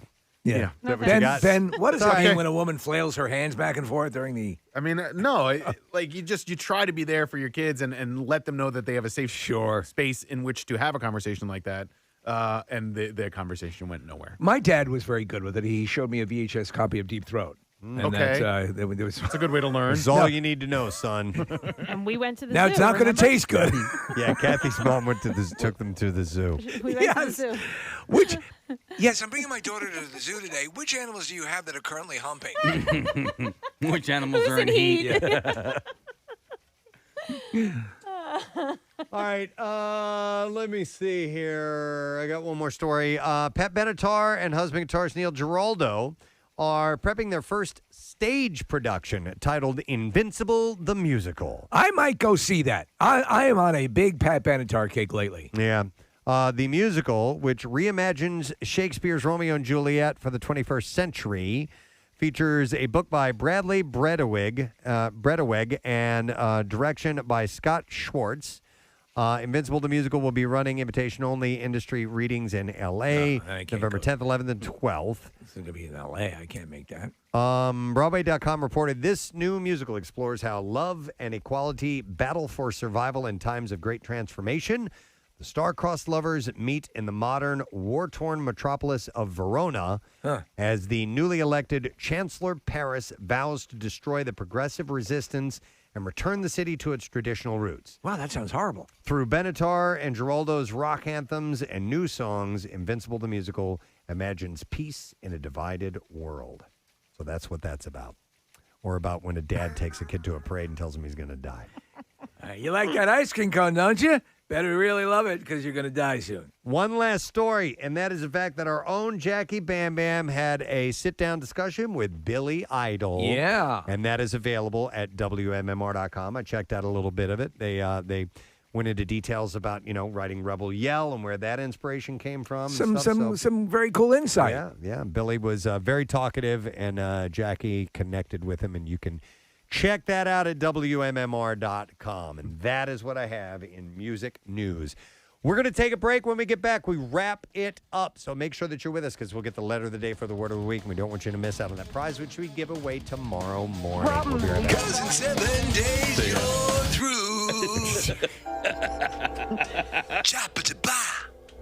All right. It's not that scary. I know, it's not scary when you sing it. Yeah, right? Wouldn't it be a little less if it were a musical? I live in a well and my life's kind of hell and I'm coming after you. My life's kind of hell. I'm I'm the chick in the well, and my life's kind of hell, but I'm a coming after you in 7 days. 7 days. In 7 days. 7 days. 7 days. Coming after you in 7 days. Hey. The Ring, the musical. Turn my mic on. You turn his mic off. I didn't turn it off. I think you might have hit the button yourself there, dude. Uh-oh. No, there we go. I just hit that button. All right. Wait a second. What's going on? Wait a What second. just happened here? Your mic will turn off in 7 seconds. Your mic will turn off in 7 seconds. What? I don't have a mic. So, what's going on with Lindsay Lohan and the Crown Prince of Saudi Arabia? I'm sorry, I don't kiss and tell. Mohammed bin Salman is his name. Hey, Sababin bin Dalbin. Rumors are Mohammed bin Salman. Salbin bin Dagbin. I love you. Mohammed bin Salman. What? Rumors are circulating that the Crown Prince of Saudi Arabia, who many critics say is a dictator and the real power behind the throne of his father, King Salman, and the perpetually beleaguered Lilo have formed a special relationship of some sort. Wait, is it come again, roast beef? Some believe that he is a dictator and the real power behind the throne of his father, King Salman. So sources spill that he flies her around on his jets and showers her with presents, even gifting her with a credit card. Oh, it's a Discover card. It pays you for every purchase. A rep denies the claim. What's in your wallet? What's in your wallet? But sources insist that Lindsay, who has been based partly in Dubai for a few years, is regularly courted by Middle Eastern dignitaries. I love dictators. In Saudi culture of late. And Kim Jong-un, this is Lindsay. last year declared her intention to make an all-female film dubbed Frame about Saudi Arabian life. I want to make an all-female version of Steel Magnolias. It is an all-female. It's already. God damn it. If Lindsay is, in fact, good friends with him, she wouldn't be the first Hollywood star to cavort with dictators. Kim Jong-un and Dennis Rodman, Hilary Swank and Ramzan Kadyrov. Yes. Steven Seagal and Vladimir Putin are just a few of the reported Hollywood political odd couples. So Lindsay might be, I don't know, tight with Mohammed bin Salman. Wow. And yeah, it's pretty wild, isn't it? A former Cape Breton University student says that she regrets not making a formal complaint 3 years ago against a professor who was fired this summer for demanding moose meat, lobster, and sex from a student in exchange for better grades. In that order? Moose meat, lobster, and sex. All right, you don't have moose meat. You don't have lobster. You got any lobster? Sex. All right, look, how about sex? She said, Wait, I found some moose meat. Yeah! She said, I wish I did something back then. I wish I got him fired, Jess Hardy said. Then the situation wouldn't have happened. She was a first-year student and said that Shamal Fernadupal made inappropriate comments and suggestions. You're going to ruin the day, Fernadupal. And her appearance, and implied that he wanted a sexual relationship with her, and he would say inappropriate things all the time. Now, unfortunately, as the story goes on, it never gets into the details about the moose meat and lobster. Well, it's a bizarre That's what I'm pecking most order. interested in. Right, yes. You don't understand. But they ended up firing this guy because he apparently did. Was it the moose meat? To a couple of students. It was the moose meat. He's there in front of the dean. It was the moose meat, wasn't it? Well, actually, the number 3 on the list here, the sex. So apparently he wasn't only demanding sex, but moose meat and lobster. I should have stopped at lobster. And they fired him. So there you go. That's all I have in the It's details. like he's looking for something to round out the list. Yeah. And the sex. Yeah. Courtney Kardashian is fighting back against critics who claim that she does no work. Preston, are you saying she's clapping back? She is clapping back, Steve. Yep. And she got some blowback after posting multiple shots from her family vacations in Italy and Idaho. I know. So what's it going to be, kids? Italy or Idaho? She's only visiting places that start with I. Yeah. And Idaho happened to be on the list. In Italy, Indiana. In Italy, the Poosh founder partied with her 3 kids, Mason, Penelope, and Rain. Remember Poosh? I'm sorry, I just pooshed. Yeah, that's her. Is that her lifestyle brand? Poosh. Trying to be like Goop, I guess. Yeah. Poosh. I just pooshed in my pants. People who brought you queef and drippy fart. But she partied. Poosh, and queef. The award-winning triple line from Courtney Kardashian. The Poosh found her party with her 3 kids nominally for her sister Kylie's 22nd birthday. With the subtle scent of salmon. Several other family members were there, as was her ex, Scott Disick, with whom she shares her children, and his girlfriend, Sophia Richie. Now, in Idaho, Courtney and her kids... We're going to Idaho, kids! ...hung with her sister Kendall. One social media user commented, "Courtney, this is why people say you don't work, girl."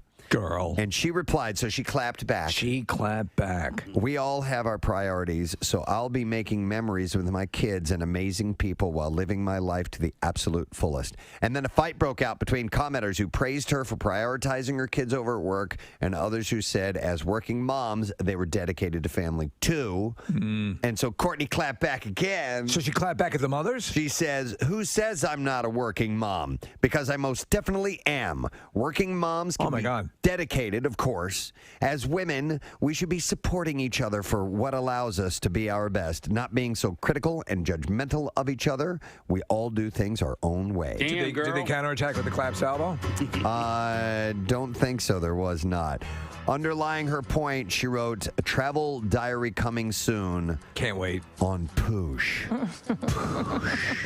And I guess there must be an Instagram account because it says @Poosh. Poosh. Yeah, @Splooge. Splooge. We need to start our own lifestyle brand called Jig Jill. Splooge. All right. So anyhow, that's her fight song. Yeah, I guess so. Is my fight song. Take back my life song. Live it, To be girl. honest, though, following her on Instagram, well, I don't follow her on Instagram, but I follow her through all the pages of TMZ and all that stuff as I put together stuff for the Hollywood Trash. And to be honest, I've never seen her do anything but vacation. I know. Yeah, never. That's what her job is. That is her job. Yep. Well, she's working hard then. Well, just consult Poosh if you want to find out what she's up to. Let's talk about the happiest place on earth. It's magical. Disney. This is Disneyland, by the way, in Anaheim. And there's a viral video, yes, that is making the rounds of a couple of families beating the ever-loving piss out of each other for about 4 minutes before they finally go their separate ways. That's a long fight. It is a long fight. Is someone in a wheelchair? It's in Toontown, by the way. There was somebody on a mobility scooter. Okay, all right. Kathy, but the fight happens. They start to split up. Then it sparks back up again. Then they kind of split up. Then it keeps going on and on. I mean, and it's like the Andy Kaufman used to do the intergender wrestling. Yeah. They're brawling. Doesn't matter. The dude's beating on the woman. Oh my God! Wait, so that's okay. I'm just seeing this for the first time. The guy fists are punches flying. the woman. Yeah. Oh, and there's a couple of women beating up. It's just a mess. Where's security? Not that it's an excuse, but it kicks off. They're having words, and the woman just spits right in this guy's face, and then he slugs her. But I can't figure out who's on whose side. No, neither can I. It's like I'm like, oh, he's hitting her now. I thought she was with him, and it's just who the hell knows what's going on. And then the woman in the mobility scooter gets up as if she can walk. Yeah. It's a miracle. This stupid fight between these imbeciles has caused a miracle. You know what? And there's a moment in this video where the whoever is filming this video, by the way, is laughing the whole time. She's not with them because obviously she would be getting in the middle of this. And she's up close. But there's an older woman who gets knocked down to the ground on her back, and you hear the woman filming just laughing her ass off. And I'm like, and you can hear children crying in the background. Oh my God. There's a little kid walking around, and it's obviously I will freely admit, I chuckled a few times, but the really tragic part of this here is this little kid is watching these adults do this and walking around with his hands up like, What's going on? Well, and he's- Even that kid can't figure it out. And he taps, I guess, who is his mother. Like, hello, I'm here. Obviously he needs attention. He's upset too. And all the while in the background, you have the delightfully colored Toontown. Oh, All right, I'll go. Leave. All He's right, got an then. appointment he's got to go to, so we say Santa's got to go. we bid you. I'll see you guys later. A fond adieu, sir. I would like to thank all of the guests that have been on the show, and there have been many today. Thank you to Doug Benson. Doug, a last-minute addition to our roster of guests on the program. He is doing a happy hour show tonight at Helium Comedy Club, and it's just him doing his stand-up. It's not Doug Loves Movies or all that stuff, but Doug, just going to his stand-up routine is a blast, and he loves Philly, so get your tickets now. Thank you to Mr. Alton Brown. Hey! Alton is doing a show at the Miriam Theater on Saturday, and he's got a couple of shows, 3 p.m. and 8 p.m., and you can go to Kimmel Center or kimmelculturalcampus.org or altonbrown.com to get tickets. But he was great to have on the program, as well as Dennis Quaid, who was on the show. Dennis is at the Sellersville Theater, and that is on Halloween, actually, and tickets are available at st94.com. And then finally, we had both from the Philadelphia Film Office, Michael Lerman and Andrew Greenblatt. The Philadelphia Film Festival is happening as we speak, and that goes through Halloween, and there's tons of stuff. It's like 140 movies and different ways to see them and different stars and directors and all this stuff that will be a part of it. And you can go to filmadelphia.org to get all of the information. Pierre Robert is here. How you doing, sir? I'm doing great. How are you kids? We're doing wonderful. It's That's very nice good. To see you. I always like you wear this shirt, and it reminds me at first glance, it looks like a bathrobe when I see it. No, on top here. Oh, it's just kind of like a fall kind of corduroy. It looks crazy comfortable. It's so comfy. Looks soft. Soft, comfy, just like me. I like soft and comfy like Pierre Robert. Like Isn't our that own- right, sweetie pie? Made eye contact with you when Uh-huh. you did that, didn't he? Yeah. Sweetie pie. Shall She we likes do it when I call her sweetie pie. Shall we do the letter of the day? Sure, sweetie pie. Here we go. Preston and Steve on 93.3 WMMR. Now, the Daily Letter. And the Preston and Steve show is brought to you today by the letter K as in kryptonite. Ooh, I love it. We got one more letter to go, and we're going to give away the prize tomorrow, $500 from Ashley Home Store, a proud partner of the Preston and Steve Camp Out for Hunger, benefiting Phil Abundance. You can shop their 11 area locations or online at ashleyfurniture.com today. So we'll give that away tomorrow. And since I mentioned the Camp Out for Hunger, just a reminder that it is a week from this coming Monday. Wow. A week from this Monday that we will be in the Wells Fargo Center parking lot right next to Xfinity Live, and we'll be getting it underway, and we are trying to get ourselves ready for that event. So I'm sure we'll be able to do it. It's going to be great. Yeah. It's like, when you're putting on a play, like a high school play or anything for that matter, and you guys, it's never going to get ready. Oh, opening night? Yeah, opening night. Yeah. And then the curtain goes up and it all works. Yeah, we're hoping that's going to be that way. It's going to be that way. What's on your show as the curtain is about to come up for that? I don't know. No. On the program, we will have 2 more tickets or another pair of tickets for Elvis Costello, who will be at the Met on Sunday. We'll play some Hooters. We've got them Friday and Saturday for their annual fall shows at the Keswick Theater, and do a big block tomorrow, but we'll play some today. Let's see what else we've got going. Oh, and I wanted to remind folks, next Wednesday we'll have a conversation with Chris Voss of the record company, because they're playing the TLA. And on the actual workforce blocks, we got Pretty Reckless, we got The Police, and we got Rival Sons, who will be at the Fillmore on Saturday. So an action-packed program. Love it. Nick, did you have something? No, I it was saw your just- hand go up for a yeah, minute well, there. you guys were talking about Camp Out. I was literally in the middle of texting about a potential guest coming to Camp Out this year, and it's just funny because Casey and Marissa and Kathy and I are at all times. You're the play analogy was a good one. There's just it's nonstop moving parts trying to put stuff together, and then it comes together somehow. Well, folks don't realize how hard all of you work on this, and there are a lot of moving parts to this production. So, and it is early, so which is a slight challenge. So Yeah. it's going to come out. It's going to be fine. We shall see. Kathy? I just wanted to mention something. The Worthwhile Wear telethon that I'm hosting with Justin Guarini is tomorrow night at 7 o'clock. And you can register to view, or I think the tickets might be sold out at this point, but you can still attend online. And you just go to their website. You can register right on their website. It doesn't cost anything, but you do have to register because they'll send you all the information on how to watch. And it's worthwhilewear.org. Excellent. And tonight is the Bud Light kickoff event. I'm at the Horse in Sellersville, and that's from 7 p.m. to 9 p.m. We got some Bud Light specials, some Eagles tchotchkes to give away, so swing by, say hi. Excellent. All right, I want to thank the sponsors. Preston and Steve Show has been brought to you today by Villanova's College of Professional Studies. Pursue the next you. Also brought to you by Trinity Rehab. Have nagging pain that you can't get rid of? Trinity Rehab can help. You can go to trinity-rehab.com for information. He's talking to no one in the corner. He's in the corner. Tomorrow on the program, listen to this. Brian Posehn will be joining us. Paula Abdul will be on the show. Zoe Kalawi. Yeah, that's right. Zoe Kalawi and Gina Shock of the Go-Go's. Wow. Yeah. Holy camole. So Samula la latata. these things and more will be taking place on the Friday edition of the Preston and the Steve Show. That is it. We are done. Rage on, and we'll see you tomorrow, gang. Bye-bye.